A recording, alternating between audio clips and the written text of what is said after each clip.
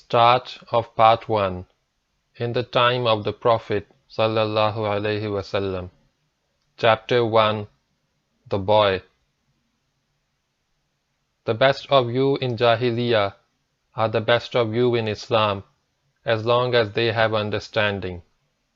Prophet Muhammad sallallahu alaihi wasallam. Khalid and the tall boy glared at each other. Slowly they began to move in a circle, the gaze of each fixed intently upon the other, each looking for an opening for his attack, and each wary of the tricks that the other might use.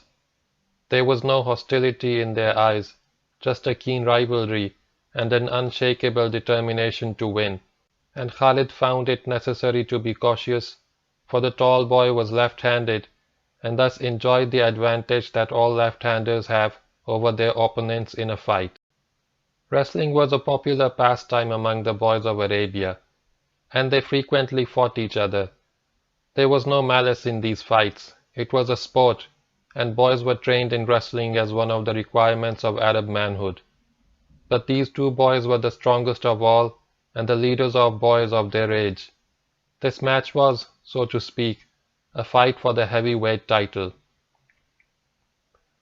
The boys were well matched. Of about the same age, they were in early teens. Both were tall and lean, and newly formed muscles rippled on their shoulders and arms as their sweating bodies glistened in the sun. The tall boy was perhaps an inch taller than Khalid, and their faces were so alike that one was often mistaken for the other. Khalid threw the tall boy, but this was no ordinary fall. As the tall boy fell, there was a distinct crack, and a moment later the grotesquely twisted shape of his leg showed that the bone had broken. The stricken boy lay motionless on the ground, and Khalid stared in horror at the broken leg of his friend and nephew. The tall boy's mother, Hantama bint Hisham bin al-Mughira, was Khalid's first cousin. In course of time the injury healed and the leg of the tall boy became whole and strong again. He would wrestle again and be among the best of wrestlers, and the two boys would remain friends. But while they were both intelligent, strong and forceful by nature, neither had patience or tact. They were to continue to compete with each other in almost everything that they did. The reader should make a mental note of this tall boy, for he was to play an important role in the life of Khalid. He was the son of Al-Khattab, and his name was Umar radiyallahu ta'ala anhu. Soon after his birth, Khalid was taken away from his mother, as was the custom among the better families of the Quraysh, and sent to a Bedouin tribe in the desert. A foster mother was found for him, who would nurse him and bring him up. In the clear, dry and unpopulated air of the desert, the foundations were laid of the tremendous strength and robust health that Khalid was to enjoy throughout his life. The desert seemed to suit Khalid, and he came to love it and feel at home in it. From babyhood he grew into early childhood among the Arabs of the desert, and when he was 5 or 6 years old, he returned to his parents' home in Makkah.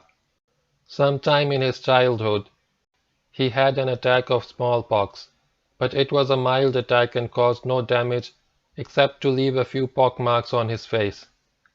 These marks did not, however, spoil his ruggedly handsome face, which was to cause a lot of trouble among the belles of Arabia, and some to himself too. The child became a boy, and as he reached the age of boyhood, he came to realize with a thrill of pride that he was the son of a chief. His father, Al-Waleed, was the chief of the Bani Makhzum, one of the noblest clans of the Quraysh, and was also known in Makkah by the title of Al-Wahid, the unique. Khalid's upbringing was now undertaken by the father, who did his best and with excellent success to instill into Khalid all the virtues of Arab manhood: courage, fighting skill, toughness, and generosity. Al-Waleed took great pride in his family and his ancestors, and told Khalid that he was Khalid, son of Al-Waleed, son of Al-Mughira, son of Abdullah, son of Umar, son of Makhzum, after whom the clan was named, son of Yaqza, son of Murrah, son of Kab, son of Luway, son of Ghalib, son of Fihr, son of Malik, son of Al-Nazr, son of Kinana, son of Khuzaima, son of Mudrika, son of Ilyas, son of Muzar, son of Nizar, son of Ma'ad, son of Adnan, son of Ud, son of Muqawwam, son of Nahur, son of Teirah, son of Ya'rub, son of Yashjub, son of Nabit, son of Ismail, regarded as the father of the Arabians, alayhi salam, son of Ibrahim, the Prophet, alayhi salam, son of Azar, son of Nahur, son of Saruq or Asraq, son of Argu, son of Falakh, son of Aibar, son of Shalach, son of Arfakhshaz, son of Sam, son of Nuh, the Prophet, alayhi salam, son of Lamk, son of Matushalach, son of Idris, the Prophet, alayhi salam, son of Yard, son of Muhlail, son of Kainan, son of Anush, son of Shis, son of Adam, alayhi salam, the father of mankind. The great tribe of the Quraysh that inhabited Makkah had evolved a clear-cut division of privilege and responsibility among its major clans. The three leading clans of the Quraysh were the Bani Hashim, the Bani Abduddar, of which the Bani Umayyah was an offshoot, and the Bani Makhzum. The Bani Makhzum was responsible for matters of war. This clan bred and trained the horses on which the Quraysh rode to war. It made arrangements for the preparation and provisioning of expeditions, and frequently it provided the officers to lead Quraysh groups into battle. This role of the Bani Makhzum set the atmosphere in which Khalid was to grow up.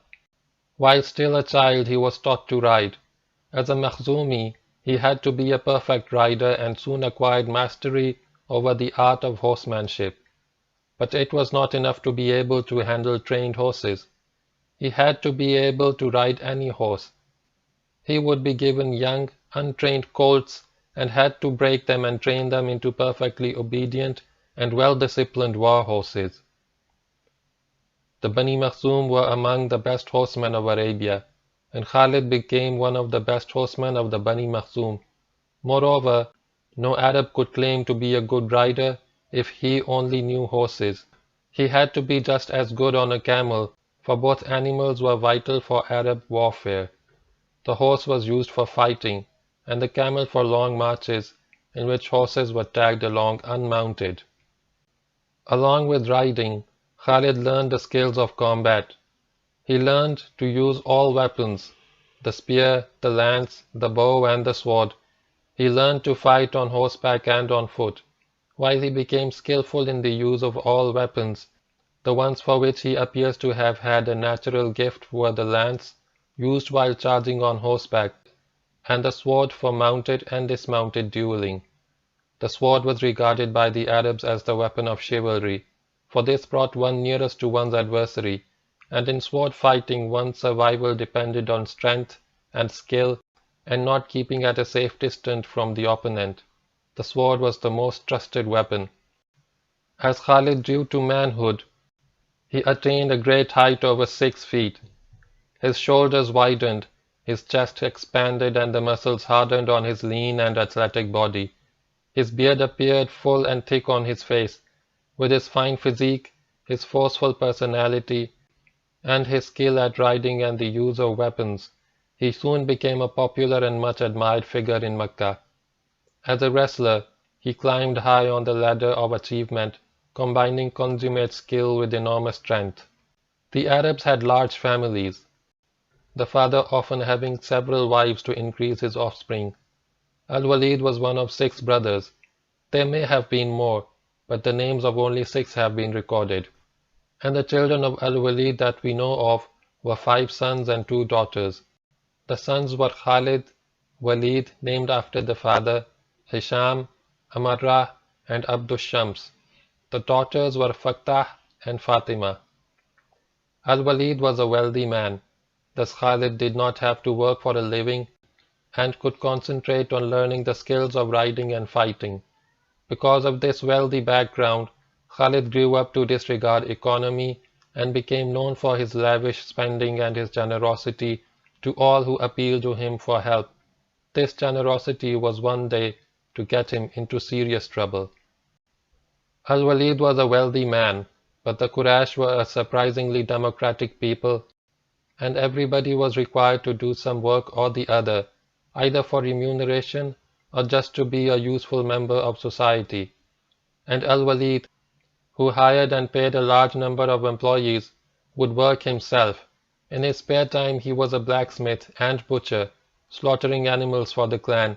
He was also a trader, and along with other clans, would organize and send trade caravans to neighboring countries. On more than one occasion, Khalid accompanied trade caravans to Syria and visited the great trading cities of that fair province of Rome. Here he would meet the Christian Arabs of the Ghassan, Persians from Ctesiphon, Copts from Egypt, and the Romans of the Byzantine Empire. Khalid had many friends with whom, as with his brothers, he would ride and hunt. When not engaged outdoors, they would recite poetry, recount genealogical lines, and have bouts of drinking. Some of these friends were to play an important part in Khalid's life and in the story, and the ones deserving special mentions besides Umar were Amr bin al-As and Abu al-Hakam. The latter's personal name was Amr bin Hisham bin al-Mughira, though he was to earn yet another name later, Abu Jahl. He was an elder cousin of Khalid, and there was Abu al-Hakam's son, Ikrimah, Khalid's favorite nephew and bosom friend. Al-Walid was not only the father and mentor of his sons, he was also their military instructor, and from him Khalid got his first lesson in the art of warfare. He learned how to move fast across the desert, how to approach a hostile settlement, how to attack it. He learned the importance of catching the enemy unawares of attacking him at an unexpected moment and pursuing him when he broke and fled. This warfare was essentially tribal, but the Arabs well knew the value of speed, mobility, and surprise, and tribal warfare was mainly based on offensive tactics. On reaching maturity, Khalid's main interest became war, and this soon reached the proportions of an obsession. Khalid's thoughts were thoughts of battle, his ambitions were ambitions of victory, his urges were violent, and his entire psychological makeup was military. He would dream of fighting great battles and winning great victories, himself always the champion, admired and cheered by all. He promised himself battle, he promised himself victory, and he promised himself lots and lots of blood. Unknown to him, destiny had much the same ideas about Khalid, son of Al-Walid. End of chapter 1.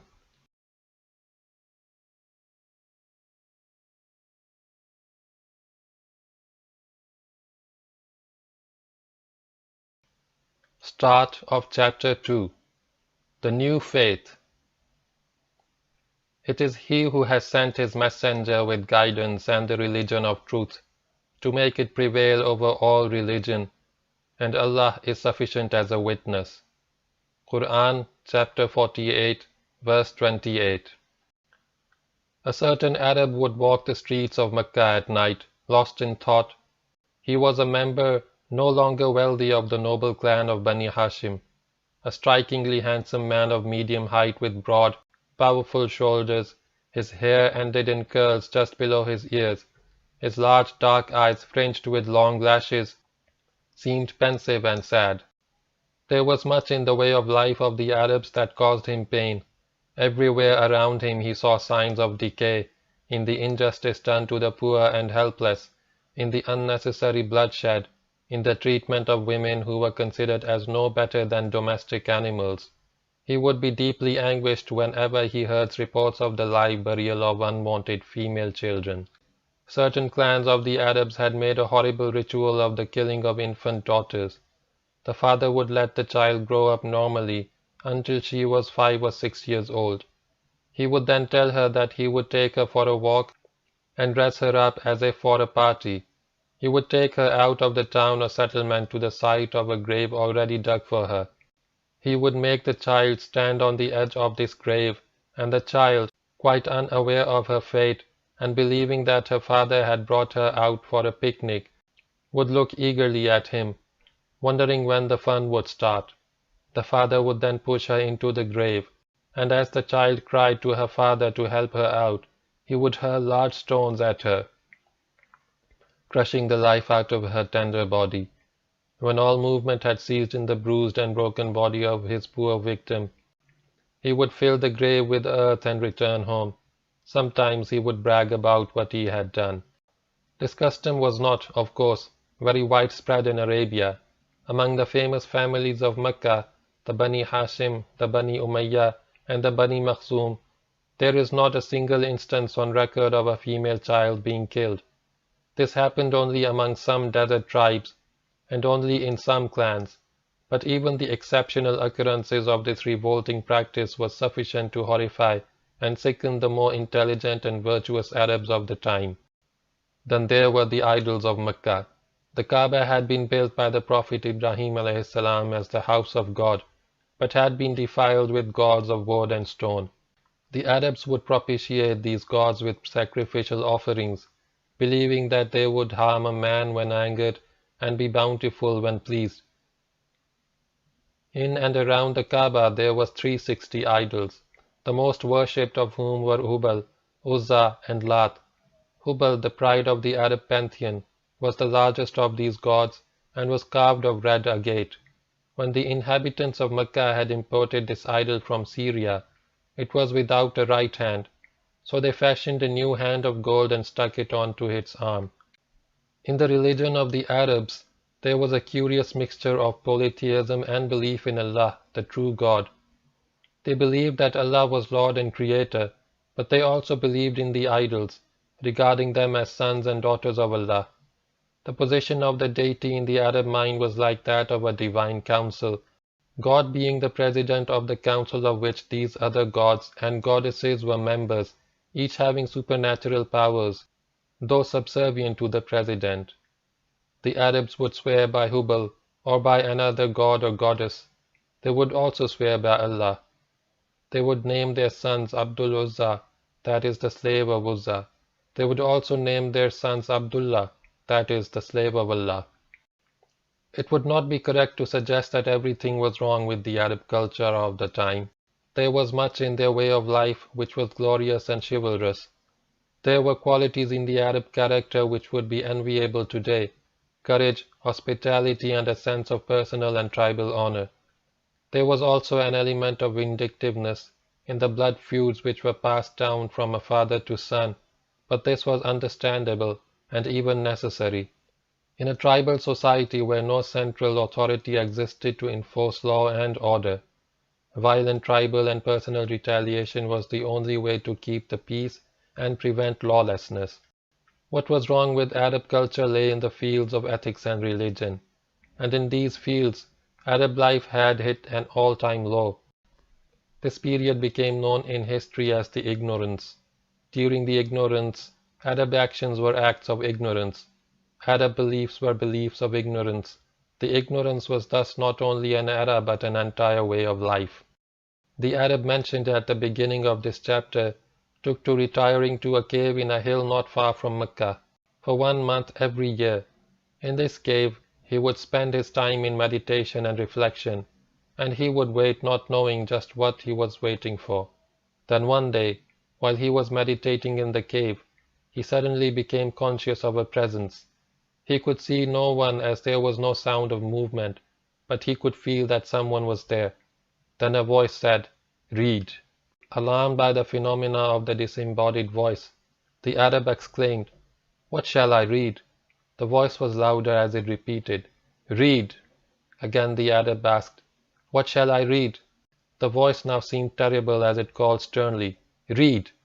Then the voice continued in a more gentle tone, "Read, in the name of your Lord who created man from a clot. Read, and it is your Lord the Bountiful, who taught by the pen, taught man that which he knew not. Quran, chapter 95, verses 1 to 5. This happened on a Monday in the month of August, 610 CE. The world would never be the same again, for Muhammad sallallahu alaihi wasallam had received his first revelation.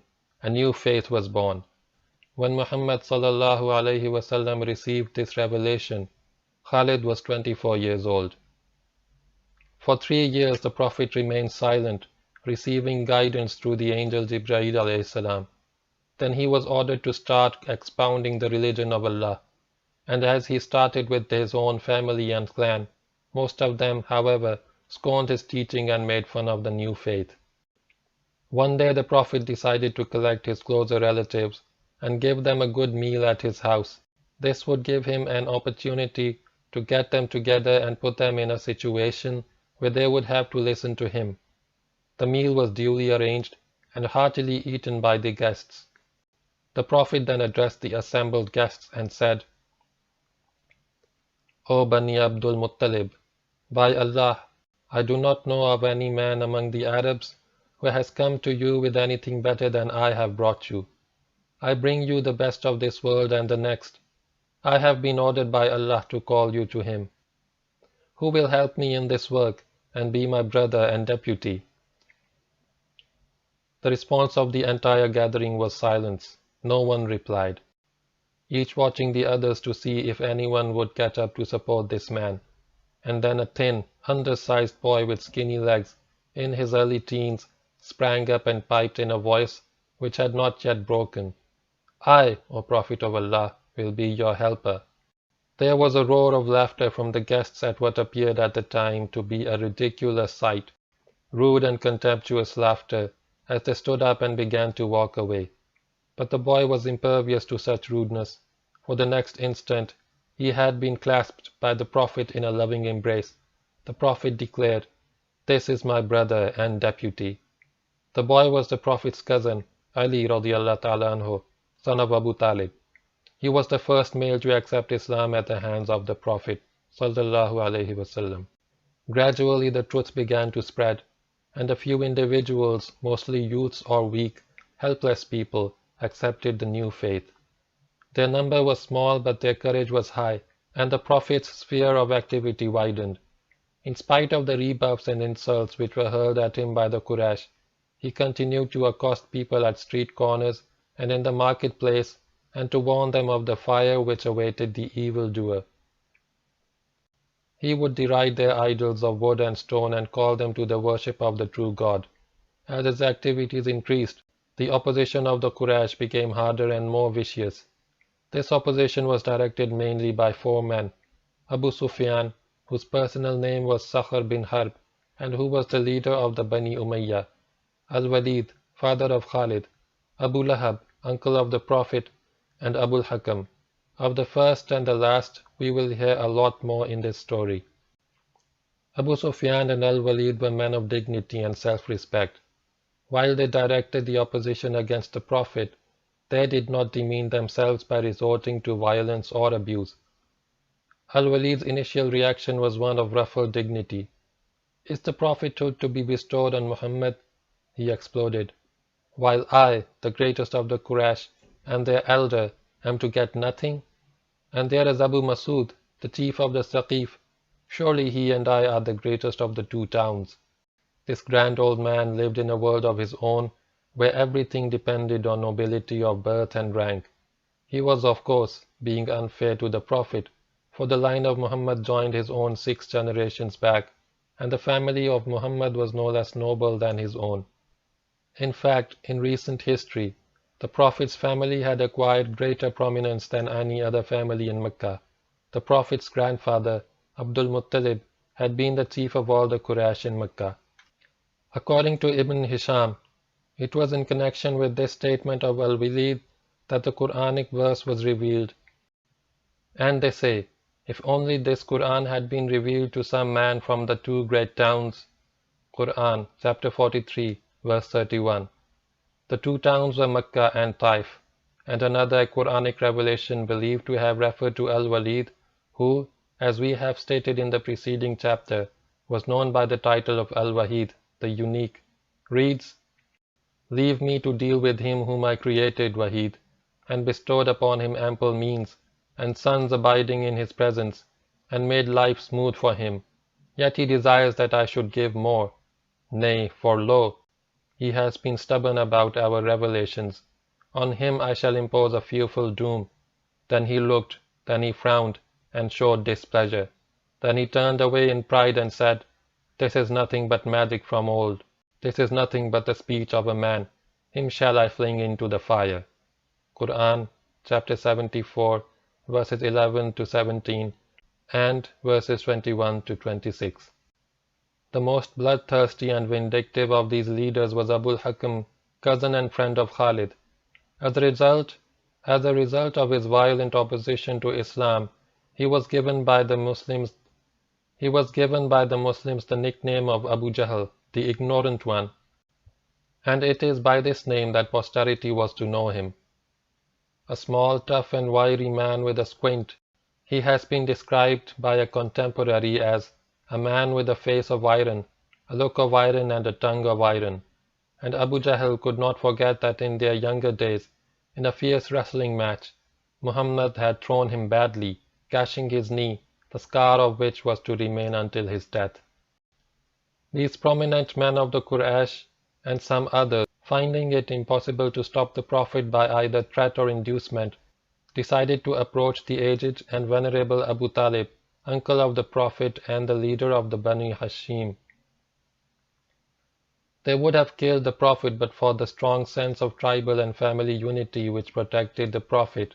His killing would have led to a violent blood feud with the Bani Hashim, who would undoubtedly have taken revenge by killing the killer or a member of the killer's family. The delegation of the Quraysh now approached Abu Talib and said, "O Abu Talib, you are our leader and the best among us. You have seen what the son of your brother is doing to our religion. He abuses our gods. He vilifies our faith and the faith of our fathers. You are one of us in our faith. Either stop Muhammad from such activities, or permit us to deal with him as we wish." Abu Talib spoke gently to them, said that he would look into the matter, and dismissed them with courtesy. But beyond informing the Prophet of what the Quraysh had said, he did nothing to stop him from spreading the new faith. Abu Talib was a poet. Whenever anything of this sort happened, he would compose a long poem and pour all his troubles into it. In the house of al-Waleed, the actions of the Prophet became the most popular topic of conversation. In the evening, al-Waleed would sit with his sons and other relatives and recount the actions of the day and all that the Quraysh were doing to counter the movement of Muhammad. Khalid and his brothers heard their father describe the entire proceedings of the first delegation to Abu Talib. Some weeks later, they listened to him tell all about the second delegation to Abu Talib, which had no more effect than the first. The Prophet continued with his mission. Then al-Waleed took a bold step. He decided to offer his own son, Ammara, to Abu Talib in return for the person of Muhammad. Ammara was a fine, strapping youth in whom men and women saw all the virtues and graces of young manhood. The Quraysh delegation approached Abu Talib with Ammara in tow. "O Abu Talib," said the delegates, "here is Ammara, son of al-Waleed.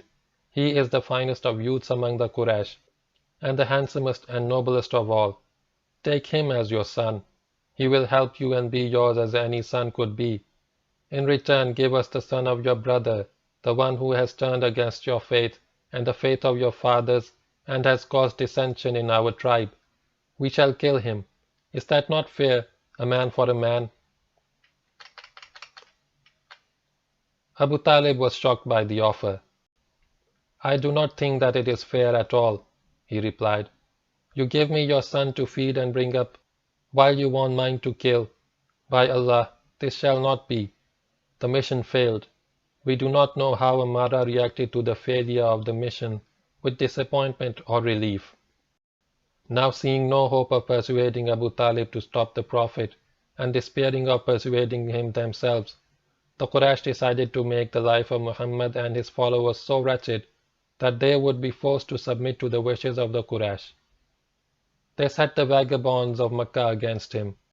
These hooligans would shout and jeer at the Prophet wherever he passed, would throw dust into his face and spread thorns in his path. They would fling filth into his house, and in this activity they were joined by Abu Lahab and Abu Jahl. This ill treatment was soon to enter a more violent phase. As the persecution of the Muslims gathered momentum, it also increased in variety of method. One man got the bright idea that he would hurt Muhammad's cause by challenging him to a wrestling match. and thus belittle and humiliate him in a public contest. This man was an unbelieving uncle of the Prophet by the name of Rukana bin Abd Yazid, a champion wrestler who was proud of his strength and skill. No one in Mecca had ever thrown him. "O son of my brother," he accosted the Prophet, "I believe that you are a man, and I believe that you are not a liar. Come and wrestle with me. If you throw me, I shall acknowledge you as a true prophet." The man was delighted with himself at having thought up this unusual way of lowering the stock of Muhammad in the eyes of the Meccans. Muhammad would either decline, and thus look small, or accept and get the thrashing of a lifetime. But this is what he thought. His challenge was accepted, and in the wrestling match that ensued, the Prophet threw him 3 times, but the scoundrel went back on his word. The Prophet himself was reasonably safe from physical harm, partly because of the protection of his clan, and partly because he could give better than he took in a fight. But there were other Muslims who were in a vulnerable position, those who were not connected with powerful families or were physically weak. They included slaves and slave girls. There was one slave girl, the news of whose conversion so infuriated Umar that he beat her. He continued to beat the poor girl until he was too tired to beat her any more, and Umar was a very strong man. Many of the men and women were tortured by the Quraysh. The most famous of these sufferers, of whom history speaks in glowing terms, was Bilal bin Hamama, a tall, gaunt Abyssinian slave, who was tortured by his own master, Umayyah bin Khalf. In the afternoon, during the intense heat of the Arabian summer, when the sun would dry up and bake everything exposed to it, Bilal would be stretched out on the burning sand with a large rock on his chest and left to the tender mercies of the sun. Every now and then his master would come to him, would look at his suffering, tormented face, his dry lips and his swollen tongue, and would say, "Renounce Muhammad and return to the worship of Lat and Uzza." But the faith of Bilal remained unshaken. Little did Umayyah bin Khalf know, while he was torturing Bilal, that he and his son would one day face his erstwhile slave in the battle of Badr, and that Bilal would be his executioner and the executioner of his son. Bilal and several other slaves, all victims of torture, were purchased by Abu Bakr, who was a wealthy man. Whenever Abu Bakr came to know of a Muslim slave being tortured, he would buy and free him. In spite of all this persecution, the Prophet remained gentle and merciful towards his enemies. He would pray, "O Lord, strengthen me with Umar and Abu Hakam." His prayer was answered in so far as it concerned Umar, who became the 40th person to embrace Islam, but Abu Jahl remained an unbeliever and died in his unbelief. In 619, 10 years after the first revelation, Abu Talib died. The Prophet's position now became more delicate. The hostility of the Quraysh increased, and so did the danger to the life of Muslims. The Prophet remained surrounded by a few faithful companions to whom he continued to preach, and among these companions were 10 who were specially close to him. These men became known as the Blessed 10, and were held in special esteem and affection by the Muslims as long as they lived. The Prophet remained in Mecca, bearing up against what became increasingly more unbearable. Then some men of Madinah, at the time known as Yathrib, met the Prophet and accepted Islam. Knowing the danger to which the Prophet was exposed, they invited him to migrate to their settlements and make his home with them. With this invitation came Allah's permission for the Muslims to migrate, and the Prophet sent most of them to Medina. In September 622, the Quraysh finally made up their minds to assassinate Muhammad sallallahu alaihi wasallam. On the eve of the planned assassination during the night, the Prophet left his house and, accompanied by Abu Bakr, a slave and a guide, migrated to Yathrib. With their safe arrival at Yathrib, Medina, as the place was now to be called, became the seat and center of the Muslim faith and the capital of the new Muslim state. The era of persecution was over. 3 months after the Prophet's departure from Mecca, Al-Walid called his sons to his deathbed. He knew that he was dying. "O my sons," he said, "there are 3 tasks that I bequeath you. See that you do not fail in carrying them out. The first is my blood feud with the Khuza'ah. See that you take revenge. By Allah, I know that they are not guilty, but I fear that you will be blamed after this day. The second is my money, accruing from interest due to me with the Saqif. See that you get it back. Thirdly, I am due compensation or blood from Abu Uzair. This bad man married the daughter of Al-Walid and then put her away from him without returning her to her father's home. Having made these bequests, Al-Walid died. He was buried with all the honor due to a great chief, a respected elder and a noble son of the Quraysh. The first of the problems was settled without too much difficulty. The Khuza'ah paid blood money, and the matter was closed without violence. The second matter remained pending for many years, and was then shelved as unsettled. As for the third problem, that is the feud with the son-in-law of Al-Walid, Khalid's brother Hisham decided that he would be content with nothing less than the blood of Abu Uzair.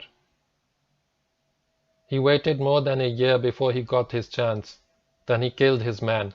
The matter assumed an ugly aspect, and there was danger of further bloodshed between the two families.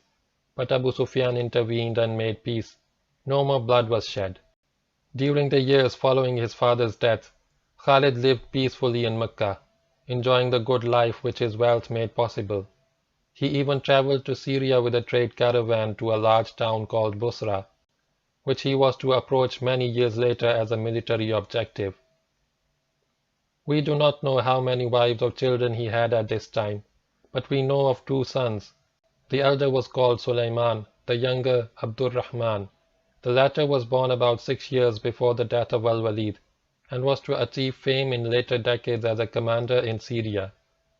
But according to Arab custom, it was Sulaiman by whose name Khalid became known. Thus he was called variously Khalid, his own name, Ibn al-Walid, that is the son of Al-Walid, and Abu Sulaiman, that is the father of Sulaiman. Most people addressed him as Abu Sulaiman. End of chapter 2.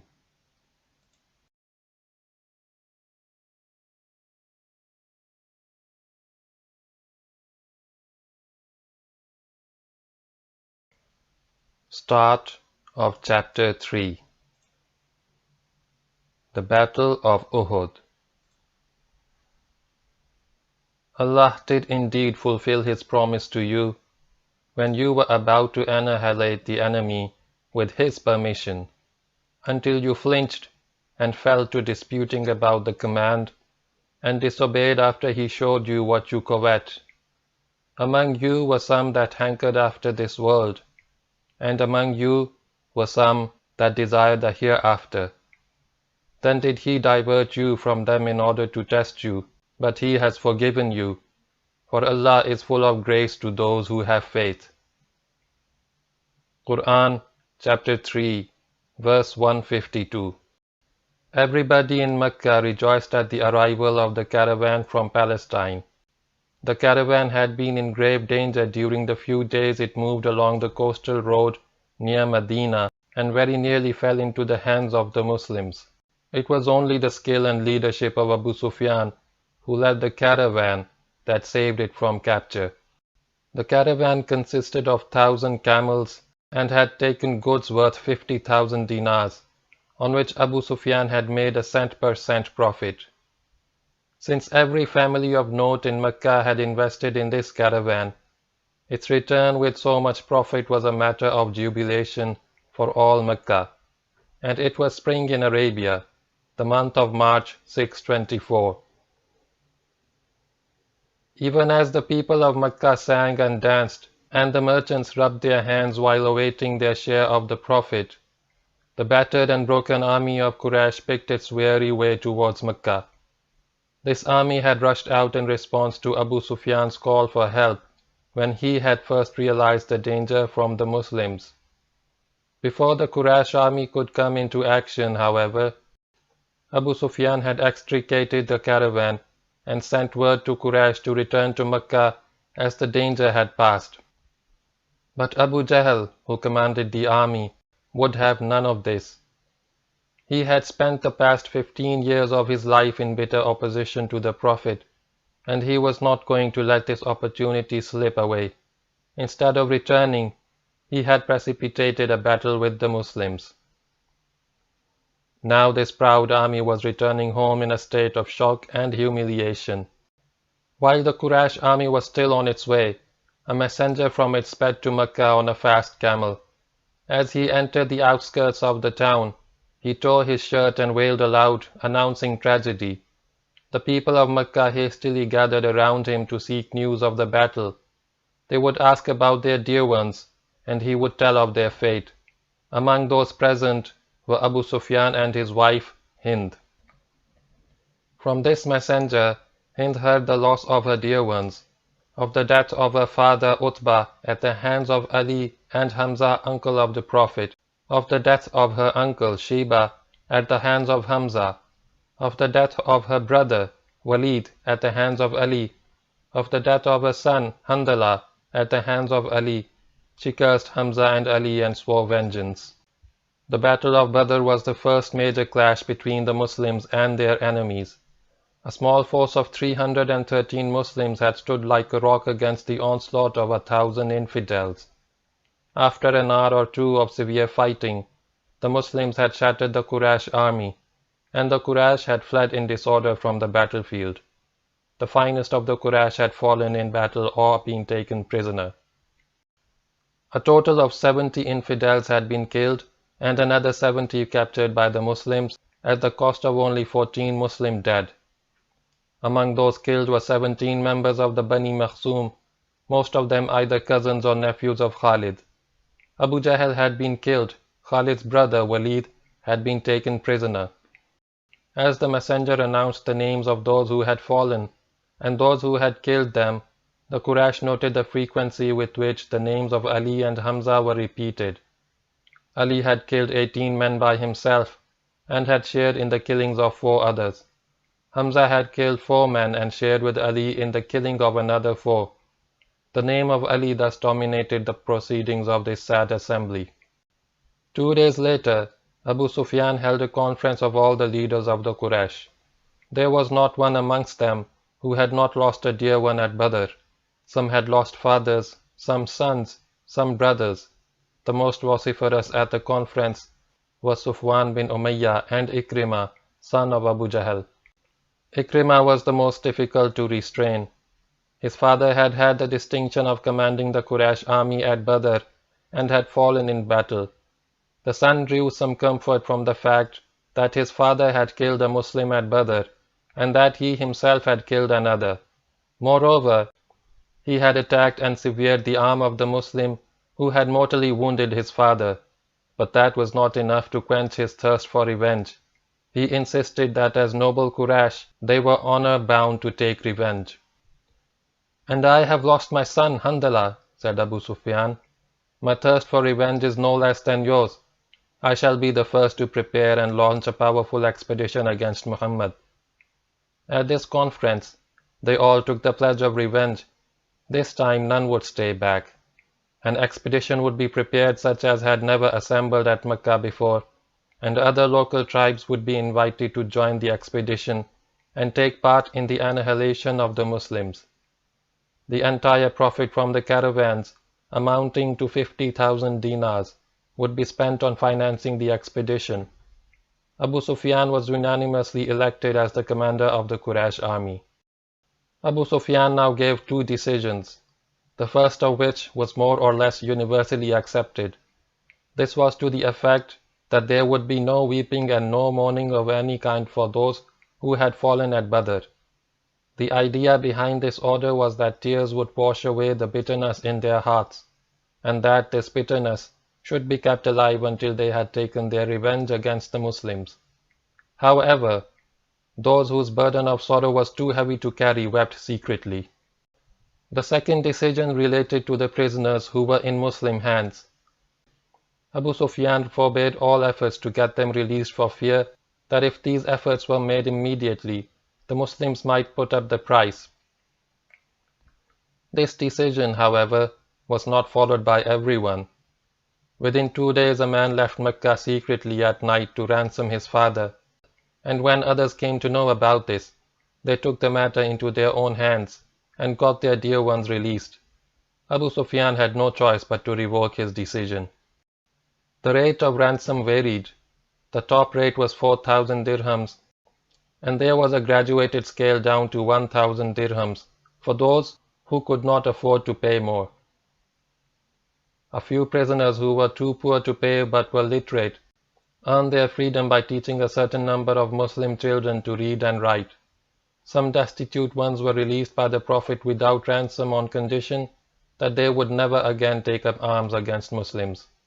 Among those who went to negotiate the release of the prisoners were Ikrimah, Khalid, who had missed the Battle of Badr on account of his absence from the Hijaz, and Khalid's brother Hisham.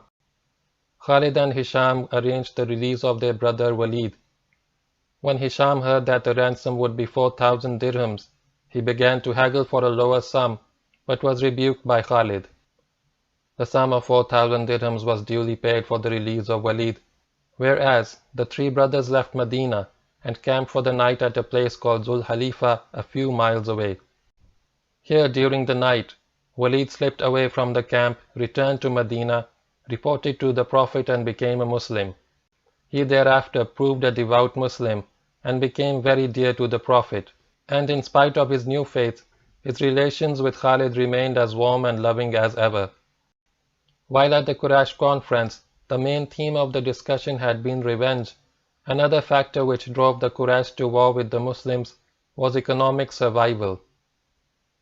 The main route of the Quraysh caravan to Syria and Palestine lay along the coastal road which now, after the Battle of Badr, was no longer open to them. In November, Sufwan bin Umayyah felt the need for more trade, and dispatched a caravan towards Syria on another route which he thought might be safe. This caravan left Mecca on the road to Iraq, and after traveling some distance turned northwest towards Syria, bypassing Medina at what Sufwan considered a safe distance. But the Holy Prophet came to know of this caravan and sent Zayd bin Haritha with 100 men to capture it, which Zayd did. Sufwan then went to Abu Sufyan, and both leaders agreed that since the economic well-being and prosperity of the Quraysh depended on their profitable trade with Syria, the sooner the Muslims were crushed the better. Ikrimah was also impatient and pressed for speed. Abu Sufyan, however, as a wild old chief, knew that it would take time to prepare the expedition and purchase the camels, the horses, and the weapons. He promised to do his best. The preparations for the expedition now began in right earnest. While they were in progress, an unbeliever of doubtful character approached Abu Sufyan with a proposal. This man was Abu Amir of Medina. He had taken exception of the arrival of the Holy Prophet at Medina, and to the speed with which members of his own clan, the Aus, had begun to embrace Islam. Consequently, he had left Medina and sworn never to return as long as Muhammad remained in power. At Mecca, he took to inciting the Quraysh against the Muslims. In the old days, Abu Amir had been known as the monk, but the Holy Prophet had given him the nickname of the knave. Thus the Muslims knew this man as Abu Amir the knave. "I have 50 members of my clan with me," he said to Abu Sufyan. "I have much influence with my clan, the Aus.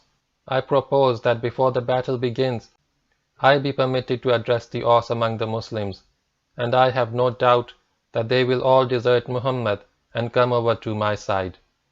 Abu Sufyan gladly accepted the arrangement.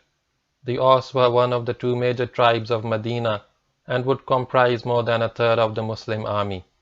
Parleys were begun with neighboring tribes, and strong contingents were received from the Kinana and the Thaqif. Early in March 625, the assembly of the expedition began at Mecca. At this time, Abbas, uncle of the Prophet, wrote to him from Mecca to inform him of the preparations being made against him. In the second week of March, the Quraysh set out from Mecca with an army of 3,000 men, of whom 700 were armored. They had 3,000 camels and 200 horses. With the army went 15 Quraysh women in litters, whose task it was to remind the Quraysh of the comrades who had fallen at Badr, and to strengthen their spirits. Among these women was Hind, who acted as their leader, and the role came naturally to her. Others were the wife of Ikrimah, the wife of Amr bin al-As, and the sister of Khalid. One of the women, whom we shall hear of again later, was Amrah bint Alqamah, and there were also some songstresses who carried tambourines and drums. As the expedition moved towards Medina, one of the leaders of the Quraysh, Jubair bin Mut'im, spoke to his slave, who was known as the Savage, Wahshi bin Harb. "If you kill Hamza, the uncle of Muhammad, in revenge for the killing of my uncle at Badr, I shall free you." The Savage liked the prospect. He was a huge black Abyssinian slave who always fought with a javelin from his native Africa. He was an expert with this weapon and had never been known to miss. After traveling a little further, the Savage saw one of the litter-carrying camels move up beside him. From the litter, Hind looked out and spoke to the Savage. "O father of blackness," she addressed him, "heal and seek your reward." She promised him that if he would kill Hamza in revenge for his killing her father, she would give him all the ornaments that she was wearing. The Savage looked greedily at her ornaments, her necklace, her bracelets, the rings that she wore on her fingers.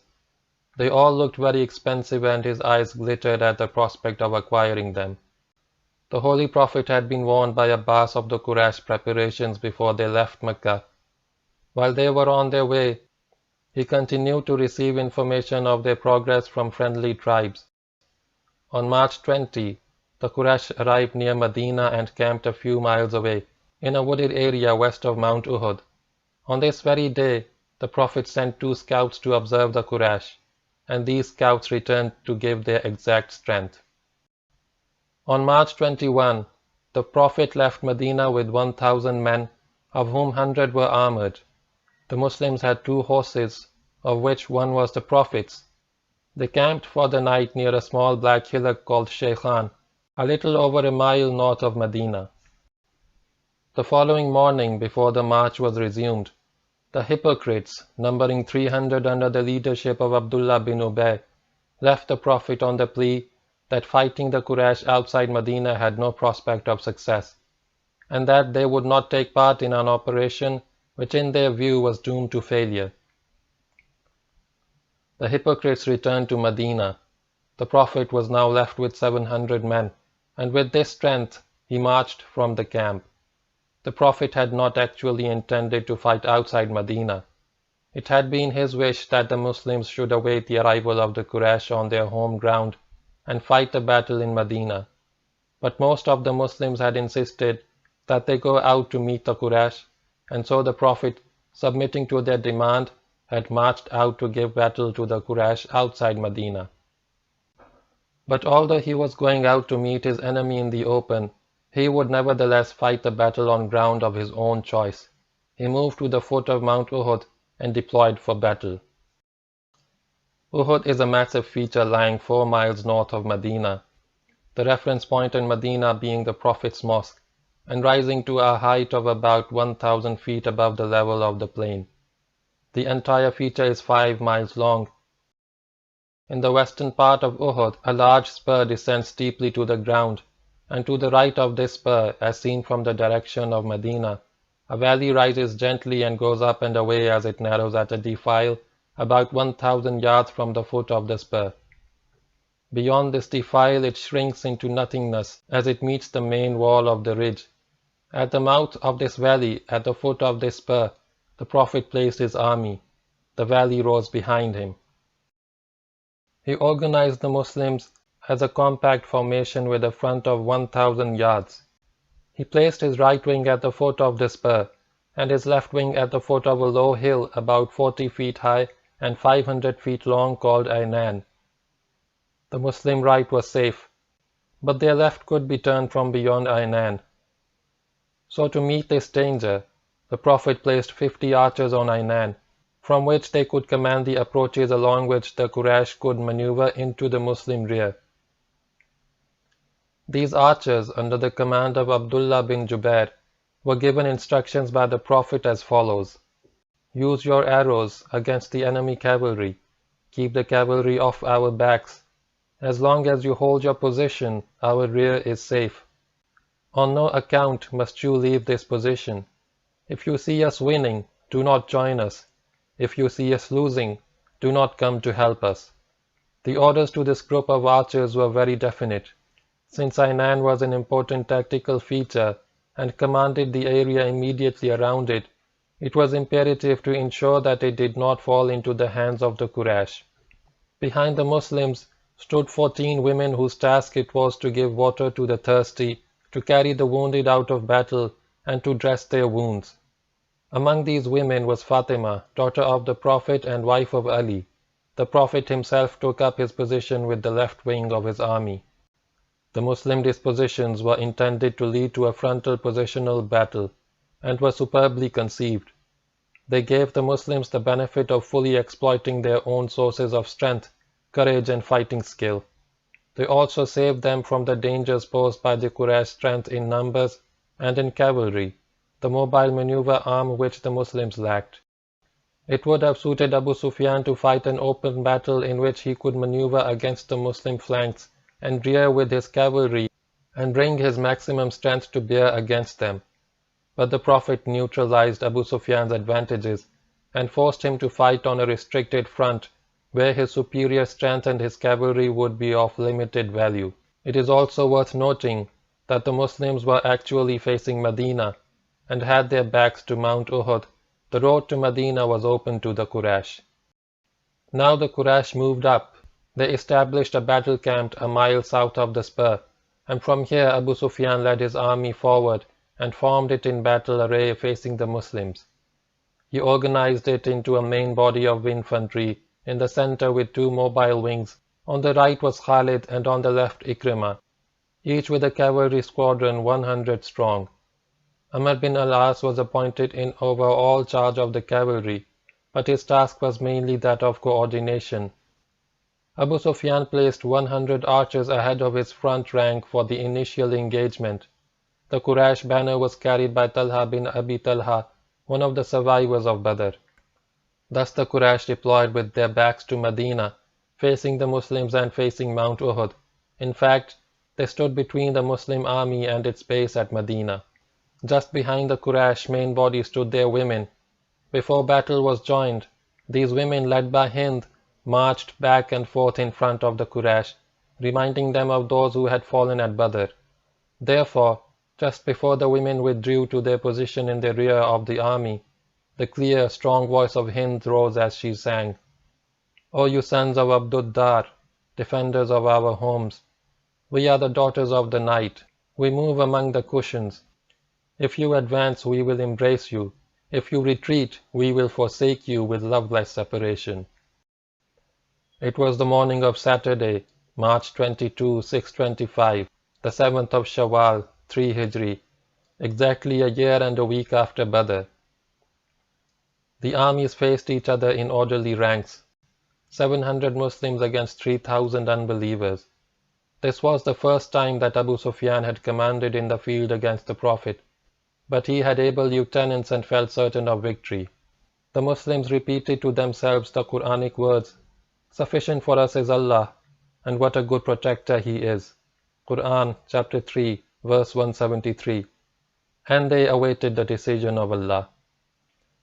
The first event, after the forming up of the 2 armies, was the attempt by the knave to subvert the Aus. This man stepped forward ahead of the front rank of the Quraysh, along with his 50 followers and a large number of the slaves of the Quraysh. He faced the Aus and called, "O people of the Aus, I am Abu Amir, you know me." The reply from the Aus was unanimous, "No welcome to you, O knave." This was followed by a shower of stones hurled with great delight by the Aus at the knave and his group, under which the group hastily withdrew through the ranks of the Quraysh. Observing the look of derision on the faces of the Quraysh, the knave assumed a prophetic posture and observed, "After me, my people will suffer."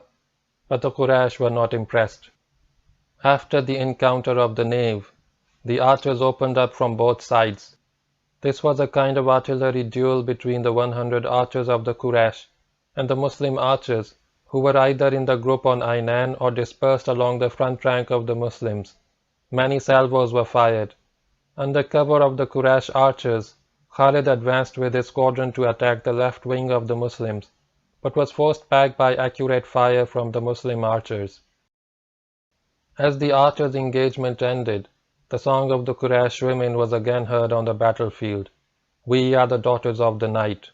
The next was the phase of duels by the champions of the two armies. Talha, the standard-bearer of the Quraysh, stepped out of the front rank and called, "I am Talha, son of Abu Talha.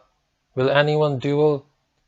On his challenge, Ali strode out, and before Talha could deliver a single blow, Ali struck him with his sword and felled him. Talha was only wounded, and as Ali raised his sword to strike again, Talha begged for mercy. Ali promptly turned away. Later, however, while the general engagement was in progress, the wounded Talha was dispatched by the Muslims. On the fall of Talha, another infidel came forward and picked up the Quraysh standard. This man was killed by Hamza.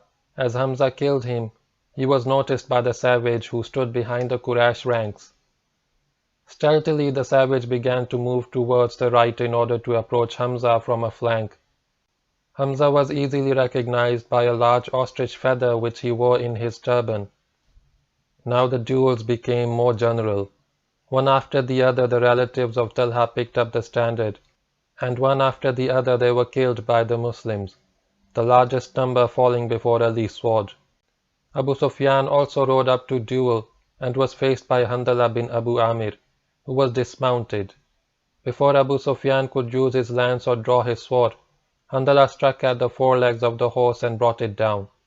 Abu Sufyan shouted for help and was assisted by one of his companions, who engaged and killed Handala. Abu Sufyan withdrew hastily to the safety of the Quraysh ranks. Another Quraysh warrior who came forward was Abdul Rahman, son of Abu Bakr.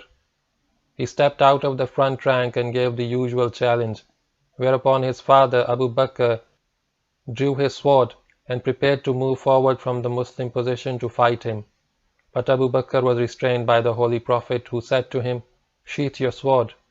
This Abdul Rahman was later to become one of the most valiant warriors of Islam and acquire glory in the Muslim campaigns in Syria. Soon after the duels, the fighting became general and both armies were locked in fierce hand-to-hand fighting. The Muslims were superior in swordsmanship and courage, but these advantages were offset by the numerical superiority of the Quraysh. As this general engagement of the main body progressed, Khalid made another sally towards the left wing of the Muslims, where the Prophet stood, but was again driven back by the Muslim archers on Hunayn. The Prophet himself participated in this action by firing arrows into the general mass of the Quraysh. Beside him stood Sa'd bin Abi Waqqas, who was an arrow maker by profession and was among the best archers of his time. The Prophet would indicate targets to Sa'd, and Sa'd would invariably score a hit. Hamza was fighting near the left edge of the Muslim force. By now, he had killed 2 men and found a third one approaching him, a man named Sabah bin Abdul Uzza, whom Hamza knew well. "Come to me," shouted Hamza, "O son of the skin cutter." The mother of Sabah used to perform circumcision operations in Makkah. The color rose in Sabah's face as he drew his sword and rushed at Hamza. As the 2 men began to duel with sword and shield, the savage, crawling behind rocks and bushes, approached Hamza. At last he got within javelin range and with an experienced eye measured the distance between himself and his victim. Then he stood up and raised his javelin for the throw. Hamza struck a mortal blow on the head of Sabah, and Sabah fell in a heap at Hamza's feet. At this very moment, the savage hurled his javelin. The cruel weapon, thrown with unerring aim, struck Hamza in the abdomen and went right through his body. Hamza turned in the direction of the savage and, roaring with anger, took a few steps towards him. The savage trembled as he waited behind a large rock, but Hamza could only take a few steps before he fell. The savage waited until all movement had ceased in Hamza's body, and then walked up to the corpse and wrenched out his javelin. He then casually walked away from the scene of fighting. He had done his job. The savage would fight more battles in his life, but there would be no more battles for the noble Hamza, lion of Allah and of his Prophet sallallahu alaihi wasallam. Soon after this, the Quraysh army began to waver, and the Muslims pressed harder in their assault. When several Quraysh standard bearers had been either killed or wounded, their standard was picked up by a slave who continued to fight with it until he too was killed and the standard fell again. As it fell, the Quraysh broke and fled in disorder. There was now complete panic in the ranks of the Quraysh. The Muslims pursued them, but the Quraysh outran their pursuers. The Quraysh women wailed when they saw what had befallen their men. They also took to their heels, and raising their dresses in order to be able to run faster, gave a fine view of their flashing legs to the delighted Muslims. All the women ran except Amrah, who remained where she had stood, close behind the original Quraysh battle line. The Muslims got to the Quraysh camp and began to plunder it. There was complete confusion in the camp, with women and slaves milling around, hoping not to be killed, while the Muslims rifled everything they could find and shouted with glee. There was now no order, no discipline, no control, for the Muslims felt that the battle was won. The first phase of the battle was indeed over. The casualties had been light, but the Quraysh had been clearly defeated. They should have marked the end of the Battle of Uhud, but it did not. As the Quraysh fled and the Muslims, following in their footsteps, entered the Quraysh camp, the two mobile wings of the Quraysh stood firm. Both Khalid and Ikrimah moved back a bit from their previous positions, but kept their men under complete control, not permitting a single rider to retreat. And Khalid now watched this confused situation, looking now at the fleeing Quraysh, now at the plundering Muslims, now at the archers on Hunayn. He did not quite know what to do, but he was capable of a higher degree of patience and waited for an opportunity which would give him a line of section. Soon his patience was rewarded.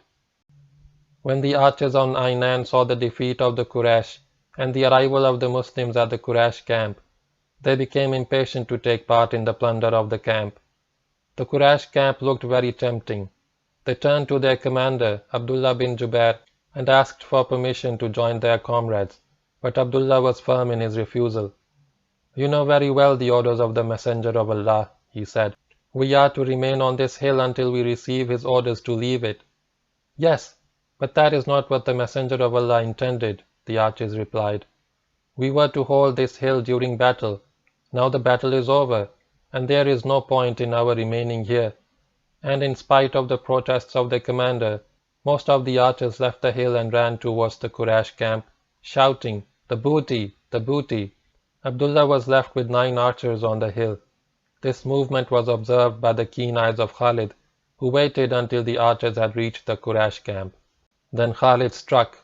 He launched a mounted attack against the few archers who remained on the hill, with the intention of capturing this position and creating for himself room for maneuver. Ikrimah saw the movement of Khalid and galloped across the plain to join Khalid's squadron. As Khalid's squadron reached the top of the hill, Ikrimah's squadron was just behind, while Ikrimah himself came ahead and began to take part in the assault on the Muslim archers.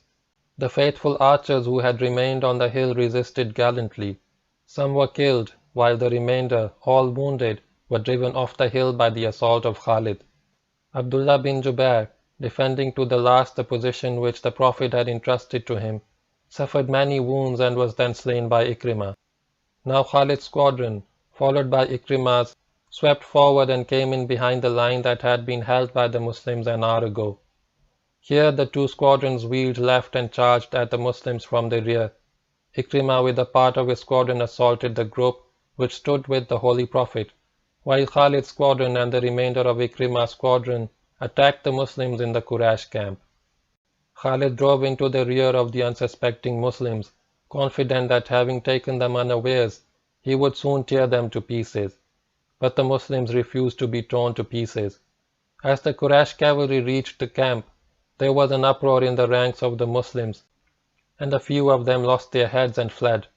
Most of them, however, stayed and fought. As long as the Prophet lived, these men were not going to acknowledge defeat.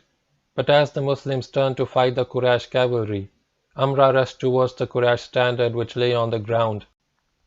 She picked up the standard and waved it above her head in the hope that the main body of the Quraysh would see it. By now Abu Sufyan had regained control over most of the infantry.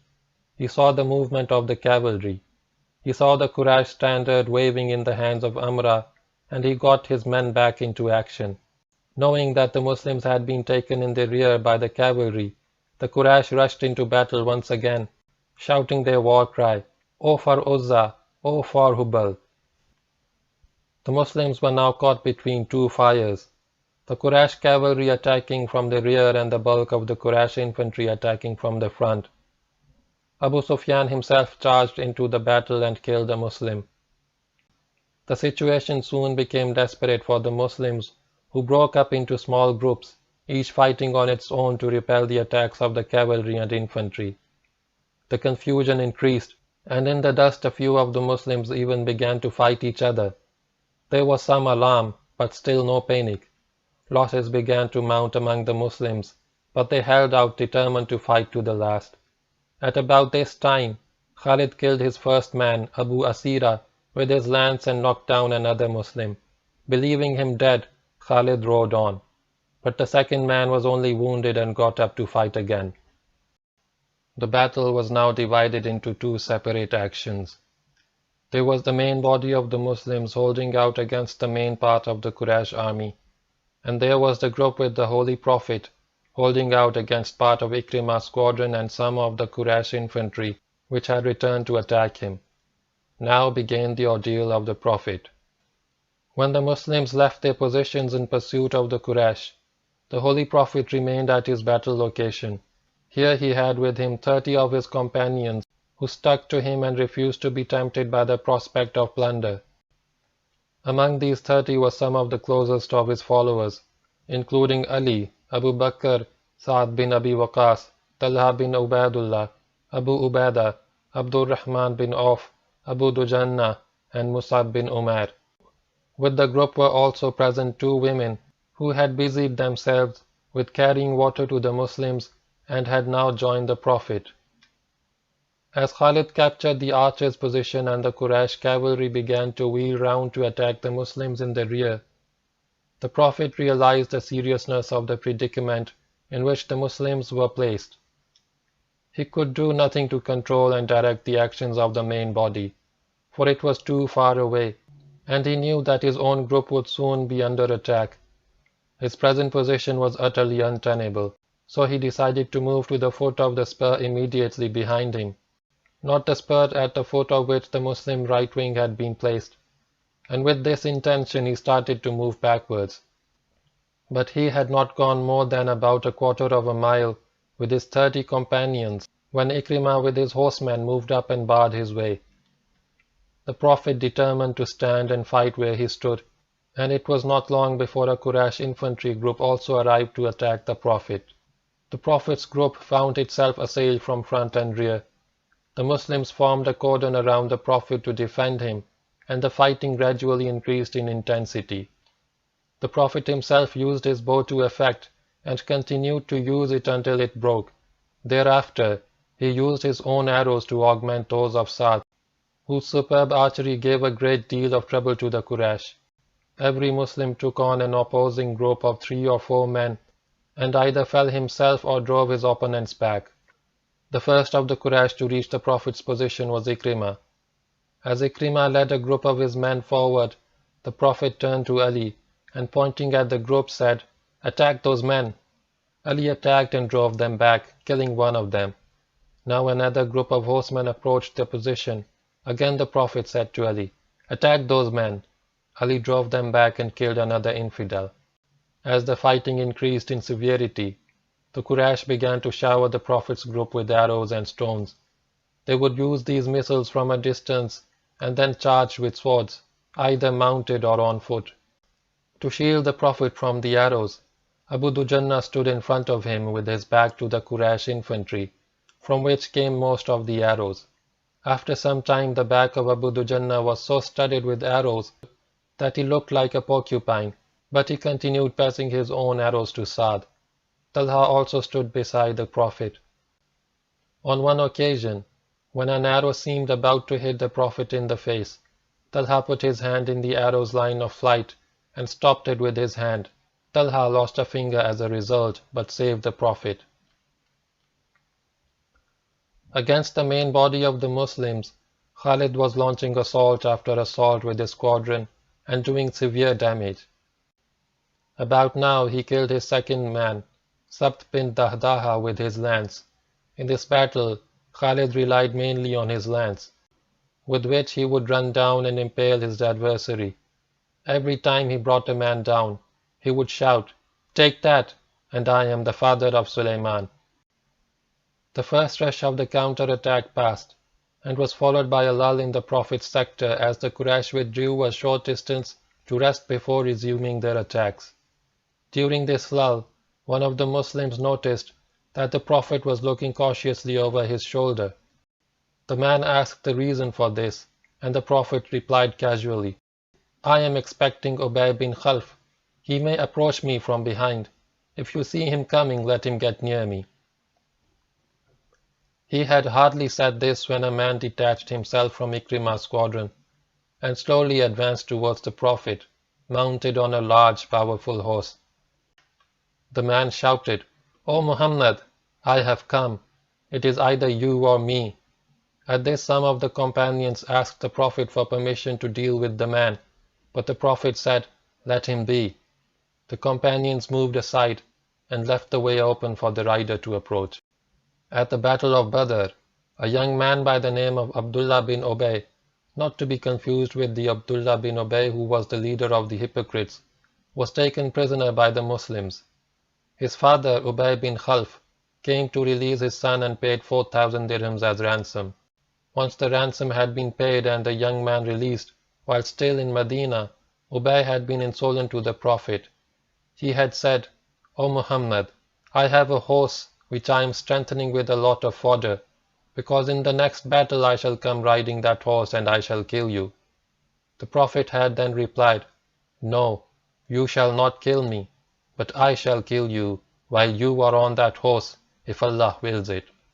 And now Ubay bin Khalf was approaching the Prophet on his horse. He saw the companions move out of the way. He saw the Prophet waiting for him, and grudgingly he admired the man he had set out to kill. The Prophet was wearing 2 coats of mail.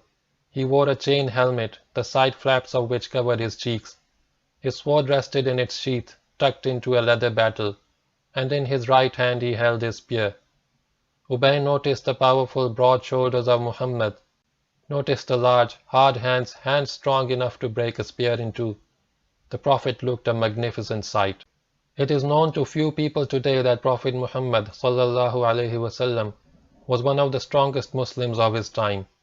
Add to his great personal strength the fact of divine selection, and one can imagine what a formidable opponent he would prove to anybody. But Ubay was undaunted. He had just killed a Muslim and his spirits were high. The Prophet could easily have told his companions to slay Ubay. They would have fallen upon him and torn him to pieces. Or he could have given Ali the simple order, "Kill that man," and that man would be as good as dead. For when Ali set out to kill a man, nothing could save him. But the Prophet had ordered his companions to stand aside. This time he wanted no help from anyone. This was a matter of personal honor, a matter of chivalry. Muhammad would fight alone as a chivalrous Arab. He would keep his rendezvous with a challenger. As Ubay reached the Prophet, he pulled up his horse. He was in no hurry, not for a moment doubting that Muhammad would await his attack. He took his own time over drawing his sword, and then suddenly it was too late, for the Prophet raised his spear and struck at the upper part of Ubay's chest. Ubay tried to duck, but was not quick enough. The spear struck him on the right shoulder near the base of the neck. It was a minor wound, but Ubay fell off his horse, and in the fall broke a rib. Before the Prophet could strike again, Ubay had risen and turned tail, running screaming towards his comrades. They stopped him and asked how he had fared, to which Ubay replied in a trembling voice, "By Allah, Muhammad has killed me." The Quraysh examined his wound, and then told him not to be silly because it was a superficial wound which would soon heal. Ubay's voice rose higher as he said, I shall die! When the Quraysh tried to console him further, Ubay lost all control over himself and in a frantic voice screamed, I tell you, I shall die! Muhammad had said that he would kill me. If Muhammad were to just spit on me, I would die. Ubay remained inconsolable. When the Quraysh returned to Makkah, he went with them. While they were camped at a place called Saraf, not far from Makkah, the wretched man died. The cause of his death was certainly not the physical effect of the wound, and Allah knows best. The situation gradually became more desperate as the Muslims held on grimly and showed no sign of breaking up. Abu Sufyan and Khalid both wanted a quick decision, for the battle had gone on long enough. The Quraysh therefore decided to press harder and if possible get at the Prophet, as his death would have the probable effect of ending resistance. A strong group of Quraysh infantry consequently advanced against the Prophet. The Muslim defenders continued to fight, and many of them were cut down. 3 of the Quraysh managed to break through the cordon and got within stone-throwing distance of the Prophet. These 3 were Utbah bin Abi Waqas, Abdullah bin Shahab, and Ibn Qamiyah. They all began to hurl stones at the Prophet. The first, a brother of Saad, landed 4 stones on the Prophet's face, broke 2 of the Prophet's lower teeth, and cut his lower lip. Abdullah managed to land 1 stone which gashed the Prophet's forehead, while Ibn Qamiyah with 1 stone cut the Prophet's cheek and drove 2 links of the Prophet's chain helmet into his cheekbone. The Prophet fell to the ground as a result of these blows and was helped up by Talha. At this moment, the few Muslims left with the Prophet counter-attacked fiercely and drove the Quraysh back. Saad dropped his bow, drew his sword, and rushed at his brother, but the latter outran him and took shelter in the Quraysh ranks. Saad was later to say that he had never wanted to kill a man so badly as he wanted to kill his brother Utbah for wounding the Prophet. There was again a little respite in which the Prophet wiped the blood from his face. As he did so, he said, How can a people prosper who color the face of their Prophet with blood, while he calls them to their Lord? Abu Ubaidah, who was a bit of a surgeon, tried to pull out the links which had dug into the Prophet's cheekbone.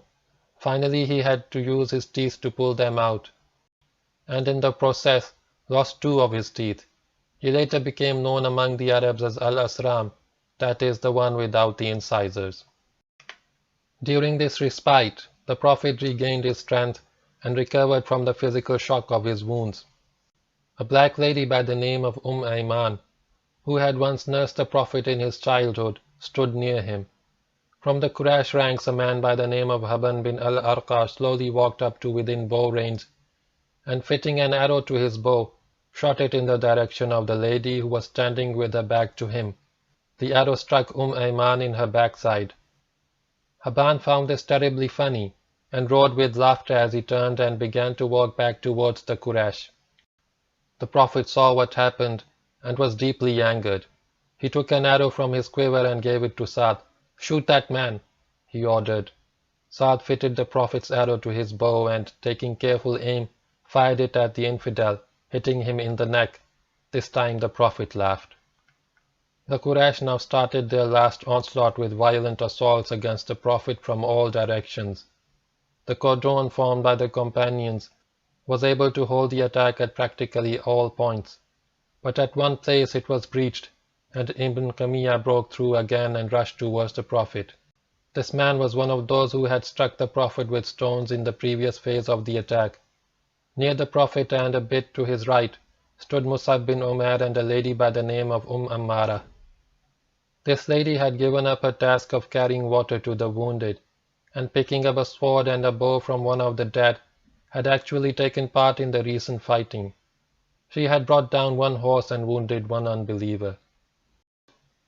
Ibn Qamiyah mistook Musab for the Prophet and rushed at him.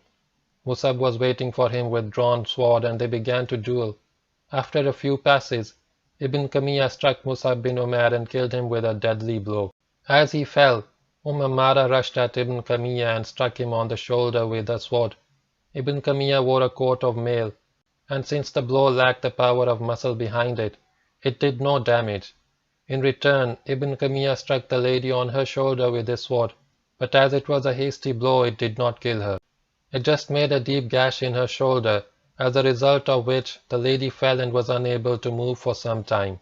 As soon as Amara fell, the infidel saw the Prophet standing by himself and rushed at him. He raised his sword and struck a savage blow at the Prophet's head. The sword cut a few links in the Prophet's chain helmet, but was unable to penetrate it. Deflected by the helmet, the sword continued in its thrust and landed on the Prophet's right shoulder. The violence of the blow was such, and the power of muscle behind it so great, that the Holy Prophet fell into a shallow ditch just behind him. From here, he was later lifted up by Ali and Talha. Seeing the Prophet fall, Ibn Kamiya turned and rushed back to the Quraysh, shouting at the top of his voice, "I have killed Muhammad! I have killed Muhammad!" This shout carried across the battlefield and was heard by Quraysh and Muslim alike. It broke the spirit of the Muslims, and most of them turned and fled towards Mount Uhud. A few Muslims, however, decided that if the Messenger of Allah was dead, there was no point in their living. They rushed at the Quraysh cavalry determined to sell their lives as dearly as possible, but they were cut down in no time by Khalid and Ikrimah. Here Khalid killed his third man, Rafa'a bi Waqsh. As the main body of the Muslims fled to the hills, most of the Quraysh turned to loot the dead, and the Muslims defending the Holy Prophet now found that none of the Quraysh remained near them. The temptation of loot proved as strong for the Quraysh as it had proved a little while before the Muslims. Finding his way clear, the Prophet, surrounded by the survivors of his group, withdrew towards the defile in the valley. In this withdrawal, a few of the Quraysh followed the Prophet, but were beaten off and one or two of them were killed by the companions. Khalid saw the movement of the Prophet's group towards the mountain pass, but made no attempt to intercept it, for he was busy pursuing the main body of the Muslim infantry. Thus the Prophet had no difficulty in reaching the defile, and the group climbed the steep slope of the spur, where it formed a rocky bluff about 400 feet high, on the east edge of the defile. Here the Prophet stopped in a cleft in the rock to survey the tragic panorama which stretched before him. Of the group of 30 who had fought with the Prophet in the preceding few actions, only 14 remained, and most of these were wounded. 16 of them had fallen in defense of the Prophet and in the way of Allah. Thus the Muslims abandoned the field of battle. Some fled in panic far away, some returned to Medina. Some did not rejoin the Prophet till 2 days later, but those who intended to seek refuge in the hills moved in small groups, fought their way through the Quraysh cavalry, and reached the foot of Mount Uhud. Here they dispersed, some taking shelter in the foothills, some climbing up to the ridge, others hiding in the re-entrance. None of them knew what he would do next. The Quraysh were in a complete command of the battlefield. On arrival at the defile, the Prophet had some time to see to his wounds. Here his daughter Fatima joined him. Ali brought water in his shield from a nearby pool, and Fatima cried softly as she washed the blood from her father's face and dressed his wounds. In the shelter of this difficult pass, where the Quraysh could not attack in strength, the Prophet rested his weary body. Of the Muslims who had taken shelter on Mount Uhud, some were moving about aimlessly, not knowing where to go or what to do. One of them, a man named Khalid bin Waleed, wandering towards the defile, saw the Prophet and recognized him. This man had a powerful voice. He climbed onto a large rock, and facing the direction where he knew most of the Muslims had taken shelter, he shouted, "Rejoice, O Muslims! The Messenger of Allah is here." As he shouted, he pointed with his hand towards the Prophet. As a result of this call, which was not heard by the Quraysh, many groups of Muslims moved over the hills and joined the Prophet. These included Umar, whose delight at seeing the Prophet again was boundless. Meanwhile, Abu Sufyan was looking for the body of the Prophet. He wandered over the battlefield and looked at each dead face, hoping that he would see the face of his enemy. Every now and then he would ask his men, "Where is Muhammad?" While he was so wandering, he came across Khalid and asked him the question. Khalid told him that he had seen Muhammad surrounded by his companions moving towards the defile. Khalid pointed out a rocky bluff to Abu Sufyan, and the latter asked him to take his horsemen to attack the position. Khalid looked at the boulder-strewn valley which led to the spur, and then at the steep slope of the spur itself. He had misgivings about the maneuver, for he knew that in this sort of terrain his cavalry would be at a serious disadvantage. But he hoped that some opportunity might present itself, as it had done soon after the initial defeat of the Quraysh. Khalid was an irrepressible optimist. He began to move his squadron towards the spur.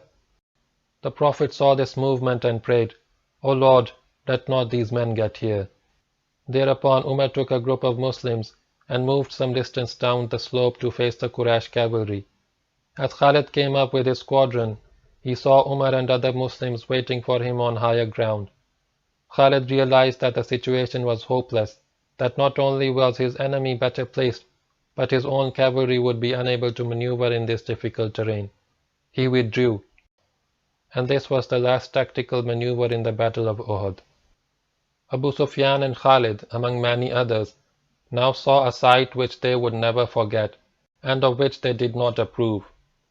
The battlefield where the Muslim martyrs lay was invaded by Hind and Quraysh women. Hind found the body of Hamza, and knife in hand fell upon it. Hind was a large, heavily built woman, and had no difficulty in mutilating the corpse. She cut open the belly and pulled out Hamza's liver. Slicing off a piece of it, she put it in her mouth, and she swallowed it. She then cut off Hamza's nose and ears, and made the other women do the same to many of the other corpses. The savage now approached Hind. She turned to him, took off all her ornaments and gave them to him. "And when we get to Makkah," she said, "I shall give you 10 dinars.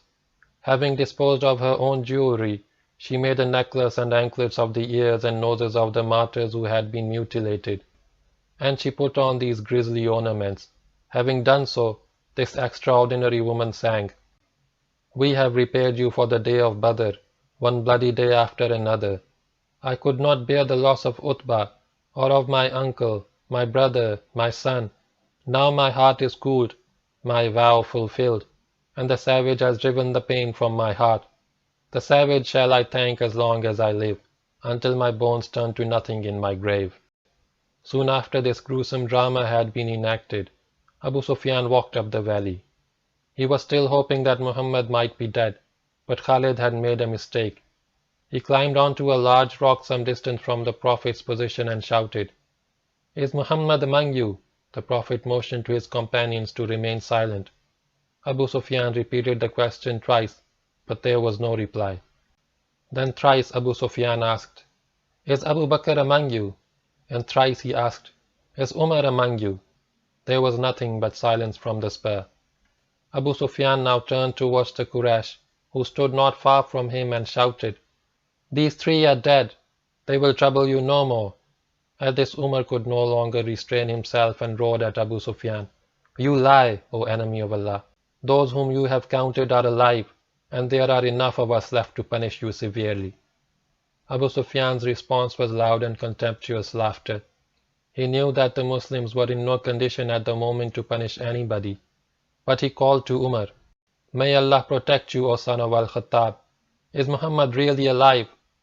"By my Lord, yes, and even now he hears what you say." "You are more truthful than Ibn Qamiyah," replied Abu Sufyan. Then took place a last dialogue between Abu Sufyan and the Prophet. The Prophet did not speak personally to his enemy, but would tell Umar what to say, and Umar would shout the reply back at Abu Sufyan. Abu Sufyan, "Glory to Hubal, glory to Uzza." The Prophet, "Glory to Allah, most high and mighty." Abu Sufyan, "We have Uzza and Hubal, you have no Uzza and Hubal." The Prophet, "We have Allah as Lord, you have no Lord." Abu Sufyan, "The deed is done. This was our day for your day of Badr. The destiny of war is not constant. We shall meet at Badr again next year." The Prophet, "At Badr we shall meet. You have our pledge." Abu Sufyan, "You will find among your dead some who have been mutilated. I neither ordered this nor approved of it. Do not blame me for this." Having made this last statement, Abu Sufyan turned away and walked back to his army. The Quraysh left the battlefield and gathered in their old camp of the day before. As they left, the Holy Prophet sent Ali as a scout to see how the Quraysh were mounting camels or horses. Ali carried out his reconnaissance and returned to the Prophet to report that the Quraysh were mounting camels and were leading their horses. The Prophet observed, "That means that they intend to return to Makkah and will not attack Medina. Had they wished to attack Medina, they would have mounted their horses for battle. In that case, by my Lord, I would have gone this very instant to fight them again." The Quraysh spent the night in Hamratul Asad, 10 miles from Medina. The Muslims returned to Medina, except for some stragglers who were to turn up the following day and the day after. The next morning the Holy Prophet got up and put on his armor. His face showed clear signs of the damage which it had suffered in the battle. His cheek, forehead and lip that had been badly cut were still swollen. The loss of his 2 teeth caused him pain, and his right shoulder hurt badly where the sword of Ibn Qamiyah had landed. This shoulder was to trouble him for a whole month. The Prophet sent for Bilal, his muazzin, and ordered him to call the faithful to battle. Only those would be permitted to join this morning's expedition who had taken part in the battle of the day before. The thundering voice of Bilal rang across the streets of Medina and carried the message into every believer's home. The Muslims rose from their mats as they heard the Prophet's orders to assemble for battle. Most of them were wounded, some more severely than others. They had spent a sleepless night in pain and suffering. All night long the women had been busy nursing the soldiers, washing and dressing their wounds. Not many of the Muslims were in fit shape for battle, but they got up from their mats. There were no groans or cries of pain. Some limped, others used hastily improvised crutches, yet others put their arms around their comrades to get support as they walked. They came limping and staggering towards the Prophet. They saw the Prophet and they cried, "Labbaik, present sir!" And these tired, wounded Muslims, led by a tired, wounded Prophet, set out to fight the infidel. They numbered about 500. As the Muslims were assembling for battle, a wild argument was taking place in the Quraysh camp.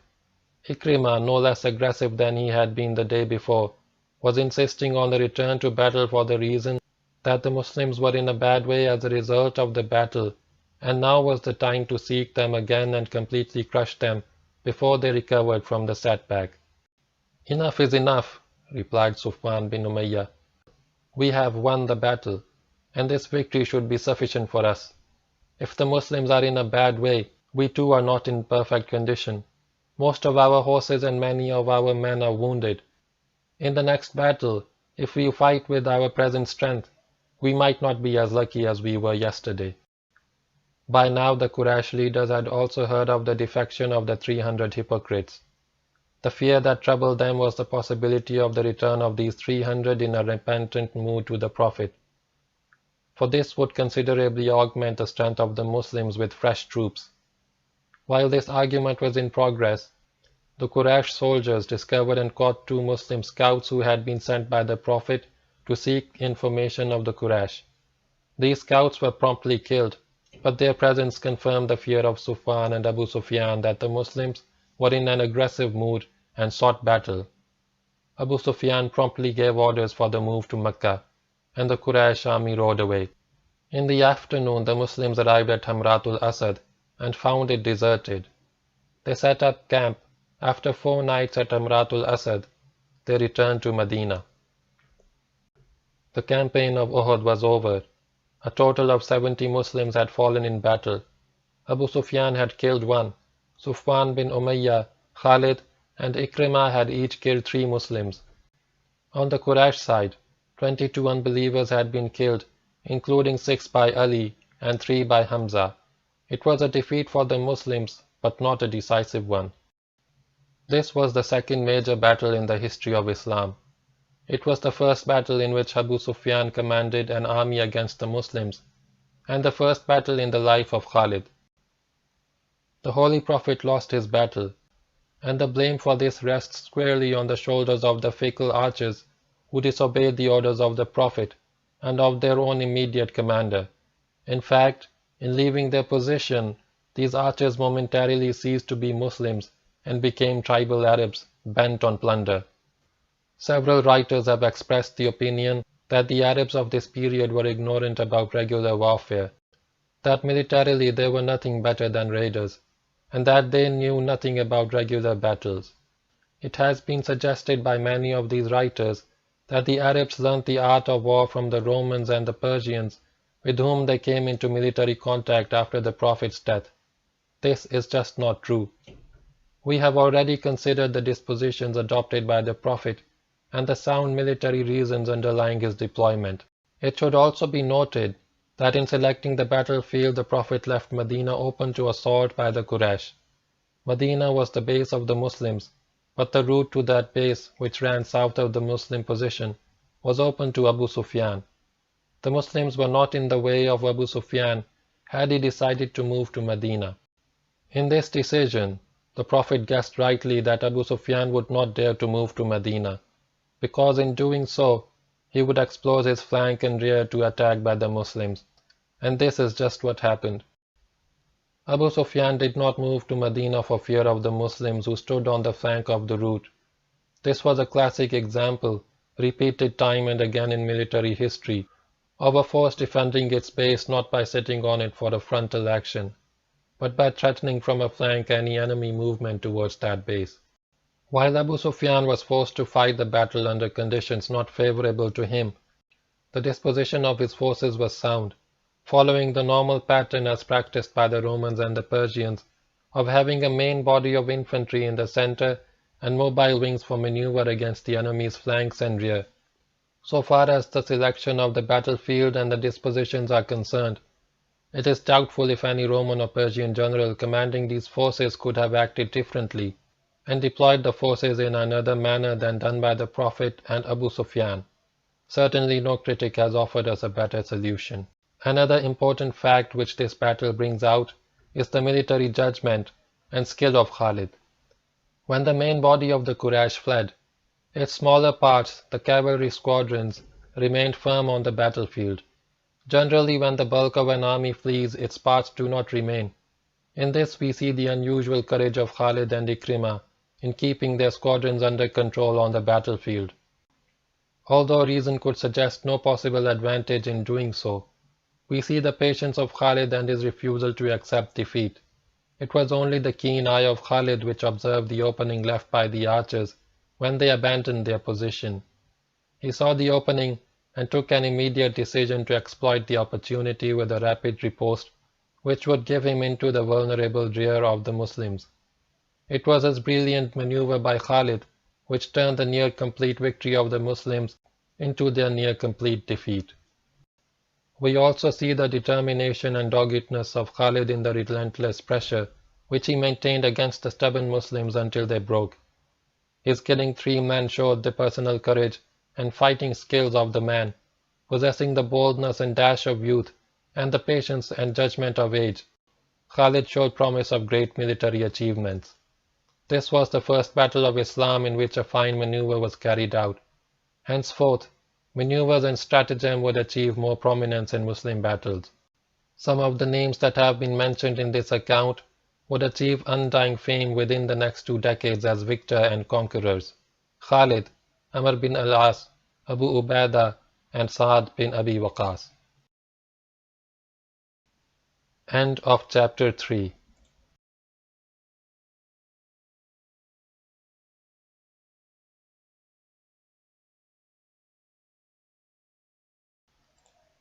Start of Chapter 4. The Battle of the Ditch.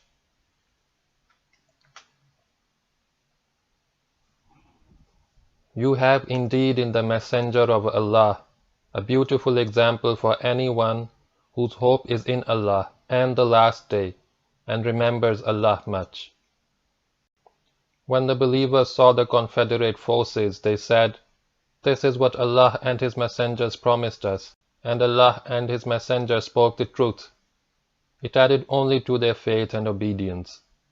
Among the believers are men who have been true to their covenant with Allah.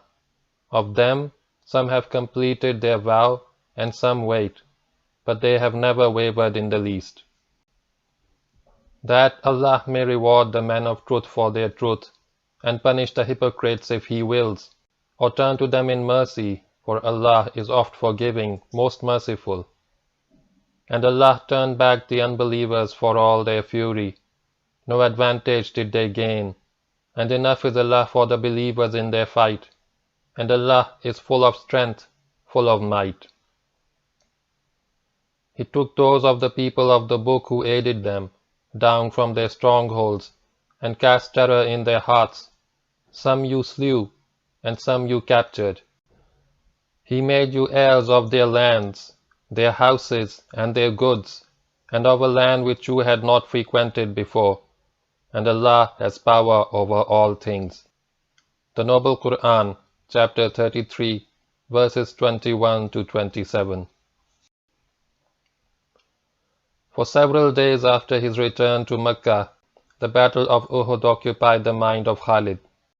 He thought time and again of how the opportunity had arisen when the archers abandoned their position, and how quickly and accurately he had grasped the possibilities of a maneuver. Khalid was to repeat such counterstrokes in later battles of his career, but the one fact that weighed heavily on his mind, and which he found difficult to explain, was the courage and tenacity of the Muslims. It did not seem natural that a small force, so vastly outnumbered and attacked from all directions, should hold out with such rock-like determination, and be prepared to fight to the end in defense of its leader and its faith. After all, the Muslims were the same stock as the Quraysh and other Arabs. Perhaps there was something that the new faith did to its votaries, which other faiths could not do. Perhaps there was something about the personality of Muhammad sallallahu alaihi wasallam which other men lacked. Such thoughts would occupy the mind of Khalid, but so far he was not in any way inclined towards the new faith. In fact, he looked forward to facing the Muslims again, but without bitterness or rancor. He thought of the next battle as a sportsman might think of his next match. And Khalid continued to enjoy the good life with the vigor and enthusiasm which were characteristic of the man. For the next 2 years, there was no direct military clash between the Muslims and the Quraysh. There was, however, an incident known as the Incident of Raji, a brutal and horrible affair which further embittered relations between Makkah and Medina. This incident took place in July 625. Some Arabs came to the Prophet as a delegation from their tribe, expressed their desire to embrace Islam, and asked him to send some men well versed in the Quran and the ways of Islam to explain the faith and its obligation to their tribe. The Prophet nominated 6 of his companions for this task, and these men, proud of being selected to spread the true faith, set off with the delegation, entirely unaware of the trap that awaited them. When these men with their guides reached a place called Raji, not far from Usfan, they were ambushed by 100 warriors from the tribe which had invited them. The Muslims drew their swords, but they never had a chance. 3 of them were killed and 3 captured. The prisoners were led to Makkah, en route to which one of them was able to free himself from his bonds and attacked his captors, but he too was killed. The 2 captives who eventually got to Makkah were Khubayb bin Adi and Zayd bin al-Dasina. Both of them had killed infidels in battle, and their captors now took them to Makkah and sold them at a high price to the relatives of the dead infidels, who bought them eagerly with the intention of killing them in revenge for those whom they had lost. For some days no action was taken against the prisoners, as this was the holy month of Safar. As soon as the month ended, the 2 captives were taken to Tan'im, a place by the northwestern edge of Makkah, where the entire population of the town had gathered, including slaves, women, and children. 2 wooden stakes had been dug in the ground, and to these the captives were led. They asked to be allowed to say a final prayer, and the request was granted. When the prayer was over, the captives were tied to the stakes. Each of them was now given the option of returning to the idol worship of the Quraysh or death, Both the Muslims chose the option of death. Next, Abu Sufyan went up to each captive and said, "Do you not wish that you were safe in your home and Muhammad were here in your place?" Each of them vehemently rejected the suggestion and said that no amount of suffering could put such an idea into his mind. Vexed and angered, Abu Sufyan turned away and remarked to his friends, "I have never seen men love their leader as the men of Muhammad love Muhammad sallallahu alaihi wasallam." Zayd was the first to die, and his death was quick and easy. A slave walked up to him and drove a spear through his chest. Next came the turn of Khubayb, and this was to be a show. This is what the people of Makkah had come to watch with joyful anticipation. At a signal, 40 boys carrying spears rushed to the stake where Khubayb was tied and began to prick him with their spears. Sometimes they would move away and then come rushing at him again with raised spears as if to kill him, but would withhold a blow at the last moment and just prick lightly, sufficient to cut and pierce the skin, but not to kill. Some of the boys were clumsy and cut deeper than others, and soon the body of Khubayb was covered with blood that flowed from hundreds of shallow wounds. As each spear pricked him he would wince, but not a sound escaped his lips, and the spectators were thrilled by the spectacle of Khubayb's suffering. When this had gone on for some time, a man with a spear walked up to Khubayb and dispersed the boys. Perhaps by now the boys had tired of the fun. Perhaps the audience had tired of the game. This man now raised his spear and drove it through the heart of Khubayb, putting an end to his agony. The two bodies were left to rot at the stake. The man who organized this show and prepared the boys for the part which they had to play was none other than Ikrimah, son of Abu Jahl.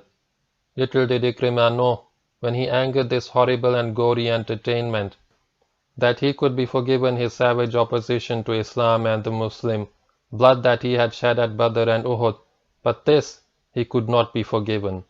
On this day, Ikrimah became a war criminal. It will be remembered that before leaving the Battle of Uhud, Abu Sufyan had thrown a challenge to meet the Muslims again at Badr in a year's time, and the Prophet had accepted the challenge. This would mean a rendezvous during March 626, but as the time of the rendezvous approached, Abu Sufyan felt disinclined to meet the Muslims. The winter rains had been even more scant than usual, and as the winter passed, there was a sudden increase in temperature. The weather was hot and dry, and the year promised to be an unusually bad one. Abu Sufyan decided to postpone the operation and sent an agent to Medina to spread the rumor that the Quraysh were assembling in vast numbers, and would this time come in much greater strength than at Uhud. His intention was to frighten the Muslims into remaining at Medina, but when these reports reached the Prophet, he declared, "I shall keep the rendezvous with the infidel even if I have to go alone." In late March, the Muslims marched from Medina. They numbered 1,500 men, of whom 50 had horses. The army arrived at Badr on April 4, 626, the 1st of Zulqa'd, 4 Hijri, but there was no sign of the Quraysh. When Abu Sufyan received news of the movement of the Muslims from Medina, he got the Quraysh together and rode out of Mecca. The army consisted of 2,000 men and 100 horses, and stalwarts like Khalid, Ikrimah, and Sufwan again rode with the army. When the Quraysh got to Usfan, however, Abu Sufyan decided that he was not under any circumstances going to fight this campaign. He turned to his subordinates and said, "This is a terrible year in which to engage in warfare. There is drought in the land, and we have seldom known such heat. These conditions are not suitable for battle. We shall fight again in a year of abundance." Having given these reasons for not continuing the movement, he ordered a return to Mecca. Sufwan and Ikrimah protested vehemently against this decision, but their protests were of no avail. The Meccans returned to Mecca. The Muslims remained at Badr for 8 days. Then, on hearing of Abu Sufyan's return to Mecca, they struck camp and went home to Medina. After the return of the Quraysh to Mecca, peace may have prevailed between the Muslims and the Quraysh had it not been for the machinations of certain Jews. To understand the reasons for this activity, we must go back to the days when the Prophet arrived at Medina after his flight from Mecca. When the Prophet got to Medina, in which was later to be numbered as the first year of the Hijrah, the Muslims formed into two groups: the emigrants, Muhajirin, those who had migrated from Mecca, and the helpers, Ansar, the newly converted Muslims of Medina, who had invited the Prophet to come and live with them. A third small group among the Muslims became known as the hypocrites, Munafiqeen, and these were inhabitants of Medina who had accepted the Prophet and his faith in order to conform to the general trends of events, but were not Muslims at heart. Their leader was Abdullah bin Ubay, a man who commanded a position of prestige in Medina and felt that the arrival of the Prophet had somehow reduced him in status and influence. These hypocrites were the people who had abandoned the Muslim army on the eve of Uhud. They were to continue to create obstacles in the path of the Prophet, and without openly opposing him or his faith, would make every effort to weaken the resolution of the Muslims whenever they had to go to battle.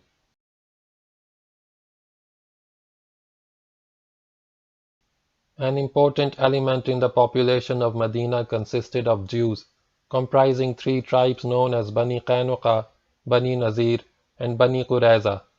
When the Prophet arrived at Medina, these Jews accepted him without reservation and could see no possible threat to their position from the new faith.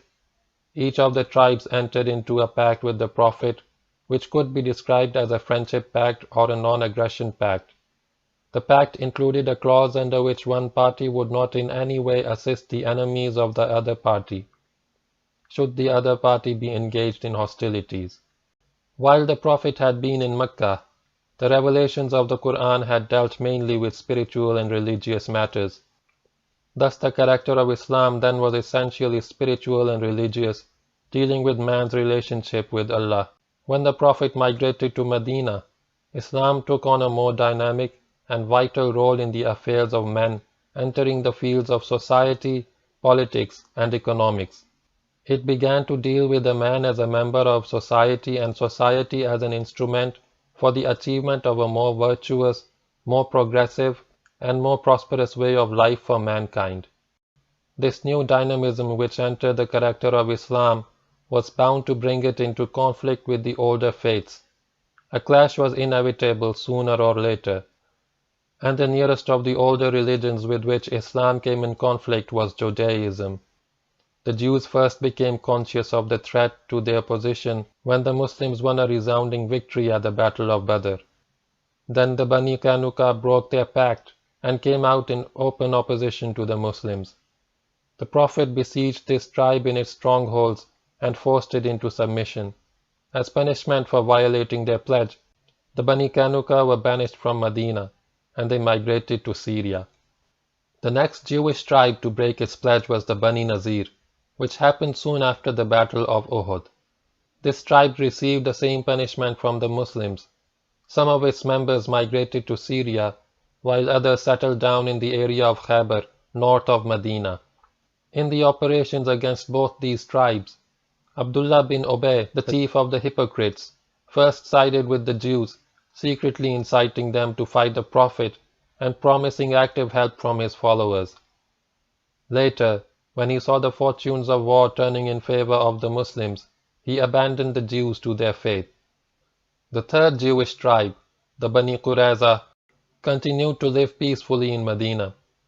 Its relations with the Muslims were perfectly normal and entirely peaceful, each side respecting and observing the terms of the pact. But the Jews of the Bani Nazir, who had settled at Khaybar, did not forgive the Muslims the banishment which they had suffered. After Uhud, they came to know of the agreement between the Muslims and the Quraysh to fight another battle, and they waited patiently, hoping that in that battle the Muslims would be crushed.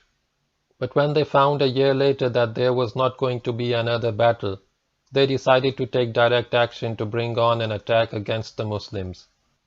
As the summer of 626 came to an end, a delegation of the Jews of Khaybar set out for Mecca. Their leader was Huyay bin Akhtab, who had been the chief of the Bani Nazir in Medina. On arrival at Mecca, this delegation conferred with Abu Sufyan and set about to organize an expedition against the Prophet. It was necessary for Huyay to work on the fears and emotions of the Quraysh, and he started off by outlining the danger the Quraysh faced from the spread of Islam in Arabia. If the Muslims reached Yamama, the Quraysh trade routes to Iraq and Bahrain would be blocked. "Tell me, O son of Akhtab," asked Abu Sufyan, "you are one of the people of the book. Is it your opinion that the new religion of Muhammad is better than our religion?" Without batting an eye, Huyay replied, "As one who knows the book, I can assure you that your religion is better than Muhammad's. You are in the right." This pleased the Quraysh no end, and they agreed to fight Muhammad if other tribes would join them. The Jewish delegation then went to the Ghaftan and the Bani Asad, with whom it had similar talks and achieved similar results. These and various other tribes all agreed to take part in a massive expedition to fight and destroy the Muslims. After Uhud, the Quraysh had accepted the loss of trade with Syria as inevitable. Since the Muslims remained in power at Madinah, the coastal route to Syria could not be used by the Meccans. So the Meccans increased their trade with Iraq, Bahrain, and the Yemen, and thus more or less made up for the loss which they had suffered in the stoppage of their trade with Syria. As a result of the conference with the Jewish delegation, however, Abu Sufyan became more conscious of the danger to the Meccan trade by the further spread of Islam. If the Muslims reached Yamama, the Quraysh trade would have to be confined to Yemen, for the routes to Iraq and Bahrain would then be in Muslim hands. And this further curtailment of their trade would be an economic blow which the Quraysh could never survive. Abu Sufyan had also been needled a great deal by Sufyan bin Umayyah for his lack of spirit in the last expedition. Both these factors combined to make Abu Sufyan determined and zealous to take out another expedition to Medina. Preparations for the expedition were begun. Tribal contingents began to concentrate in early February 627. The Quraysh provided the largest force, consisting of 4,000 men, 300 horses, and 1,500 camels. Next came the Ghatfan with 2,000 men under Uyayna bin Hisn, while the Bani Sulaym sent 700 warriors. The Bani Asad contributed a contingent, whose strength is not known under Tulayha bin Khuwaylid. While the Quraysh had some lesser tribes assembled at Makkah, the Ghatfan, Bani Asad, and Bani Sulaym concentrated in their tribal settlements north, northeast, and east of Medina respectively, whence they would march direct to Medina. The total strength of the force, including smaller tribes which had not been mentioned, was 10,000, and Abu Sufyan assumed overall command of the expedition. This became known as the collection of tribes. For want of a better name, we shall call them the Allies. On Monday, February 24, 627, the 1st of Shawwal, 5 Hijri, the Allies, converging from their separate tribal regions, arrived near Medina and established their camps. The Quraysh camped in the area of the stream junction south of the wood, west of Mount Uhud, where they had camped for the Battle of Uhud. The Ghatfan and other tribes camped at Zanab Naqniya, about 2 miles east of Mount Uhud. Having established their camps, the Allies advanced on Medina. Hardly had the concentration of the Allies begun when agents brought word of it to Medina. As more and more tribal contingents gathered, the reports became increasingly alarming. Finally, the Prophet received the information that 10,000 warriors bent on destroying the Muslims were marching on Medina. There was alarm and despondency among the Muslims as this unpleasant intelligence was received. The Muslims had, of course, always been numerically inferior to their enemies. The ratio of relative strengths at Badr and Uhud had been 1:3 and 1:4 respectively, and although the number of Muslims at Medina had now increased to 3,000 able-bodied men, many hundreds among them were hypocrites on whom no reliance could be placed. And 10,000 seemed a terribly large figure. Never before in the history of the Hijaz had such a vast army assembled for battle. Then came light in the form of a suggestion by Salman the Persian. He explained that when the Persian army had to fight a defensive battle against superior odds, it would dig a ditch too wide and too deep to cross in the way of the enemy. To the Arabs, this was an unfamiliar method of warfare, but they saw its virtue and the proposal was accepted. The Prophet ordered the digging of the ditch. Many of the Arabs who could not comprehend such tactics seemed unwilling to get down to the arduous labor of digging, and the hypocrites as usual went about dissuading the people from taking all this trouble. But the Prophet got down to digging with his own hands, and after this no self-respecting Muslim could keep away from the task. The ditch was sighted, and its entire length divided among the Muslims at the scale of 40 cubits per group of 10 men. As the Muslims sweated at this back-breaking task, Hassan bin Thabit walked about reciting his poetry and infusing fresh spirit into the Muslims. Hassan was a poet, and perhaps the greatest poet of his day. He could extemporize verses on any subject and on any occasion, and do it so beautifully that his listeners could hardly believe that the composition was extemporaneous. He could move people to a frenzy of emotion. But if Hassan was one of the greatest poets of his age, that is where his talents ended. To such manly pursuits as fighting, Hassan was in no way inclined, as we shall see later. The ditch ran from Shaykhan to the hill of Zubab, and thence to the Jabal Bani Ubaid. All these hills were included in the area protected by the ditch, and on the west, the ditch turned south to cover the left flank of the western of the two hills known as Jabal Bani Ubaid. East of Shaykhan and southwest of Jabal Bani Ubaid stretched vast lava fields, areas of broken, uneven ground covered by and at times formed of large black boulders, impassable for major military movement. A little south of the center of the ditch stood the prominent hill of Syria, about 400 feet high, a mile long, and a little less across, running generally north-south but with spurs extending in all directions. In fact, the little hill of Zubab lay just off the northeastern spur of Syria. Once the digging of the ditch was complete, the Muslims established their camp just ahead of the hill of Syria. Their total strength was 3,000, which included hypocrites whose fighting value and reliability were uncertain. The Prophet's plan was to keep the bulk of his army uncommitted to strike at any spot where the enemy managed to get a foothold across the ditch, to guard against surprise. The ditch was lightly covered along its entire length by 200 men, most of whom were placed as pickets on the hills, commanding the ditch.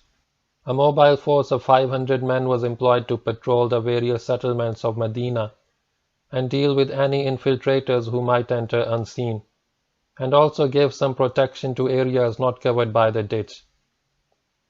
Medina was not then a city as it is now, but consisted of a group of settlements and forts. The center of Medina, physical and spiritual, was the Prophet's mosque.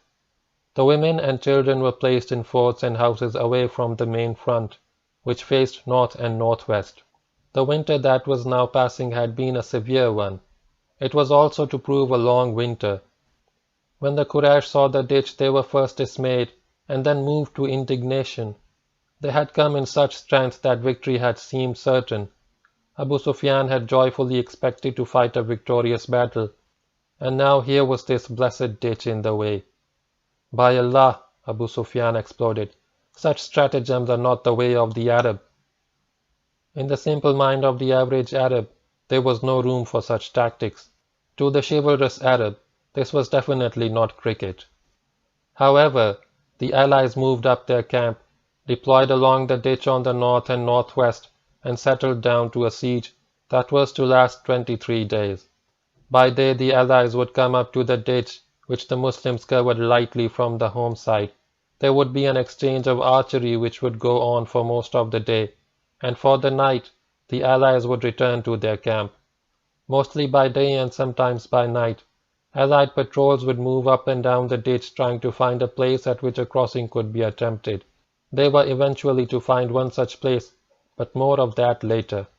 For 10 days the siege continued with no decision and no let up on either side. The morale of both sides came under considerable strain, but tended to harden rather than weaken. The Muslims began to feel the pangs of hunger. There were no large stocks of food in Medina, and the Muslims were now on half rations. The hypocrites became louder and more open in their criticism of the Prophet. While the ditch was being dug, the Prophet had promised the Muslims that within a few years they would destroy the might of Rome and Persia and possess themselves of the wealth of those empires. The hypocrites now began to say, Muhammad promises us the treasures of Caesar and Khosrows, but he cannot get us out of this simple predicament. The true believers, however, remained firm and steadfast, and their faith in their leader remained unshaken. The situation gradually worsened for the Allies too, so that discontent raised its head in their ranks. The Arabs were not used to long sieges and preferred a quick, lively battle to this form of warfare. The weather had remained unpleasant and began to cause a good deal of distress among the Allies. Food also ran short, as Abu Sufyan had made no arrangements for provisions to tide them over such a long period of time. But since the Allies were not themselves under siege, some measures were hastily taken to gather provisions from outlying areas. The men began to grumble, and Abu Sufyan had to think hard to find some way out of this impasse. Finally, he consulted Huyay the Jew, and between them they hit upon a new plan, which showed every promise of success. On the night of Friday, March 7, Huyay stole into the settlement of the Bani Qurayza. He knocked at the door of their leader, Ka'b bin Asad, but the latter, guessing that Huyay had come as a Jew and probably intended to incite his fellow Jews against the Prophet, refused to see him. After some wrangling, however, Huyay was allowed in, and he gently and cleverly began to work on Ka'b, pressing him to join the Allies in the war against the Muslims. At first Ka'b refused. Muhammad has kept his pact with us, and we have no reason to complain, he said. In any case, you have no certainty of victory. If we join you and the campaign fails, your idol worshippers will go back in peace to their homes, and we will have to bear the brunt of the wrath of Muhammad. But the visitor continued to press, now threatening, now tempting, now begging, and eventually got Ka'b to agree to a pact with the Allies. According to the terms of this pact, there would be a simultaneous attack by the Allies and the Bani Qurayza. These Jews had their settlement and their forts 2 miles southeast of Medina, and they would attack from this direction and draw some of the Muslims away from the ditch, while the Allies attacked frontally. In case the attack failed, the Allies would leave a strong garrison in the Jewish forts to defend the Jews against the Muslims, who were bound to turn against them in revenge. The Bani Qurayza asked for 10 days to prepare themselves before the attack was begun, during which period the Allies could continue minor operations from the north. Thus, the last of the Jews of Medina, following in the footsteps of their co-religionists, broke their pact with the Muslims. Little did they know how heavily they would pay for their perfidy. It was not long before the Prophet came to know about this pact. He got the intelligence through one of his agents who entered the camp of the Allies one night, and unknown to them, overheard certain conversations. Then rumors of the pact also spread, and the report was ultimately confirmed by the incident of Safiya and the Jew. Safiya was an aunt of the Prophet, and along with other women and children had moved to a small fort in the southeastern part of Medina. Present in the fort was Hassan the poet, and he was the only man there. One day, Safiya, looking down from the fort, saw a fully armed Jew moving stealthily beneath the wall, as if seeking a way around the fort. Safiya at once concluded that he was a scout of the Bani Qurayza, who had been sent to reconnoiter a route which the Jews might take in their attack. This Jew would act as a guide, leading his tribe into the unprotected rear of the Muslims. Safiya went to the poet and said, "O Hassan, there is a Jew who is seeking a way by which he can lead the Bani Qurayza to attack our settlements from the rear. You know that the Messenger of Allah, and all the men are busy at the front and cannot detach forces to protect us. This man must be killed. Go and kill him at once." "May Allah bless you, O daughter of Abdul Muttalib," replied Hassan. "You know that such work is not for me." Throwing a glance of contempt at the poet, Safiya picked up a club, tied a waistband around her waist, and went down to meet the Jew. The brave lady killed the Jew, leaving him lying with a crushed skull in a pool of blood. She returned to the fort and said to Hassan, "I have killed him, O Hassan. Now go and take the booty from his body, for it is not right for a woman to undress a man." "May Allah bless you, O daughter of Abdul Muttalib," replied Hassan. "I have no need for such booty." When the news of this incident reached the Muslims, there was no doubt left in their minds about the treachery of the Bani Qurayza. The situation now became more tense, and the hypocrites became more outspoken. From half rations, the Muslims came down to quarter rations. Later it was to become no rations.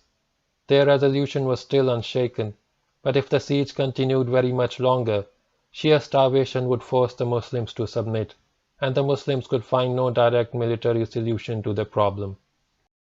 The Prophet now decided to use diplomacy to achieve results which were not attainable by force of arms.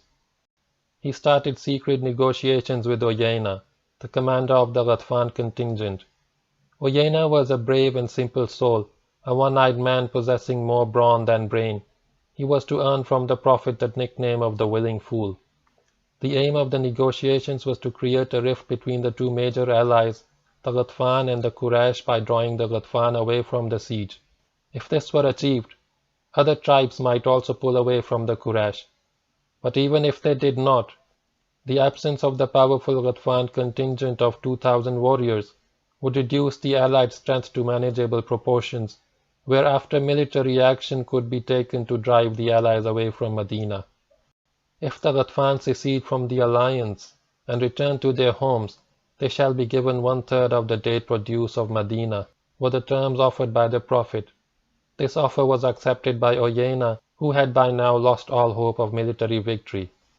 The pact was drawn up, but before it could be signed and sealed, without which it would not be binding, the Prophet decided to mention the matter to some of the Muslim leaders. These Muslims protested vehemently. "Dates!" they exclaimed. "Let the infidels get nothing from us but the sword." This disagreement with the Prophet was so general and so strong that he decided to submit to the wishes of the Muslims, and the negotiations were dropped. These stout-hearted believers could not understand the seriousness of the military situation or the intricacies of diplomacy as well as the Prophet did. He knew that the only solution to the problem lay in breaking the siege by diplomatic maneuver, and he now began to look about for another opening. Soon an opening presented itself.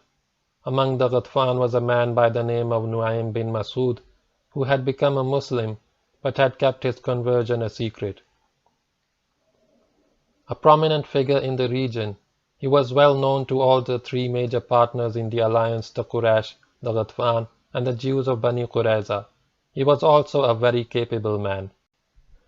Nu'aym left the Ghatfan camp one night and slipped into Medina. He came to the Prophet, explained his position, and expressed his desire to be of service to the Muslims. "Send me where you will," he said.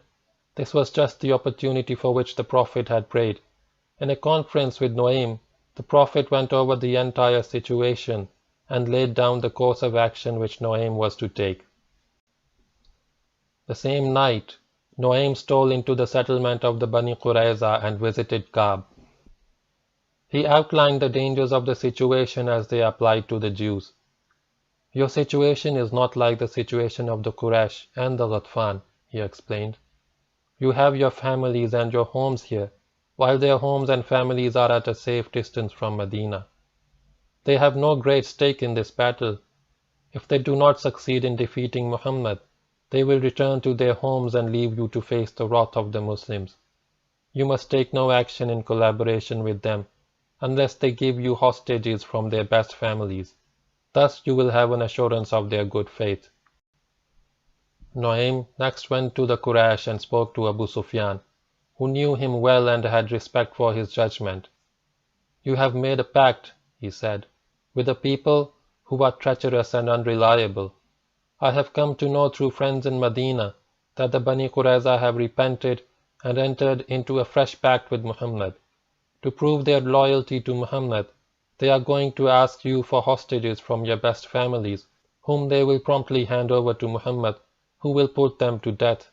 The Jews will then openly come out as allies of the Muslims, and both will make a joint attack against us. On no account must you give hostages to the Jews." He then went to the Ghatfan, where he painted the same picture. By the time Nu'aym had finished, the seeds of doubt and discord had been firmly planted in the minds of the allies. The uncertainty began to tell on Abu Sufyan, who had relied unquestioningly on the alliance of the Jews.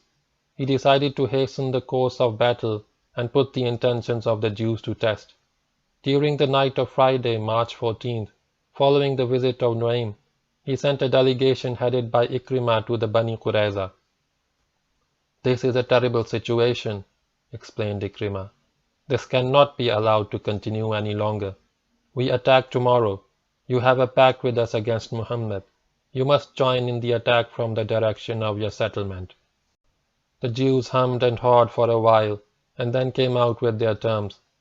"Our position is more delicate than yours. If you have no success, you may abandon us, and then we will be left alone to face the wrath of Muhammad. To make sure that this does not happen, you must give us hostages from your best families, who will stay with us until the battle has been fought to a satisfactory conclusion. Anyway, tomorrow is Saturday, and Jews are forbidden to fight on the Sabbath. Those who break the Sabbath are turned by Allah into pigs and monkeys." Ikrimah returned empty-handed. Abu Sufyan then decided to make one more attempt at persuading the Jews to join the battle on the morrow, and sent another delegation to Ka'b, but the stand of the two sides remained the same. Quraysh: "No hostages, fight tomorrow." Jews: "No fighting on the Sabbath, anyway, hostages first." All three groups now said, "Nu'aym was right. How wise he was in his advice to us. Nu'aym had done his work well. The Bani Qurayza had been neatly detached from the alliance." The next morning, Saturday, March 15th, Khalid and Ikrimah, tiring of the delay and seeing no hope of concerted action by the allies, decided to take matters into their own hands and try to force a decision one way or another. They moved forward with their cavalry squadrons to a place just west of Zubab, where the ditch was not as wide as in other places, and where it could be cleared on horseback or by men scrambling across on foot. This place was right in front of the Muslim camp, which nestled at the foot of Sila. Ikrimah's squadron moved up first, and a small group jumped the ditch, the horses landing neatly on the Muslim side. There were 7 men in the group, including Ikrimah and an enormous man who urged his enormous horse ahead of the group and began to survey the Muslims, who were surprised by the sudden appearance of the Quraysh. The stage was now set for one of the most remarkable duels of history, which, because of its unusual course, is here described in full detail. This huge man was a tremendous height and bulk, and while on his feet would tower above his fellow men. Sitting on his great horse, he looked positively unreal, big, strong, and fearless. He had a fierce countenance, an aspect which thrilled his comrades and dismayed his enemies. This was Amr bin Abdu Wud. We shall call him the Giant.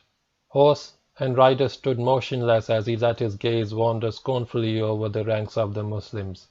Suddenly the giant raised his head and roared, "I am Amr bin Abdu Wud.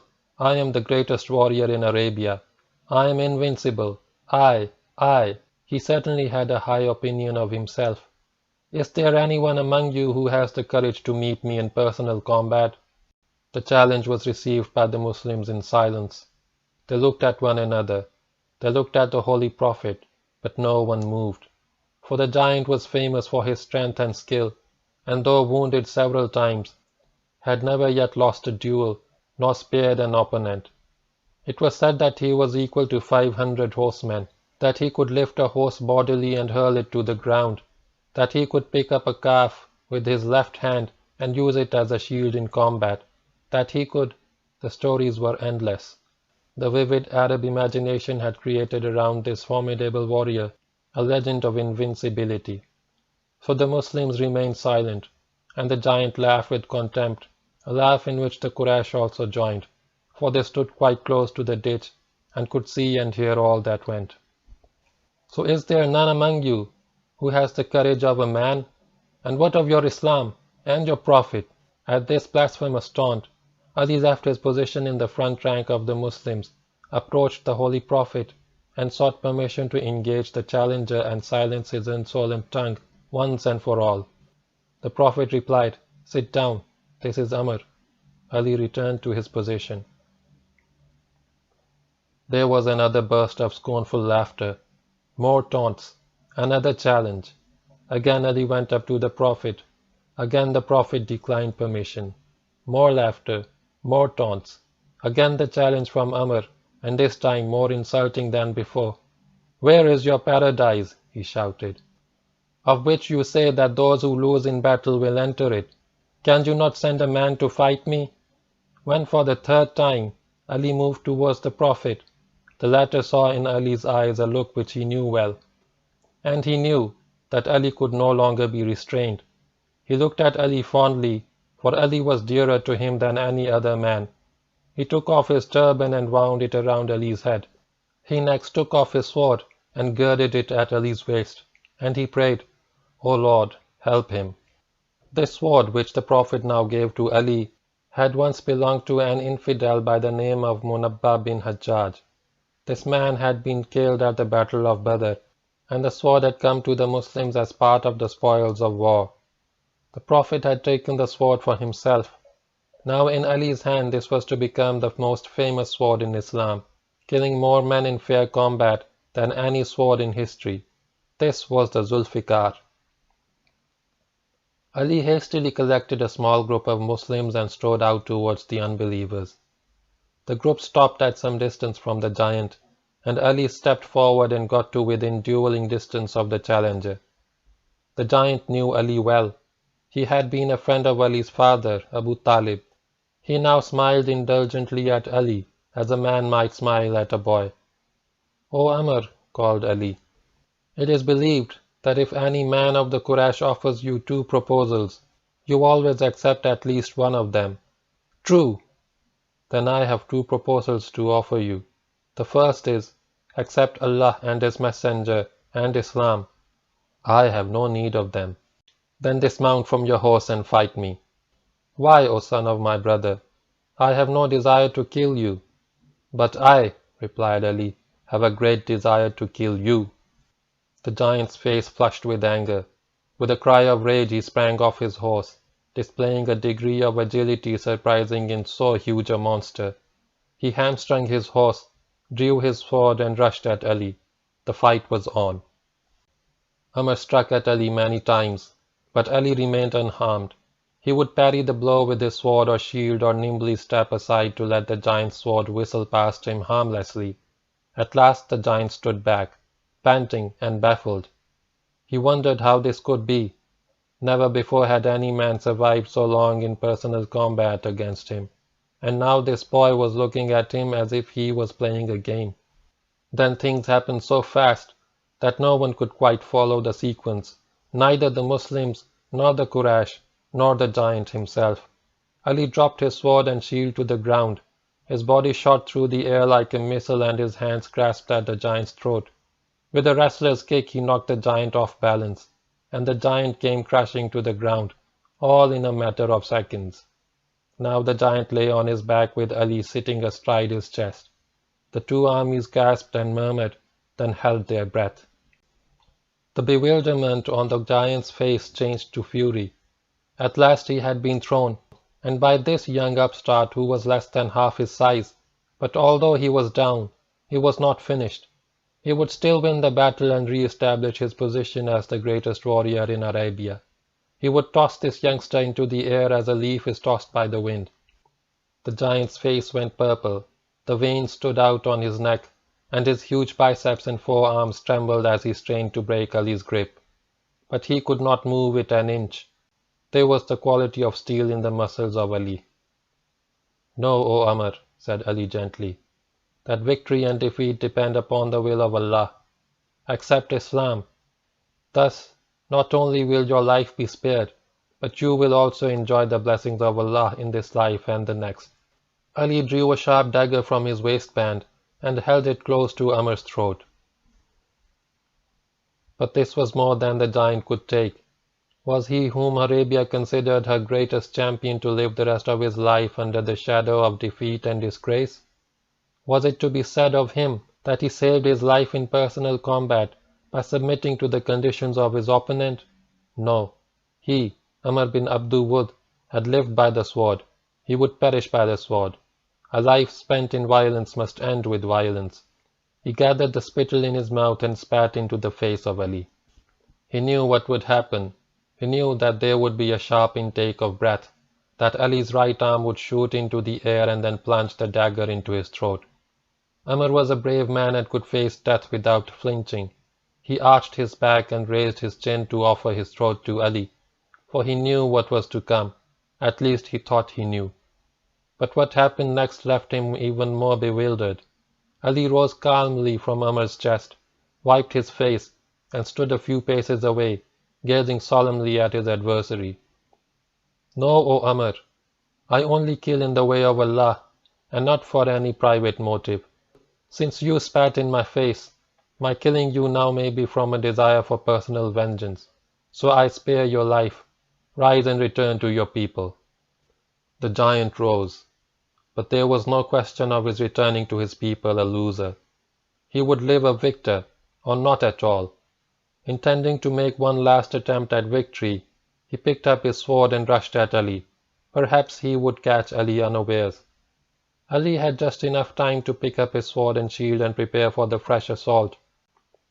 The blow which the giant now delivered in furious desperation was the most savage blow of the encounter. His sword shattered Ali's shield, but in doing so lost its force and impetus, and could then do no more than inflict a shallow cut on Ali's temple. The wound was too slight to worry Ali. Before the giant could raise his sword again, the Zulfikar flashed in the sunlight, and its tip slashed open the giant's throat. The blood of the giant gushed forth like a fountain. For a moment the giant stood motionless. Then his body began to sway, as if he was drunk, and then he fell on his face with a crash and lay still. The earth did not shake with the impact of that colossal body. The earth is too big, but the hill of Silah shook with the cry of Allahu Akbar that thundered from 2,000 Muslim throats. The triumphant cry echoed through the length and breadth of the valley before it faded away into the stillness of the desert. The Muslim group now rushed at the 6 remaining Quraysh. In the sword fighting that ensued, one more Quraysh was killed and one Muslim fell. A few minutes later, the Quraysh group turned and hastily withdrew across the ditch. Ikrimah dropped his spear as he jumped the ditch, on which Hassan the poet wrote many a rude verse. A man known as Nofal bin Abdullah, a cousin of Khalid's, was not successful in clearing the ditch and fell into it. Before he could rise, the Muslims were on the bank and hurling stones at him. Nofal wailed, "O Arabs, surely death is better than this." Thereupon Ali obliged the man by descending into the ditch and cutting off his head. The Muslim group now returned to camp, and a strong guard was placed at the crossing. On the afternoon of the next day, Khalid moved up with a squadron, intending to succeed where Ikrimah had failed. He tried to cross the ditch, but this time the Muslim guard at the crossing saw him advance and deployed in sufficient time to prevent his crossing. There was a heavy exchange of archery in which one Muslim and one Quraysh were killed, but Khalid was unable to cross. Since the opposition at the moment appeared too strong to overcome, Khalid decided to resort to stratagem. He moved his squadron back, as if he had given up his intention of crossing the ditch, and placed it at some distance from the ditch. The Muslims took the bait, and believing that Khalid had abandoned his attempt to cross the ditch, withdrew and began to relax, waiting for the peace and quiet of the night. Suddenly Khalid galloped back with his squadron, and before the Muslim guard had time to redeploy, a few of the Quraysh led by Khalid managed to cross the ditch. But they had not advanced far from the ditch when the Muslims formed up again and held Khalid within the small bridgehead which he had occupied. Khalid tried hard to break through, but the Muslim resistance was too strong, and he had no success. There was some hand-to-hand fighting between the Quraysh group and the Muslim guard in which Khalid killed one Muslim. The savage also was there, and with the same javelin that he had used against Hamza at Uhud, he killed a Muslim in this sally across the ditch. Before long, however, seeing the situation as hopeless, Khalid broke contact and withdrew across the ditch. This was the last major military action in the Battle of the Ditch. For the next 2 days, there was no activity except for a certain amount of sporadic archery, which did no damage to either side. The Muslims now ran out of food, but their courage was hardened by desperation, and they were determined to starve rather than surrender to the hated infidel. In the Allied camp, tempers rose and spirits fell. Everyone knew that the expedition, which had been expected to lead to a glorious victory, had ended in fiasco. There was widespread grumbling, and what made the situation intolerable was the fact that no one could find a way out of the impasse. Then on Tuesday night, March 18, the area of Medina was struck by a storm. Cold winds lashed at the Allied camp and howled across the valley. The temperature dropped sharply. The Allied camp was more exposed than the Muslim camp, and the storm appeared to strike the Allies with a vengeance. It put out fires, knocked down cooking pots, carried away tents. The Allies sat huddled under their blankets and cloaks as the storm raged around them, waiting for an end that would not come. Abu Sufyan could take no more. He leapt to his feet, and raising his voice against the storm, shouted to his men, "This is no proper abode for us. Men and animals have suffered grievously from exposure. The Bani Qurayza have turned out to be pigs and monkeys, and have betrayed us in our hour of need. The storm has ravaged our camp, put out our fires, knocked down our tents. Let us return to Makkah. Lo, I am one who goes." Having made this last speech, Abu Sufyan jumped onto his camel and rode out with his men, hoping to get away from the pitiless storm. But the demons of the storm were to pursue him the whole night. The Ghatfan now came to know of the movement of the Quraysh, and so did the other tribes. Without further delay, they mounted their camels and departed for their settlements and pastures. In the rear of the Quraysh army rode Khalid and Amr bin al-As, with their cavalry squadrons acting as a rear guard in case the Muslims should come out of Medina and attempted to interfere with the Quraysh movement. It was a bitter and disillusioned Abu Sufyan who led his army back to Makkah. The burden of failure lay heavy on his heart. The next morning the Muslims found the allies gone and returned to their homes. This was the last attempt by the Quraysh to crush the Muslims. Henceforth they would remain on the defensive. The Battle of the Ditch was over. Each side had lost 4 men. It was a victory for the Muslims in that they achieved their aim of defending themselves and their homes against the Allies, while the Allies failed in their attempt to crush the Muslims. In fact, the Allies failed to do any damage at all. The siege had lasted 23 days and had imposed a terrible strain on both sides. It had been ended by the storm, but the storm was not the cause of the raising of the siege. It was the last straw.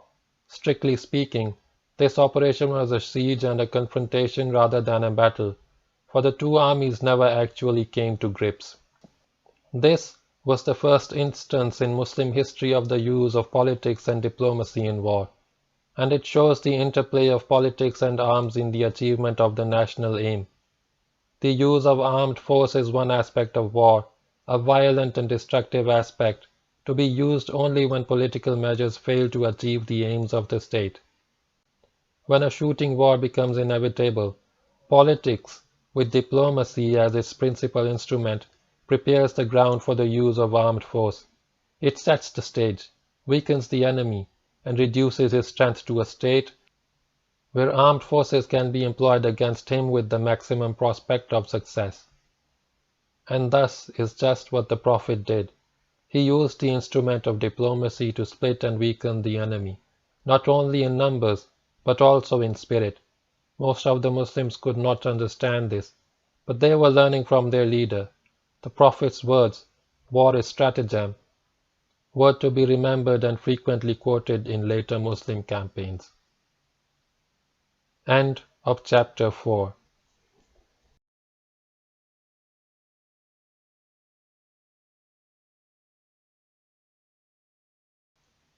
Start of chapter 5. Verily, we have granted you a manifest victory, that Allah may forgive you your faults of the past and those to follow, fulfill His favor to you, and guide you on the straight path, and that Allah may help you with powerful help. It is He who sent down tranquility into the hearts of the believers, that they may add faith to their faith, for to Allah belong the forces of the heavens and the earth, and Allah is full of knowledge, full of wisdom. The Noble Quran, chapter 48, verses 1 to 4. The Truce of Hudaybiyah was signed in early April 628, late Zulqa'dah 6 Hijri. The signing of such a truce was not the intention of the Prophet, as he set out from Makkah in the middle of March. His intention was to perform the pilgrimage, the off-season pilgrimage known as Umrah, and he took with him 1,400 fully armed Muslims and a large number of sacrificial animals. The Quraysh, however, feared that the Muslims were coming to fight a battle and subdue the Quraysh in their hometown, for the initiative had now passed to the Muslims. Consequently, the Quraysh moved out of Makkah and concentrated in a camp nearby, from where Khalid was sent forward with 300 horsemen on the road to Medina to intercept the Muslim army. Khalid did not see how he could stop such a large force with only 300 men, but he decided to do whatever was possible to delay the advance of the Muslims. He arrived at Kuru al-Ghamim, 15 miles from Usfan, and took up a blocking position in a pass through which the road crossed the hilly region. When the Muslims arrived at Usfan, their advance was preceded by a detachment of 20 horsemen who had been sent forward as a reconnaissance element. This detachment made contact with Khalid at Kuru al-Ghamim and informed the Prophet at Usfan of the position and strength of Khalid's force. The Prophet decided that he would not waste time in fighting an action at this place. He was in any case anxious to avoid bloodshed, as his intention was the pilgrimage and not battle. He ordered his forward detachment to remain in contact with Khalid and draw Khalid's attention to itself, and with Khalid so engaged, the Prophet moved his army from the right, traveling over little-used tracks through difficult hilly country, which he crossed, not far from the coast, through a pass known as Saniyatul Marar.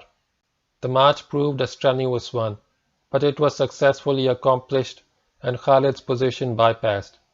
It was not till the outflanking movement was well underway that Khalid saw in the distance the dust of the Muslim column, and realizing what had happened, hastily withdrew to Makkah. The Muslims continued the march until they had got to Hudaybiyah, 13 miles west of Makkah, and pitched camp.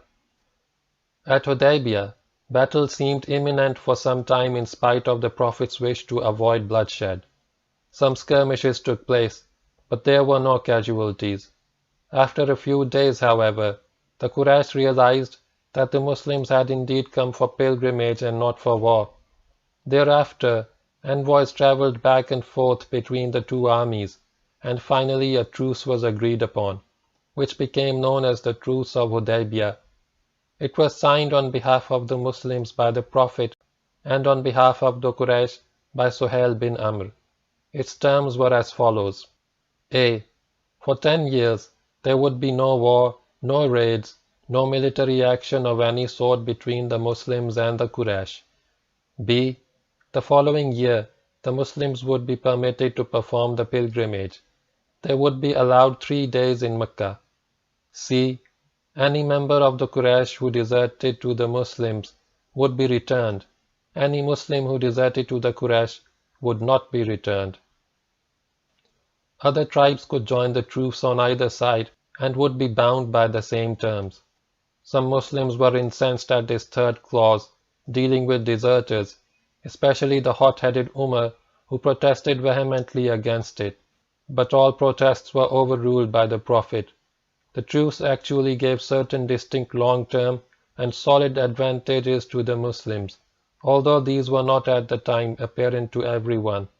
It would be to the Muslims' advantage to be generous in their terms, as this would have a favorable psychological impact on the Arab tribes, and would show the confidence that the Muslims enjoyed in their dealings with the infidels.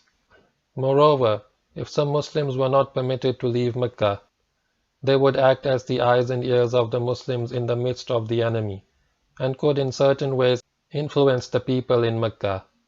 Their presence within the Quraysh camp would in fact be a source of strength to the Muslims. Anyway, said the Prophet, when anyone wishes to join us, Allah will devise means for him to do so. As a result of the last clause of the truce, two tribes living in and around Mecca joined the main participants, the Khuza'a as allies of the Muslims and the Bani Bakr as allies of the Quraysh. These two tribes were mutually hostile and had been feuding since the ignorance. After a stay of over 2 weeks at Hudaybiyah, the Muslims returned to Medina. The following year, in March 629, Dhul-Qa'dah 7 Hijri, the Muslims led by the Prophet performed the pilgrimage. The Quraysh evacuated Mecca and lived in the surrounding countryside for 3 days, and did not return to their homes until after the Muslims had departed for Medina. For some time a change had been taking place in the mind of Khalid. At first, he thought mainly of military matters and military objectives. Conscious of his own ability in military prowess, he felt that he was truly deserving of victory, but somehow victory always eluded him. Complete audiobook playlist link available above and in the description. Like, share and subscribe. At the Battle of Uhud, despite his masterly maneuver, the Muslims had been able to avoid a major defeat.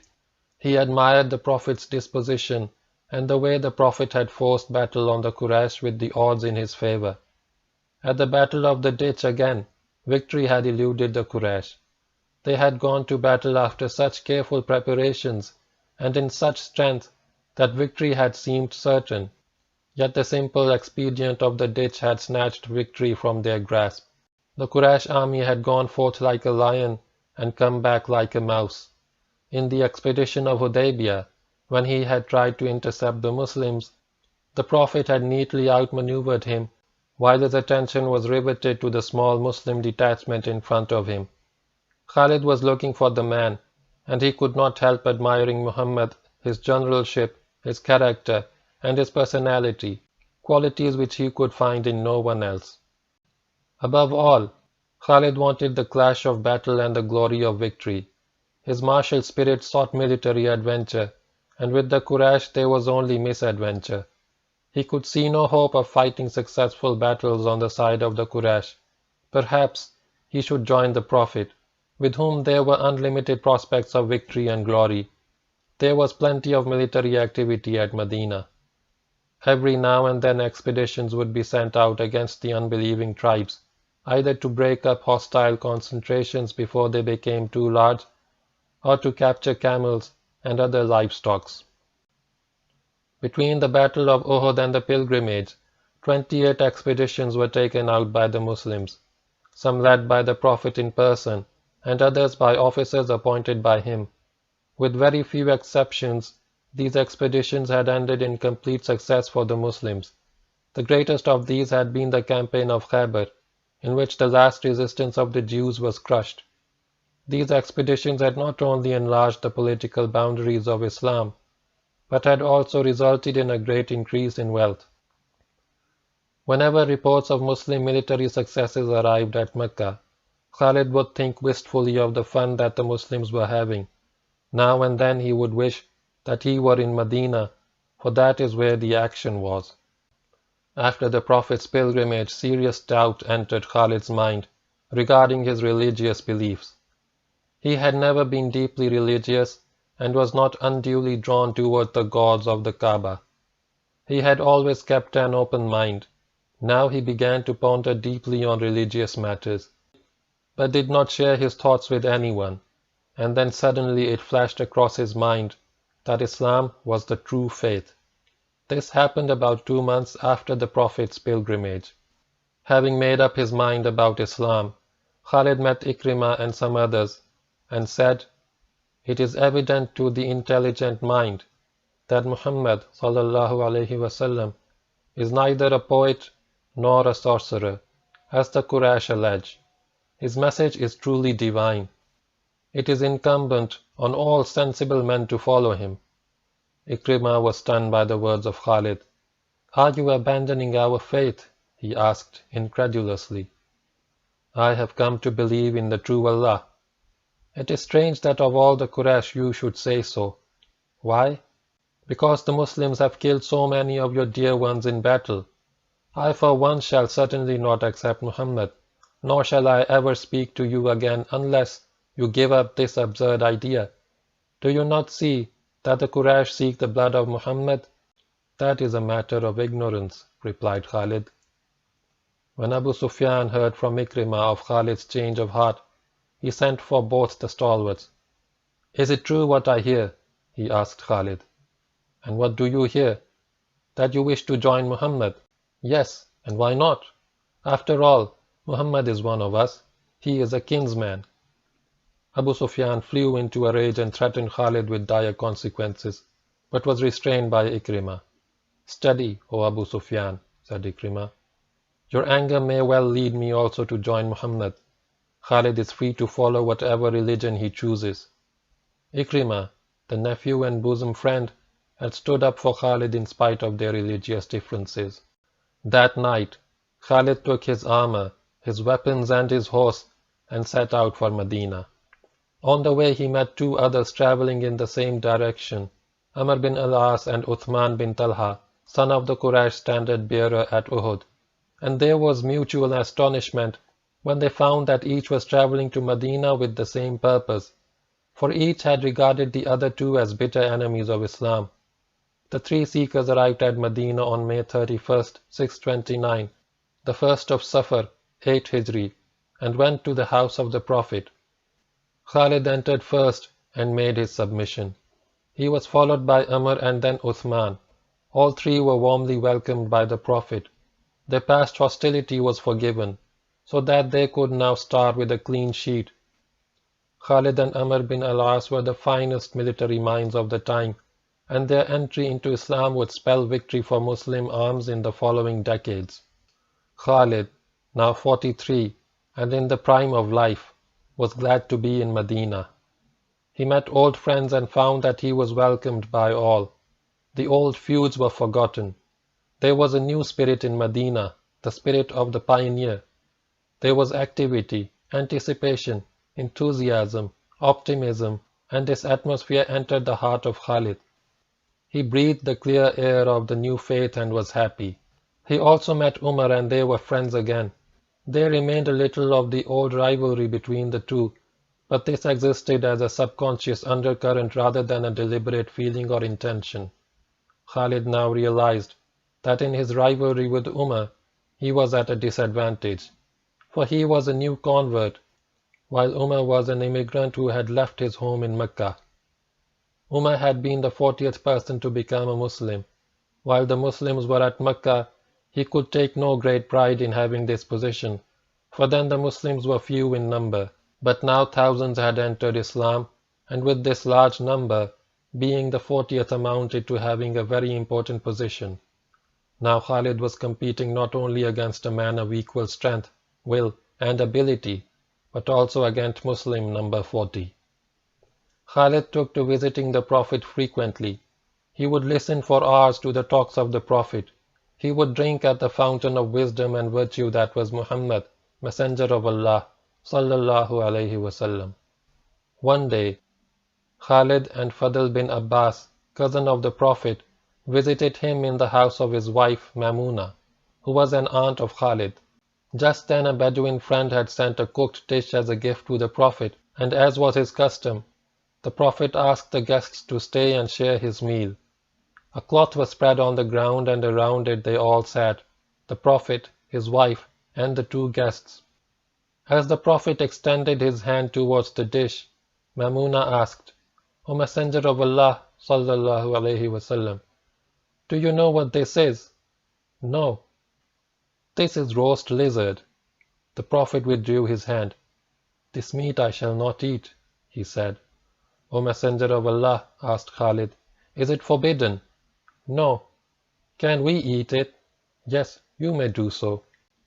Maimuna also abstained from the food, but Khalid and Fadl ate their fill of the dish.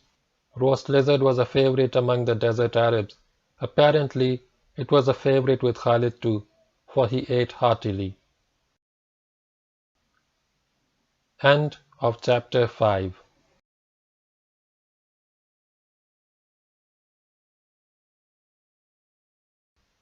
Start of chapter 6. What an excellent slave of Allah, Khalid ibn al-Waleed, one of the swords of Allah, unleashed against the unbelievers. A quote of Prophet Muhammad sallallahu alaihi wasallam. 3 months after his arrival at Medina, Khalid got his chance to show what he could do as a soldier and a commander for the faith which he had just embraced. The Prophet had sent an envoy to the Ghassan chieftain of Busra with a letter inviting him to join Islam. While passing through Mutah, this envoy was intercepted and killed by a local Ghassan chieftain by the name of Shurahbil bin Amr. This was a heinous crime among the Arabs, for diplomatic envoys held traditional immunity from attack, no matter how hostile a power they represented. The news of this outrage inflamed Medina. An expedition was immediately prepared to take punitive action against the Ghassan, and the Prophet appointed Zayd bin Haritha as the commander of the force. If he were killed, the command was to be taken over by Ja'far bin Abi Talib. If he were killed, the command would devolve upon Abdullah bin Rawaha. Having appointed these officers in the chain of command, the Prophet said, "If all 3 of these are killed, let the men select a commander from among themselves." The expeditionary force consisted of 3,000 men, one of whom was Khalid, serving as a soldier in the ranks. The mission the Prophet gave to Zayd was to seek out and kill the person responsible for the murder of the Muslim envoy and to offer Islam to the people of Mutah.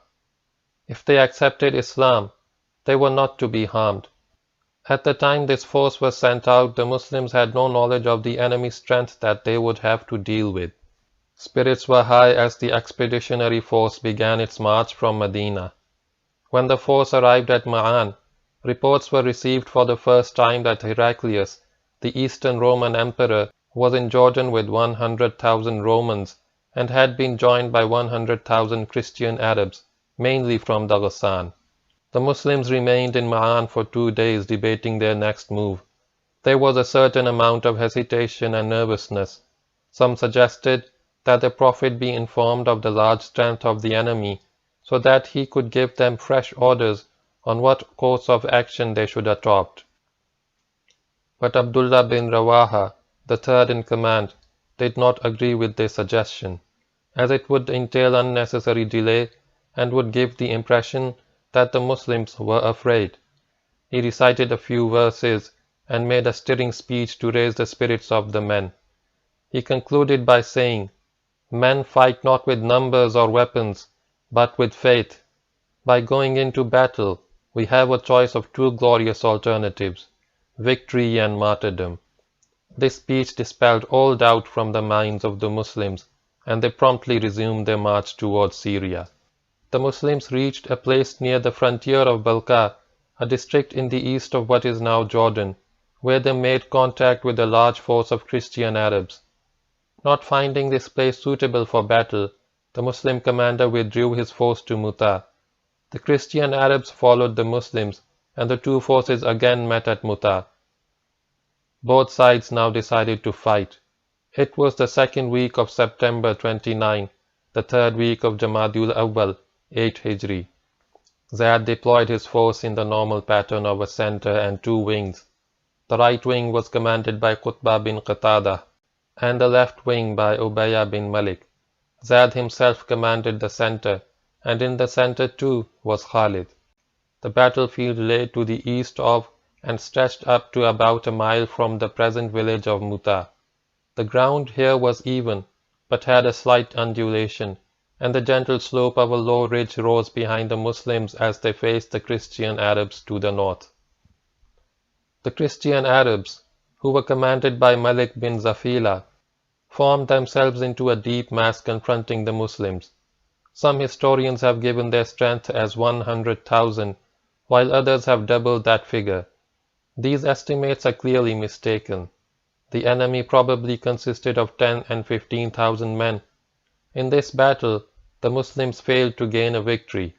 If the enemy had been only twice their strength, they would undoubtedly have thrashed him, and an enemy had to be many times their strength to inflict a defeat on them. It is largely on this basis that the above estimate of the enemy's strength is made. The battle began, and both armies were quickly got to grips with each other. This was essentially a battle of guts and stamina rather than military skill. The commander himself fought at the head of his men with his standard, and after a short while Zayad was killed. As the standard fell from his hands, the second in command, Jafar, picked it up and continued fighting at the head of the army. After his body had been covered with scores of wounds, Jafar also fell, and the standard went down for the second time. This distressed the Muslims, for Jafar was held in great esteem and affection as a cousin of the Prophet. A certain amount of confusion became noticeable among the Muslims, but soon the third in command, Abdullah bin Rawaha, picked up the standard and restored order. He continued to fight until he also was killed. Now, there was real disorder in the ranks of the Muslims. A few of them fled from the scene of battle, but stopped not far from the battlefield. Others continued to offer confused resistance in twos and threes and larger groups. Fortunately, the enemy did not press his advantage, for had he done so, the Muslims, without a commander, could easily have been routed. Perhaps the gallantry of the Muslim commanders and the valor with which the Muslims had fought made the enemy overcautious and discouraged him from taking bold action. When Abdullah had fallen, the standard was picked up by Thabit bin Arqam, who raised his voice and shouted, "O Muslims, agree upon a man from among you to be the commander." He then spied Khalid, who stood next to him, and offered him the standard. Khalid was conscious of the fact that as a new convert, he did not hold a high position among the Muslims, and Thabit bin Arqam was a Muslim of long standing. This consideration was important. He declined the offer of Thabit, saying, "You are more deserving than I." "Not I," replied Thabit, "and none but you." This was really a windfall for the Muslims, for they knew of the personal courage and military ability of Khalid. They all agreed to his appointment, and Khalid took the standard and assumed command. The situation now was serious, and could easily have taken a turn for the worse, leading rapidly to the total defeat of the Muslims. The commanders before Khalid had shown more valor than judgment in fighting this battle. Khalid regained control over his small army and organized it into a neatly deployed fighting force. He was faced with three choices. The first was to withdraw and save the Muslims from destruction, but this might be regarded as a defeat, and he would then be blamed for having brought disgrace to Muslim arms. The second was to stay on the defensive and continue fighting. In this case, the superior strength of the enemy would eventually tell and the battle end in defeat. The third was to attack and throw the enemy off balance, thus gaining more time in which to study the situation and plan the best course of action. The last choice was closest to the nature of Khalid, and this is the course that he adopted. The Muslims attacked fiercely along the entire front. They surged forward with Khalid in the lead. The example of Khalid gave fresh courage to the Muslims, and the battle increased in violence. For some time desperate hand-to-hand fighting continued. Then Qutbah, commanding the Muslim right, dashed forward and killed the Christian commander Malik in a duel. This resulted in a setback for the enemy and led to a certain amount of confusion. The Christian Arabs now pulled back, still fighting, with a view to gaining time for reorganization. At this moment, Khalid had his 10th sword in his hand, having broken 9 in fierce combat. As the Christian Arabs stepped back, Khalid restrained the Muslims and broke contact, pulling his force back a short distance. The two armies now faced each other out of bow range, both seeking time to rest and reorganize. This last round of the battle had ended in favor of the Muslims, of whom so far only 12 had been killed. There is no record of enemy casualties, but they must have been considerable, for each of the Muslim commanders before Khalid was a brave and skillful fighter, and the 9 swords that Khalid broke were broken on the bodies of Christian Arabs. The situation, however, offered no further prospect of success. Khalid had averted a shameful and bloody defeat and saved the Muslims from disgrace and disaster. He could do no more. That night, Khalid withdrew his army from Mutah and began his return journey to Medina. Complete audiobook playlist link available above and in the description. Like, share and subscribe. The news of the return of the expedition preceded it at Medina, and the Prophet and those Muslims who had remained in Medina set out to meet the returning soldiers. The Muslims were in an ugly temper, for never since the Battle of Uhud had a Muslim force broken contact with the enemy and left him in possession of the battlefield. As the army arrived among the Muslims, they began to throw dust into the faces of the soldiers. "O you who have fled," they cried, "you have fled from the way of Allah." The Prophet restrained them and said, "They have not fled. They shall return to fight if Allah wills it." Then the Prophet raised his voice and shouted, "Khalid is the sword of Allah." Later the resentment against Khalid died down, and the Muslims realized the wisdom, judgment, and courage which he had shown in the Battle of Mutah, and the name stuck to Khalid. He now became known as Saifullah, the sword of Allah. When the Prophet gave Khalid this title, he virtually guaranteed his success in future battles. Some historians have described the Battle of Mutah as a victory for the Muslims. Others have called it a defeat. As a matter of fact, it was neither. It was a drawn battle, but drawn in favor of the Christians, for the Muslims withdrew from the battle and left it in possession of their opponents. It was not a big battle. It was not even a very important one, but it gave Khalid an opportunity to show his skill as an independent commander, and it gained him the title of the Sword of Allah. End of Chapter 6.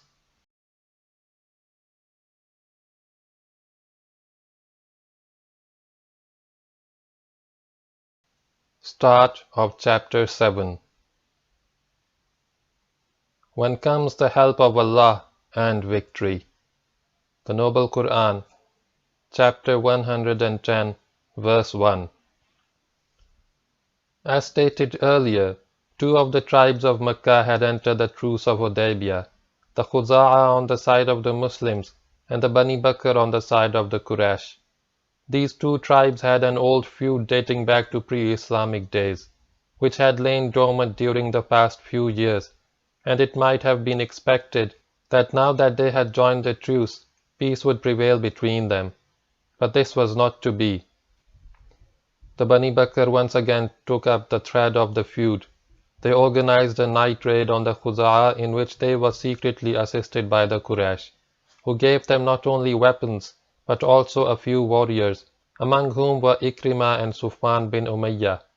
In this raid, 20 of the Khuza'a were killed. A delegation of the Khuza'a at once rode to Medina and informed the Prophet of this flagrant breach of the truce.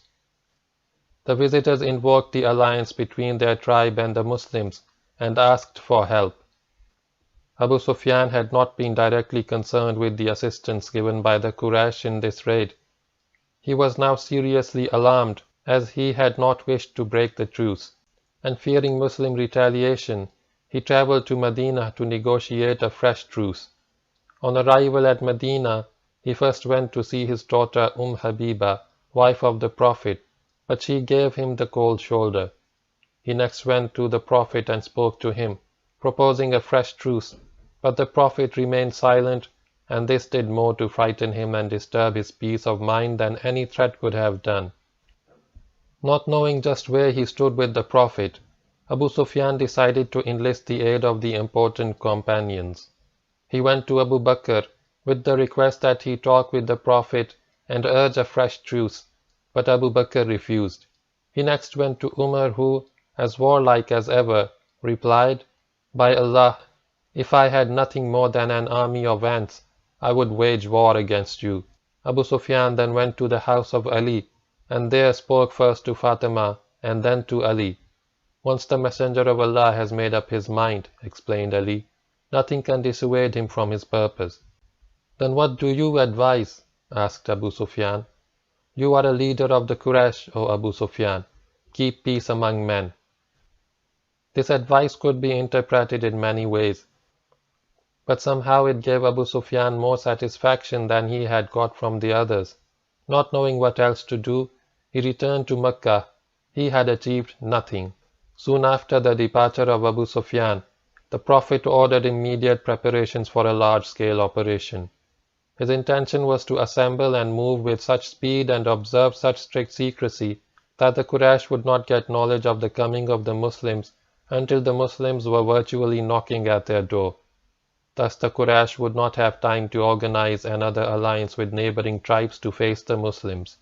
While the assembly of forces was in progress, the Prophet came to know that a woman was on her way to Makkah with a letter warning the Meccans of the preparations being made against them. He sent Ali and Zubair in haste after her. These two stalwarts caught up with the woman, found the message, and brought back message and the messenger to Medina. The move of the Muslim army started from Medina on January 1st, 630, the 10th of Ramadan, 8 Hijri. Many contingents from Muslim tribes had joined the Prophet at Medina, and other contingents fell in on the way. Thus the Muslim army soon swelled to an all-time high figure of 10,000 warriors. With this force the Prophet arrived at Maruz Zahran, 10 miles northwest of Mecca, without the Quraysh having any knowledge of his movement. This was the fastest move the Muslim army had ever accomplished. Abbas, uncle of the Prophet, had about now made up his mind to join the Muslims and accept the true faith. While the Muslim army was at Jufa, it met Abbas and his family on their way to Medina. The conversion of Abbas was received joyfully by the Prophet, with whom the relations of Abbas had always been cordial. When the Muslims got to Maruz Zahran, Abbas became deeply concerned about the fate of the Meccans. He was afraid that if the Muslims took Mecca by force, the operation would result in the destruction of the Quraysh. He therefore set out on the Prophet's mule, with the Prophet's permission, to warn the Quraysh of the serious consequences of resistance and persuade them to send envoys of peace to the Muslims. At about this time Abu Sufyan had come out of Mecca to carry out a personal reconnaissance and see if any Muslims were in sight. Abbas and Abu Sufyan met while the former was halfway to Mecca. "What news do you bring, O father of Fadl?" asked Abu Sufyan. "The Messenger of Allah," replied Abbas, "comes with an army of 10,000 men." "Then what do you advise us to do?" "If the Muslims capture Mecca against resistance, they will certainly cut off your head. Come with me to the Prophet, and I shall ask him to spare your life." Abu Sufyan mounted the mule behind Abbas, and so mounted, they rode to the Muslim camp, arriving there after nightfall. It so happened that on this night, Umar was the officer of the guard and was walking around the camp to see that the sentries were vigilant. He was the first to see and recognize the two visitors and exclaimed, "Ah, Abu Sufyan, enemy of Allah, praise be to Allah that you have come into our camp without a safe conduct."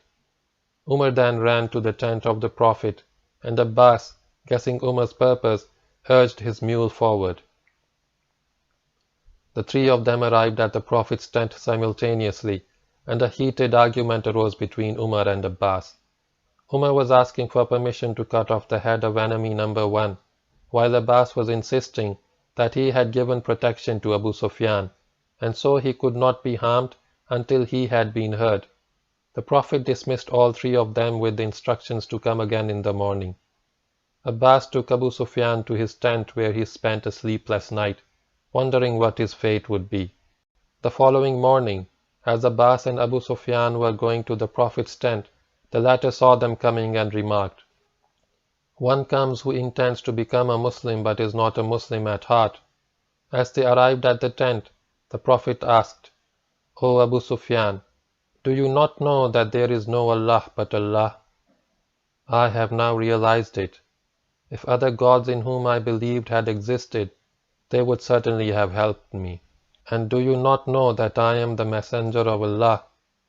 This was a terrible moment for Abu Sufyan. He was a proud leader of the Quraysh, one of the nobles of the tribe, a descendant of Umayyah. He had always regarded himself as second to none, and in this he was right.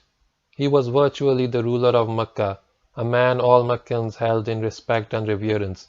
Now he stood like a humble supplicant before the very man whom he had persecuted and fought for years, and for whose destruction he had strained every nerve. "On this point," replied Abu Sufyan, "there is some little doubt in my mind." Abbas now turned fiercely on Abu Sufyan. "Woe to you, O Abu Sufyan," he hissed. "Submit, or your head will be cut off." "I bear witness," said Abu Sufyan hastily, "that Muhammad is the messenger of Allah." Abbas now had a word with the Prophet out of Abu Sufyan's hearing. "O messenger of Allah," he whispered, "Abu Sufyan is a proud man. He has dignity and self-respect. Will you not be gracious to him and give him some special token of esteem?" At this the Prophet declared, "Whoever enters the house of Abu Sufyan shall be safe." The face of Abu Sufyan lit up. He had been especially honored by Muhammad sallallahu alaihi wasallam. The Prophet continued, "Whoever locks his door shall be safe. Whoever remains in the mosque shall be safe." Abu Sufyan now returned to Makkah, where the people had gathered, awaiting news of their fate. Abu Sufyan addressed the crowd, "O Quraysh, Muhammad has come with power that you cannot match. Submit to him and be safe. Whoever enters my house shall be safe." This led to an uproar in the crowd. "And how many do you think would fit into your house?" the people asked with sarcasm. Abu Sufyan then added, "Whoever stays in his house and locks his door shall be safe. Whoever remains in the mosque shall be safe." This appeased the crowd but could not appease his wife Hind. She sprang at him like a wild cat, slapped his face and caught him by his moustaches. "Kill the fat old fool," she screamed at the crowd. "He has turned away from us." Since Hind was no lightweight, the experience must have been a painful one for Abu Sufyan. However, he managed to shake her off and walked away to his house. The Muslims expected that there would be some opposition to their entry into Makkah. They could not assume that it would be an entirely peaceful operation, although the Prophet hoped that blood would not be shed. With hardened anti-Muslims like Ikrimah and Sufwan, you could never tell. The plan of the Prophet was therefore designed to conquer Makkah as a military operation. Makkah lies in the valley of Ibrahim and is surrounded and dominated by black, rugged hills which rise in places to over 1,000 feet above the valley floor. The town was then approached over 4 routes, each one going through a pass in the hills. These routes came in from the northwest, the southwest, the south and the northeast. The Prophet divided his army into 4 columns, one to advance on each route. The main column, which was commanded by Abu Ubaidah and with which the Prophet travelled in person, would enter Makkah along the main Madinah route, from the northwest via Azakhir.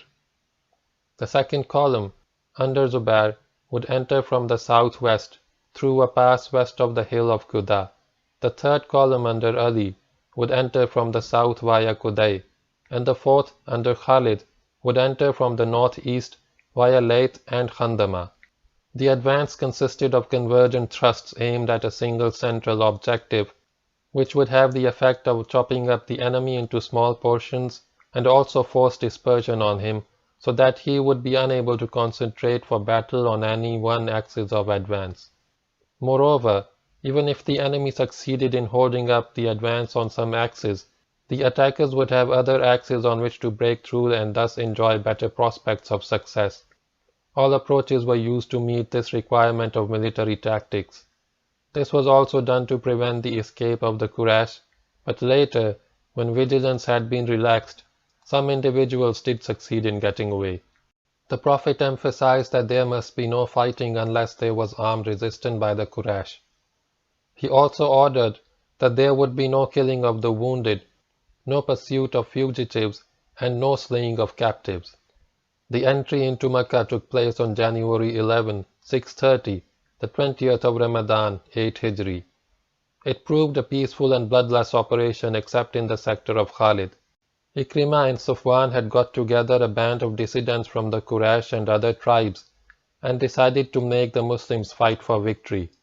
They met Khalid's column at Khandama, and thus was a new and strange experience for Khalid. The two enemy leaders who were now opposing him in battle had been his dearest friends, Ikrimah and Safwan, and the latter was also the husband of Khalid's sister, Faktah. However, Islam cancelled all relationships and friendships of ignorance, and no one who was not a Muslim could have a claim on a Muslim for old time's sake. The Quraysh opened up with their bows and drew their swords, and this was all that Khalid was waiting for. He charged the Quraysh position, and after a short and sharp clash, the Quraysh were driven back. 12 of the Quraysh were killed at a loss of only 2 Muslims. Ikrimah and Safwan fled from the scene of the encounter. When the Prophet came to know of this action and the number of infidels killed, he was displeased with Khalid. He had wished to avoid bloodshed, and knowing Khalid's violent nature, he feared that Khalid may himself have brought on a military engagement. Khalid was duly sent for and asked to account for his action. His explanation, however, was accepted by the Prophet, who agreed that Khalid had done the right thing. He had, after all, merely hit back. It was in the nature of Khalid that whenever he struck very hard. There was no moderation in the character of the man. As soon as Makkah was occupied by the Muslims, the Prophet went to the Kaaba and circumambulated the house of Allah 7 times. This was a great moment in the life of Muhammad. It was more than 7 years since he had fled as a fugitive from Makkah with the Quraysh at his heels, thirsting for his blood. Muhammad was no longer the fugitive. He was no longer a voice crying in the wilderness. Muhammad had returned, and he had returned as master with Makkah at his feet. The Quraysh trembled as they waited in the mosque, for they knew the savage nature of Arab vengeance. The Prophet turned and looked at the Quraysh. There was a hushed silence as the assembled populace gazed at him, wondering what their fate would be. "O Quraysh," called the Prophet, "how should I treat you?" "Kindly, O noble brother, and son of a noble brother," the crowd replied. "Then go, you are forgiven." The Prophet now entered the Kaaba and saw the idols arranged along its walls, idols of all shapes and sizes. In and around the Kaaba there were 360 idols, carved of wood or hewn out of stone, including a statue of Ibrahim holding divining arrows. The Prophet had a large stick in his hand, and he set about smashing these idols to pieces. When the task was finished, he felt as if a great weight had been lifted off his shoulders. The Kaaba had been cleansed of the false gods. Now only the true Allah would be worshipped in the house of Allah. The Prophet's joyous cry, a Quranic verse, rose above the Kaaba. Truth has come and falsehood has vanished. The next few days were spent in consolidation and reorganization. Most of the people of Makkah accepted Islam and swore allegiance to the Messenger of Allah. Before his entry into Makkah, the Prophet had announced the names of 10 persons, 6 men and 4 women, who were to be killed at sight, even if they took shelter within the Kaaba. These 10 were what we would today call war criminals. They were either apostates or had taken part directly or indirectly in the torture or betrayal of Muslims. At the head of the list of Ikrimah, and Hind also was one of them. When he withdrew from the engagement with Khalid, Ikrimah hid in the town, and as the Muslims relaxed their vigilance, he slipped out and fled to the Yemen with the intention of taking a boat to Abyssinia. Ikrimah's wife, however, became a Muslim and pleaded her husband's case with the Prophet, who agreed to spare his life. This woman travelled in haste to the Yemen, where she found her husband and brought him back. On arrival at Makkah, Ikrimah went straight to the Prophet and said, "I am one who has erred and now repents. Forgive." The Prophet accepted his submission, and Ikrimah joined the Brotherhood of Islam. Sufwan bin Umayyah, though not on the war criminals list, feared for his life and fled to Jeddah with the intention of crossing the Red Sea and seeking refuge in Abyssinia. A friend of his, however, asked the Prophet to spare his life and accept his submission.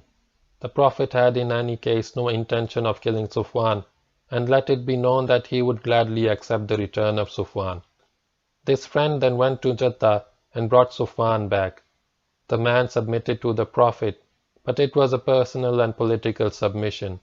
As for Islam, he asked the Prophet to allow him 2 months in which to make up his mind. The Prophet gave him 4 months.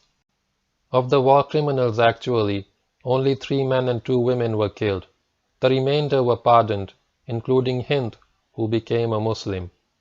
Having destroyed the idols in the Kaaba, the Prophet sent out small expedition to the neighboring settlements where other idols were known to exist in local temples. Khalid was sent to Nakhla to destroy Uzza, the most important of the goddesses. He set out with 30 horsemen. It appears that there were 2 Uzzas, the real Uzza and a fake.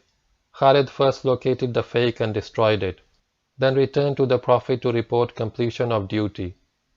"Did you see anything unusual?" asked the Prophet. "No." "Then you have not destroyed Uzza," said the Prophet. "Go again." Angry at the mistake that he had made, Khalid once again rode to Nakhla, and this time he found the real Uzza.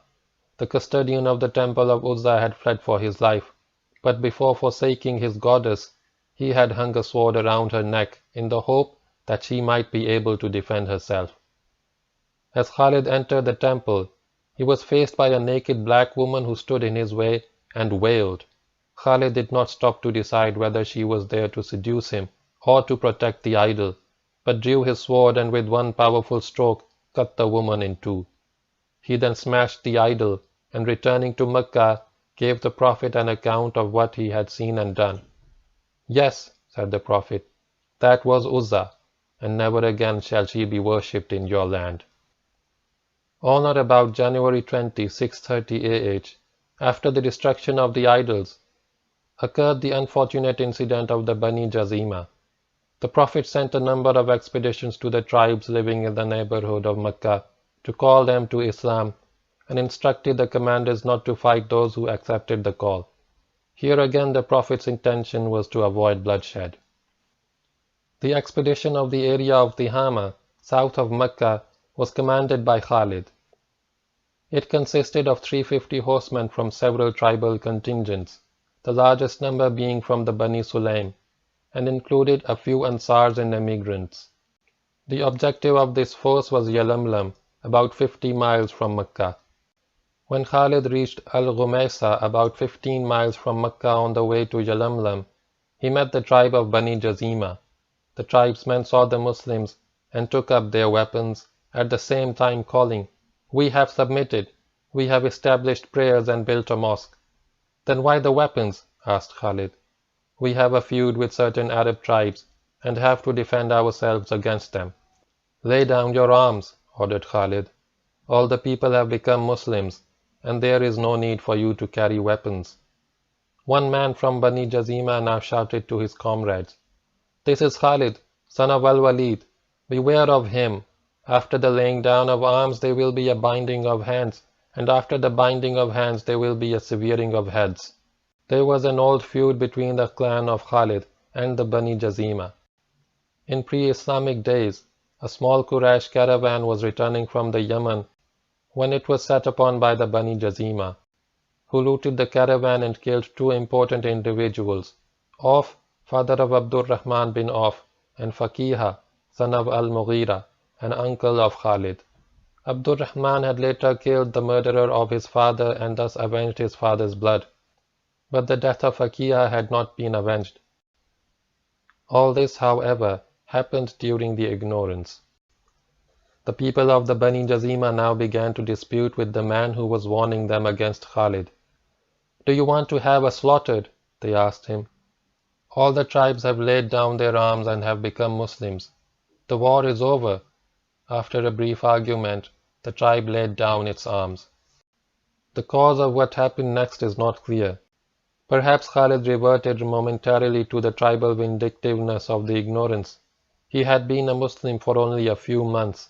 On the other hand, perhaps there was an excess of Islamic zeal in the heart of Khalid, and he doubted the truth of the declaration of faith by the tribe. As the tribesmen laid down their arms, Khalid ordered his men to tie their hands behind them. He then ordered that all the captives be put to the sword. Luckily, only the Bani Sulaim obeyed the order and killed the captives in their hands, whose number is not known. Other tribal contingents refused to carry out the order. There was a strong protest from Abdullah, son of Umar, and Abu Qatada, but Khalid rejected the protest. Abu Qatada immediately rode to Makkah and informed the Prophet of what Khalid had done. The Prophet was horrified. He raised his hands towards heaven and exclaimed, "O Lord, I am not responsible for what Khalid has done."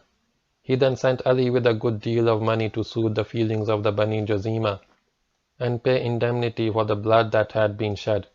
Ali carried out the mission with generosity and did not return until the tribe was fully satisfied.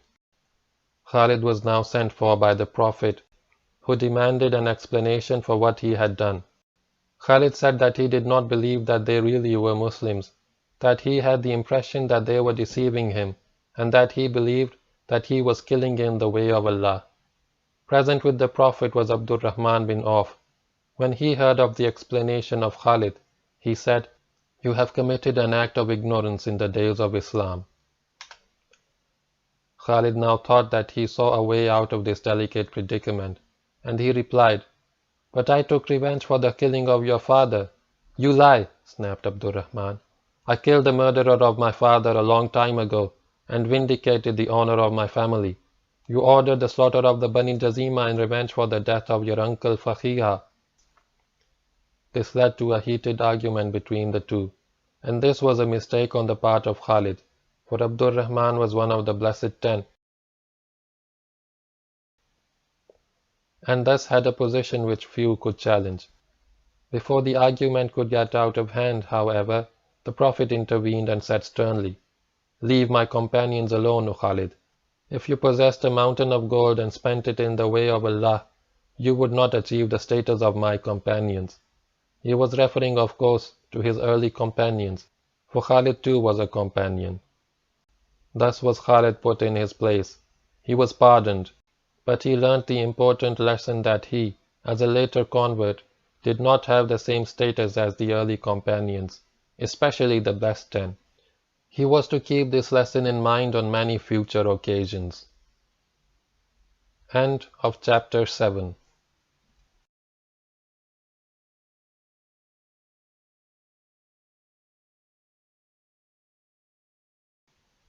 Start of chapter 8.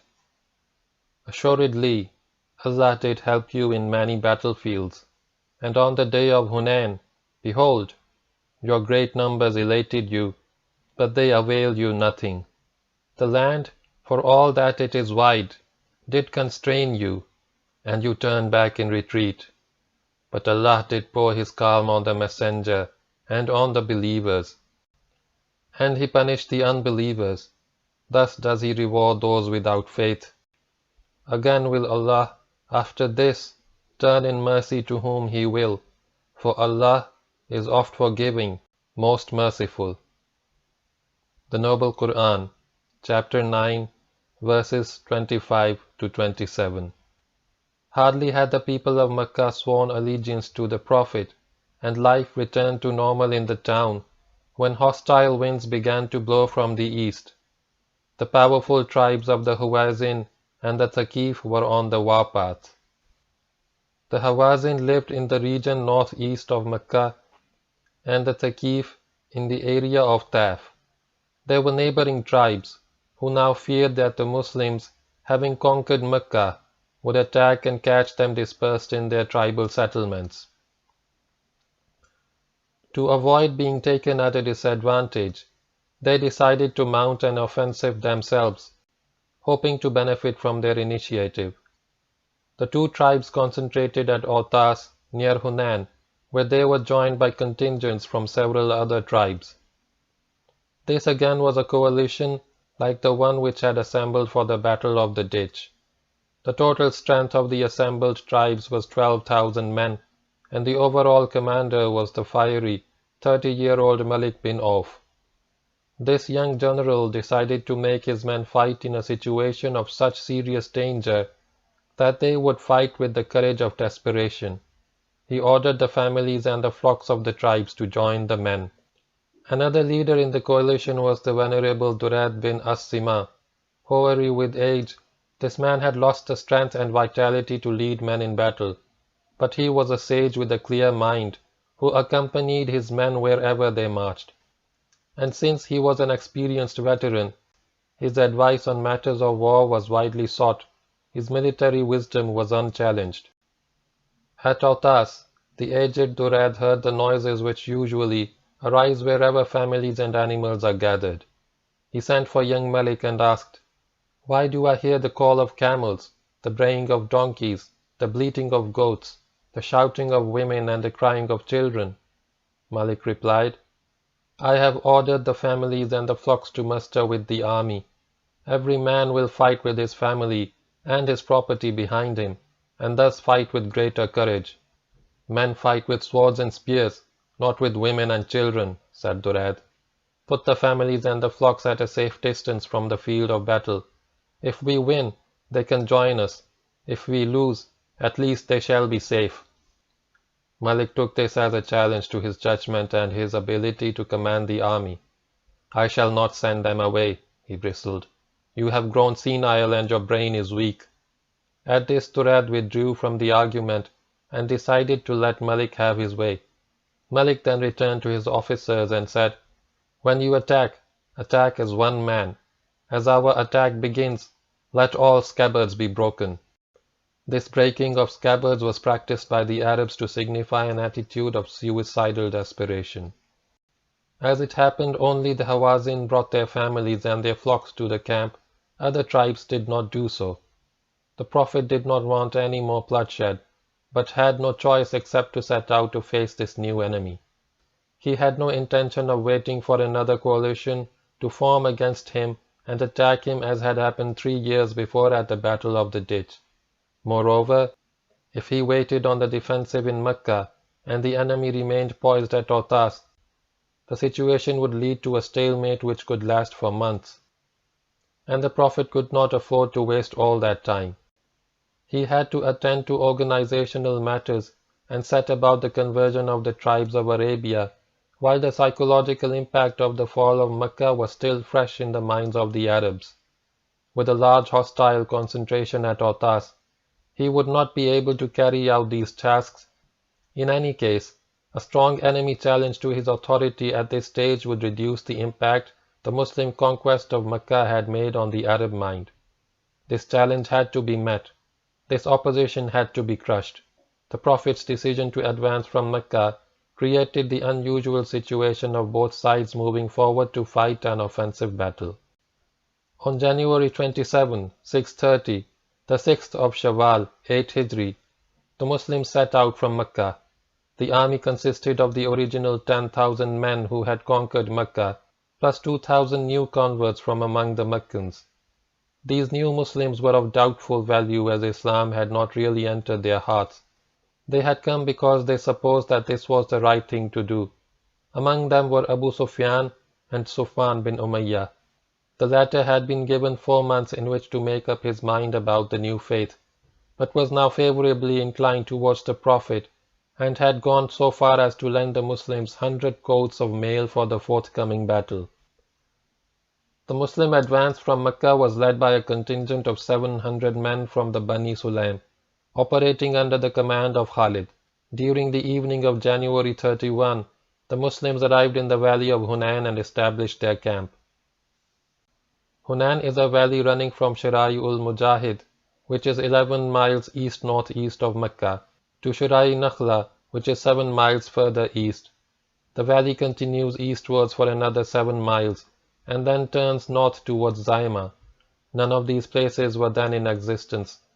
Between the Sharais, the valley is quite wide, about 2 miles in most places, but beyond the old Sharai, it narrows down to between a quarter and a half mile, and as it approaches Zaima, it gets narrower still.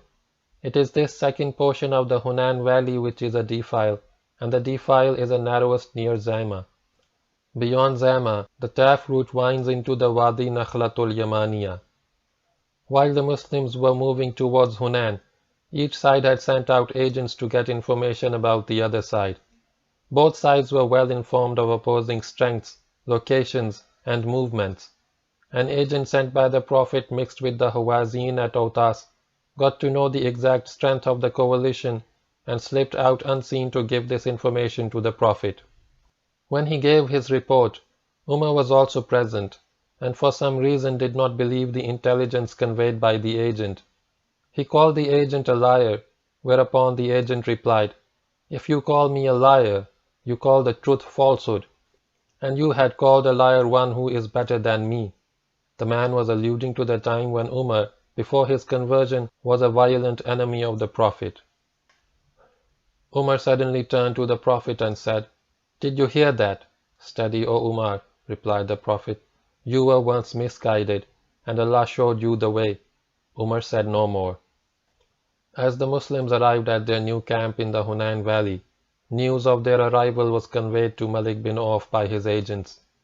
He guessed that the Muslims would know that his army was at Autas, and would expect to fight him at or near Autas, and he put into effect his plan to outwit the Muslims. Before dawn on February 1st, 630, the 11th of Shawwal 8 Hijri, the Muslims formed up in marching order to advance to Autas, where they expected to engage the enemy. It was their intention to get through the defile of Hunayn before the enemy came to know of their movement. The advance guard again consisted of the Bani Sulaim under Khalid, and behind it marched various Muslim units, including the group of 2,000 Meccans. The camp was left standing as the base of the operation.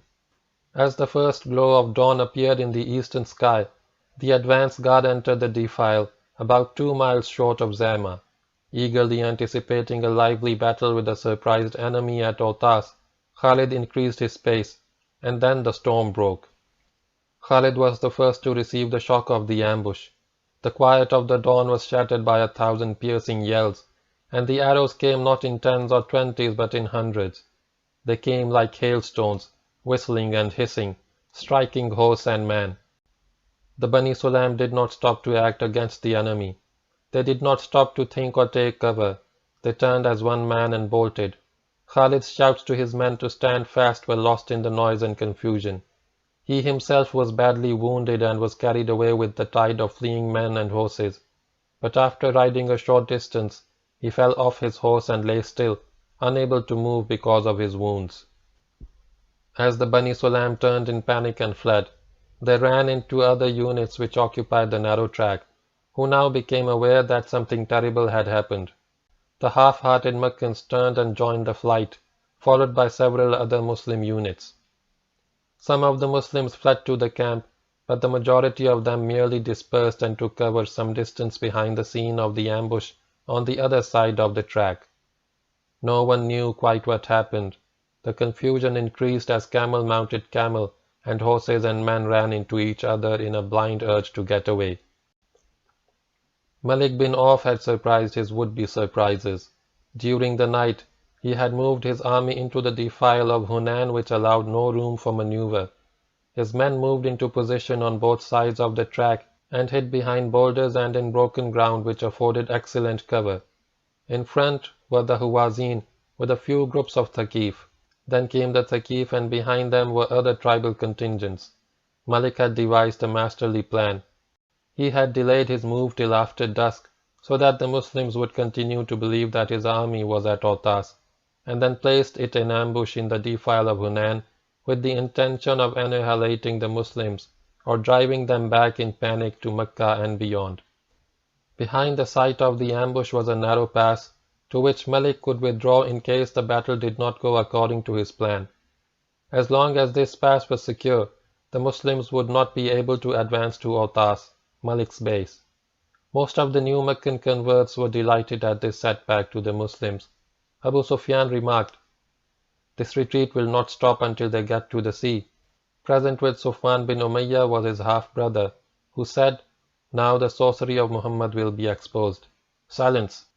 Sufyan snapped at him. "May Allah break your mouth. I would rather see a man of the Quraysh ruling over us than a man of the Hawazin." The Prophet was left standing on the track with 9 of his companions, including Ali, Abu Bakr, Umar, and Abbas. As the Muslims ran past, he shouted to them, "O Muslims, I am here, I, the Messenger of Allah, I, Muhammad, son of Abdullah." But his cries were of no avail. The leading elements of the Hawazin got to the place where the Prophet stood, and here Ali brought down the first infidel to fall at Hunayn, a man mounted on a red camel, carrying a long lance at the end of which flew a black pennant. This man was chasing the Muslims as they fled. Ali pursued the man, along with a fellow Muslim, and catching up with him, cut the tendons of the camel's hind legs with his sword. The infidel fell with the camel, and the other Muslim cut off his head. The Prophet now moved towards the right with his group and took shelter on a rocky spur. A few men of the Thaqif came towards the Prophet's group, but were driven back by the companions. Malik bin Auf had done to the Muslims what no one had ever done before. For the Muslims, this was the first and bitter experience of being ambushed, and many of them lost their heads and fled from the scene of action. In such a situation, however, the bravest are wont to panic. Malik had struck brilliantly, but unfortunately for him, his men had not performed as expertly as he had hoped. They had not waited until the main body of the Muslims had entered the trap, but had opened up when just the advance guard was in their field of fire, and Malik now made the mistake of being satisfied with what he had achieved so far. Beyond advancing a few hundred yards, he made no attempt to pursue the Muslims. If he had done so, the story of this battle might have read differently. Moreover, the archery of the Hawazin was extremely poor. While several Muslims and their mounts were wounded, none were killed in the ambush. The Holy Prophet surveyed the scene before him, and the scene was anything but promising. He decided not to let Malik get away with such an easy victory. He returned to Abbas and ordered him to call the Muslims to rally around him. Abbas was a large man with a powerful voice which, according to some accounts, could be heard miles away. Now he yelled at the top of his voice, "O Muslims, come to the Messenger of Allah!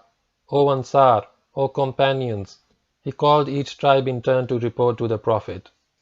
The call was heard by most of the Muslims, and they at once began to move to where the Prophet stood. As soon as the first 100 men had gathered beside the Prophet, he ordered a counter-attack. These men assailed those of the Hawazin who were nearest to the Prophet and drove them back. Soon the assembling Muslims increased in number until thousands of them had rejoined the Prophet. When the Prophet felt that sufficient strength had been gathered around him, he ordered a general attack against the Hawazin. This time it was Malik who was surprised. Having been certain that victory was his, he now found that his own army was under attack. The hand-to-hand fighting became more desperate, and this is just what the Muslims wanted. For in this sort of violent fighting, their superiority in swordsmanship put the odds in their favor. In close-quarter battle, the Muslims had no equal. Gradually the Hawazin were pressed back, and as the Prophet saw their men fall before the onslaught of the Muslims, he affirmed, "In truth, I am the Prophet, I the son of Abdul Muttalib." He then turned to those who stood next to him and remarked, "Now the oven heats up." Malik decided that he was getting the worst of the fighting, and put his withdrawal plan in action. The Thaqif were already in position a short distance behind the Hawazin. Leaving the Thaqif to act as a rear guard, he pulled the Hawazin back to safety. The Muslims moved forward and made contact with the Thaqif, who now began to receive heavy punishment from the believers. Soon after this contact, the Thaqif turned and took to their heels, followed by other tribal contingents, some of which had taken no part in the fighting. In the meantime, Malik had got the Hawazins safely to the pass, and here he deployed them to fight a defensive battle while waiting for stragglers to catch up. As long as he held this pass, the families and the flocks of the Hawazin were safe. The Muslims had not only recovered from the shock of the ambush, but had counterattacked, regained their position, and driven the enemy from the battlefield. This was a tactical victory, but more was to come. While the Muslims were stripping the Thaqif dead of their weapons and clothing, an interesting incident involving two Muslims took place. One was an Ansar from Medina, and the other a man by the name of Mughira bin Shu'bah, who belonged to the tribe of Thaqif. Among the Thaqif dead was a Christian slave who had died beside his master. As the Ansar stripped this slave, he noticed that the dead man was not circumcised. Amazed at this discovery, for circumcision was a universal practice among the Arabs, he called aloud to those who stood around him, "O Arabs, did you know that the Thaqif are not circumcised?" Mughira, who stood next to the Ansar, was horrified to hear this, as the spread of such a report would mean disgrace for the Thaqif. He knew the dead slave and could understand how the misunderstanding had arisen. "Don't say that," he hissed at the Ansar. "This man was a Christian slave." "No, he was not," insisted the Ansar. "I am sure that he was one of the Thaqif." And he remained unconvinced until Mughira had undressed several bodies of the Thaqif and pointed out familiar signs. The Muslim army having fully reassembled, except for a few who had fled, the Prophet decided to press his advantage. He organized a strong cavalry group and sent it forward to clear the valley before the Hawazin had time to recover and reorganize. This group was formed of several contingents, including the Bani Sulaim, over whom Khalid had regained control. Khalid had missed the Muslim counter-attack. He had lain where he fell in the flight of the Bani Sulaim until the counter-attack was over. Then the Holy Prophet came to him and blew upon his wounds, whereupon Khalid arose, feeling strengthened and fit for battle again. He quickly got the Bani Sulaim together. The entire group was placed under command of Zubair bin al-Awwam, who now advanced along the valley and contacted Malik at the pass. After a short, brisk management, Malik was driven off the pass.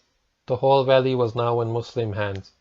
The Prophet left Zubair's mounted group at the pass to hold it as a firm base and guard it against the possible return of the Hawazin, and sent another group under Abu Amir to Autas.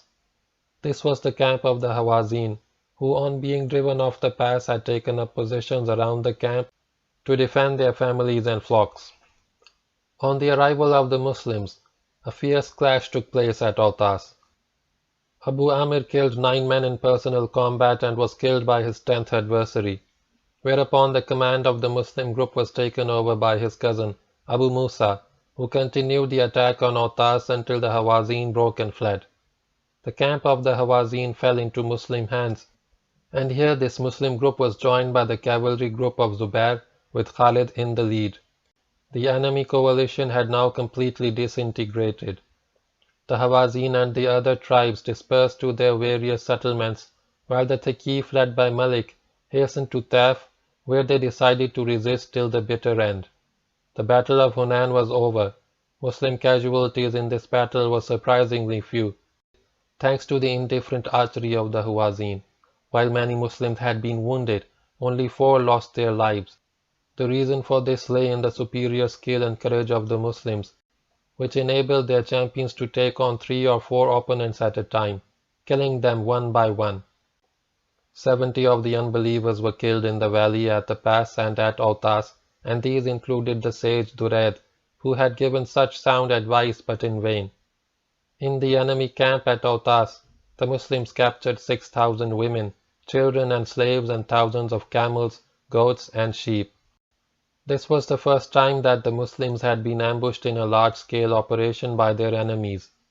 This was the second instance in history of the ambush of an entire army by an entire army, the first being the ambush of the Romans by Hannibal at Lake Trasimene in 217 BC. Malik had made a brilliant and flawless plan to annihilate the Muslims, but because of the poor performance of his men, could not achieve the mission that he had set himself. In spite of this poor performance, however, he would have won a resounding victory had his enemy not been the Muslims. It was the determination of the Prophet not to accept defeat, and the faith of the Muslims in their leader, who turned defeat into victory for them. Unlike Malik, the Prophet was not content with a limited gain and pressed his advantage to rout the enemy and capture the entire enemy camp with all its booty. This was the first time that Khalid had been taken by surprise.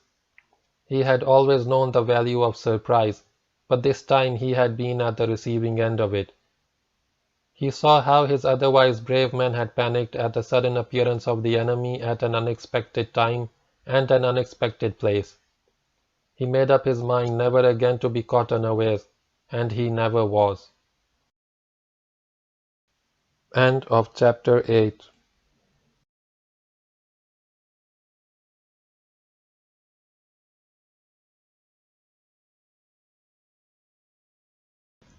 Start of chapter 9. It was said, O Messenger of Allah, pray to Allah against the tribe of Siegeoftaif. He said, O Allah, guide Thaqif and bring them to us. The Prophet had routed the enemy at Hunayn and driven him from Autas. He now decided to give Malik bin Auf no time to recover his breath and organize further resistance. Consequently, he sent the captives and the flocks taken at Autas with an escort to Jirana to be kept under guard until the return of the army, and the very next day he set out for Taif, where major resistance was to be encountered. But he moved cautiously, for after the unpleasant experience of the ambush at Hunayn, he had no intention of letting the army walk into another trap. The country now was hilly, consisting of steep ridges rising up to the plateau on which stood Taif, and in this terrain a wily commander like Malik could lay an ambush almost anywhere. Leaving Autas, the Prophet marched through the Nakhla valley and then turned south into the Wadi-ul-Muleh. From this valley he crossed into the Wadi-ul-Qarn, and following this wadi, reached a plateau 7 miles northwest of Taif.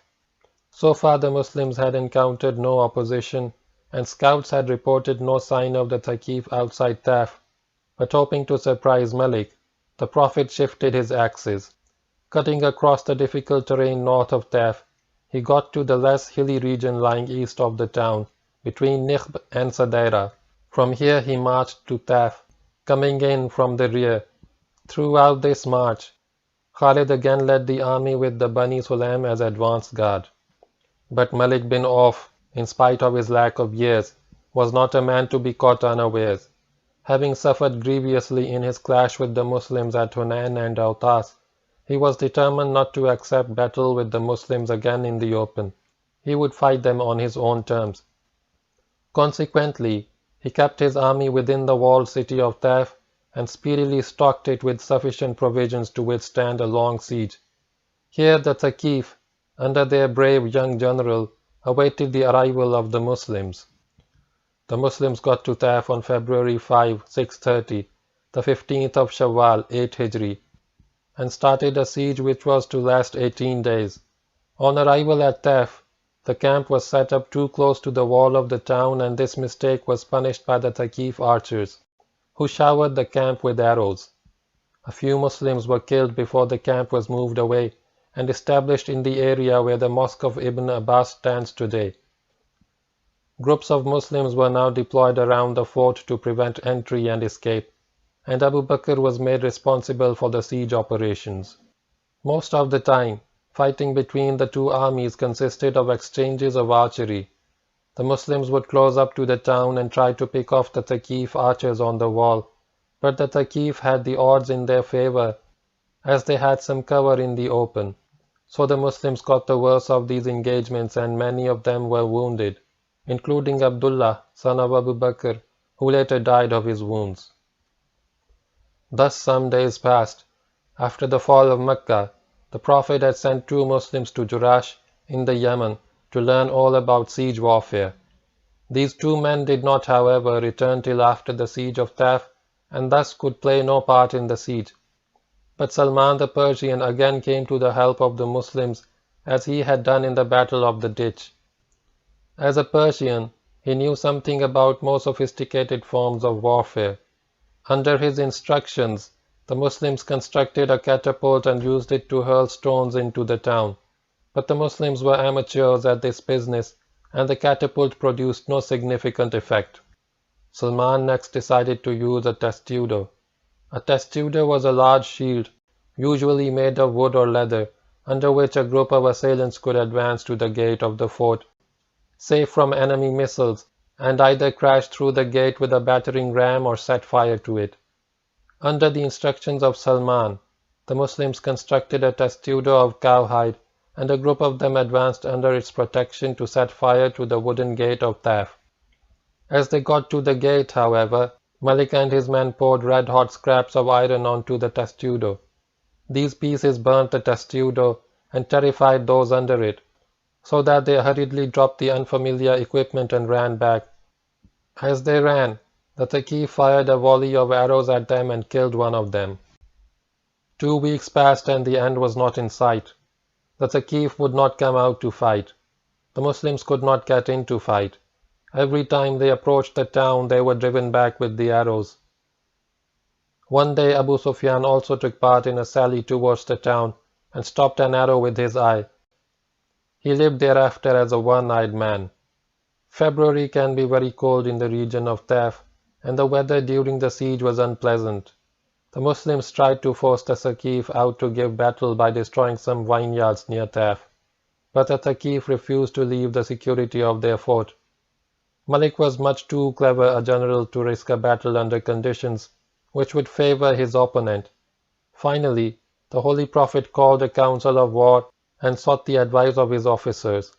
One of them said, "When you corner a fox in its hole, if you stay long enough you catch the fox, but if you leave the fox in its hole it does you no harm." Abu Bakr advised a return to Makkah, and Umar concurred with him.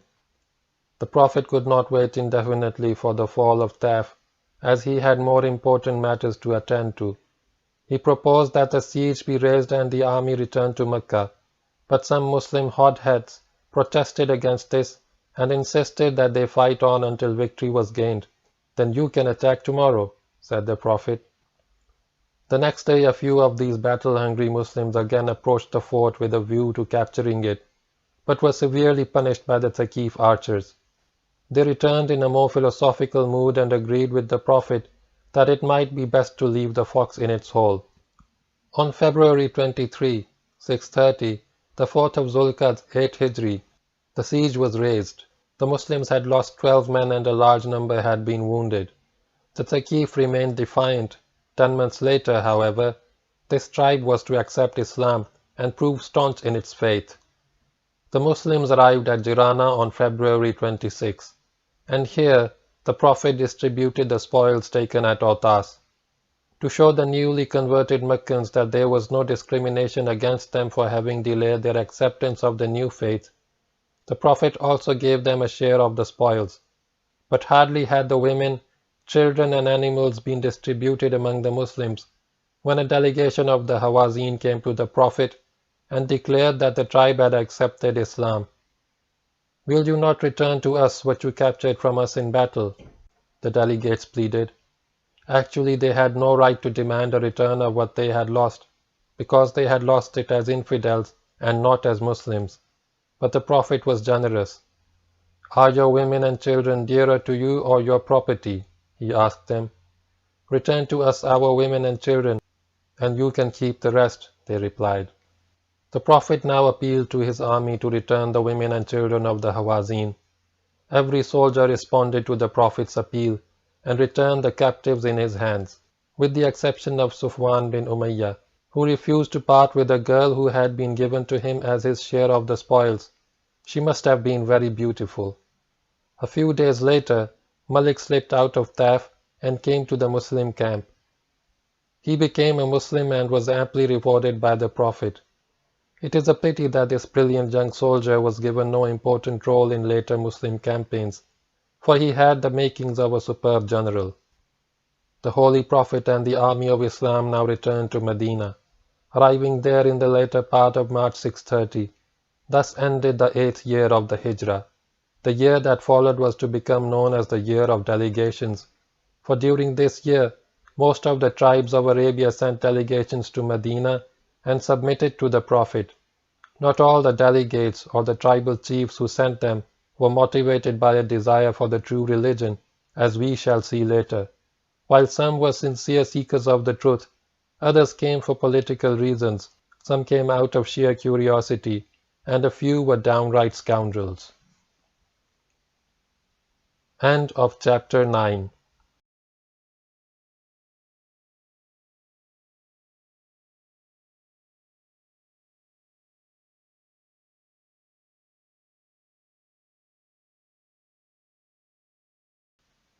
Start of chapter 10. And you see the people enter Allah's religion in crowds. Then celebrate the praises of your Lord, and pray for forgiveness from Him, for He is oft returning in grace and mercy. The Noble Quran, chapter 110, verses 2 to 3. In the 9th year of the Hijrah, only one major operation was carried out by the Muslims, the expedition of Tabuk, led by the Holy Prophet in person. It turned out to be a peaceful operation, but no matter how peacefully other people went about their tasks, Khalid always managed to find adventure and violence. During the long, hot summer of 630, reports arrived at Medina that the Romans had concentrated large forces in Syria, and had pushed their forward elements into Jordan. Heraclius, the Byzantine emperor, was himself in Emesa. In the middle of October 630, the Prophet ordered the Muslims to prepare for battle with the Romans. The purpose of the expedition was not just to fight the Romans, for that could have been done later when the weather had improved. The Prophet also wanted to put the faith of the Muslims to test by making them march out in the fierce heat of summer. Under these conditions, only true believers would respond. And the true believers did. The vast majority of the Muslims answered the call cheerfully and began preparations for the expedition.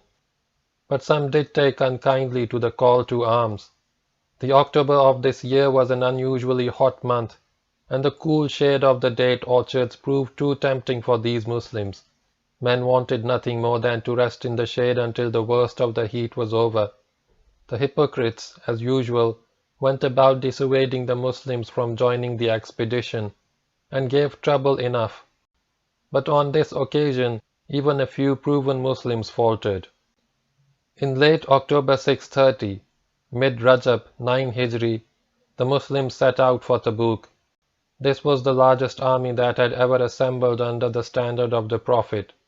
It consisted of men from Medina, from Mecca, and from most of the tribes which had accepted Islam. One source had placed the strength of this army at 30,000 warriors, including 10,000 cavalry, but this is probably an exaggeration. On arrival at Tabuk, the Muslims came to know that the Roman elements in Jordan had withdrawn to Damascus. There was no need to go further, but the Prophet decided to subdue the tribes living in this region and bring them under the political control of Islam. The important places in the region were Ayla, near the present-day Aqaba, Jerba, Azruh, and Makna, all lying along the Gulf of Aqaba. Pacts were made with these tribes and they all agreed to pay the jizya. One important region which the Prophet wished to subdue was a little further away from Tabuk. This was daumatuljandal, the present-day Al-Jawf, ruled by Uqaydar bin Abdul Malik, a Christian prince from the tribe of Kinda who was famous for his love of hunting. To subdue this region, the Prophet sent Khalid with 400 horsemen and instructions to capture Uqaydar. "You will probably find him hunting the wild bull," said the Prophet. Khalid arrived at the walled town of Daumatuljandal on a bright, moonlit night in late November 630, mid-Shaban 9 Hijri. Hardly had he deployed his force near the town when the gates opened and out came Uqaydar with a few friends, mounted on horses and armed with hunting weapons. Perhaps owing to the heat of the day, Uqaydar had decided to hunt in the cool of the night, and the bright moonlight promised good hunting. Khalid took a few of his men and rushed at the hunting party. While Khalid himself pounced on Uqaydar and brought him down from his horse, his men assailed the other members of the party. Uqaydar's brother, Hassan, resisted capture and was killed, but the rest galloped back to the fort and once inside, locked the gate. Khalid now returned to Tabuk with his distinguished prisoner. Uqaydar entered into a pact with the Prophet, paid a heavy ransom for himself, and agreed to the jizya. Soon after this incident, the Muslim army left Tabuk to return to Medina. It arrived home in the middle of December 630, by which time the weather had become very pleasant. After Tabuk there was no major military activity during the lifetime of the Prophet. Delegations came from all the tribes of Arabia, swore allegiance to the Prophet, accepted Islam, and agreed to pay certain taxes. For each tribe the Prophet appointed a leader from the converted members of the tribe. The Prophet thus remained busy with the affairs of state, consolidating the gains of Islam and raising the edifice of the new state. Several small expeditions were sent by him to various places in Arabia. The mission given to them was to call the tribes to accept Islam, but in case of armed opposition, the tribe concerned was to be fought and subdued. In July 631, Rabiul Akhir 10 Hijri, the Prophet sent a military expedition under the command of Khalid to the tribe of Bani Haritha bin Ka'b in Najran, which lies to the north of the Yemen.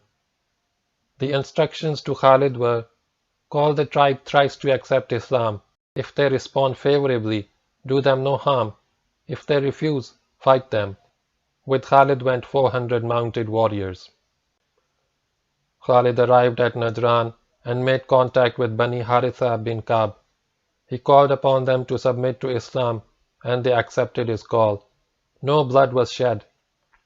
Khalid remained with the tribe for several months, teaching them the ways of Islam, and when he was satisfied that they had become good Muslims, he wrote to the Prophet and informed him of the progress of his mission.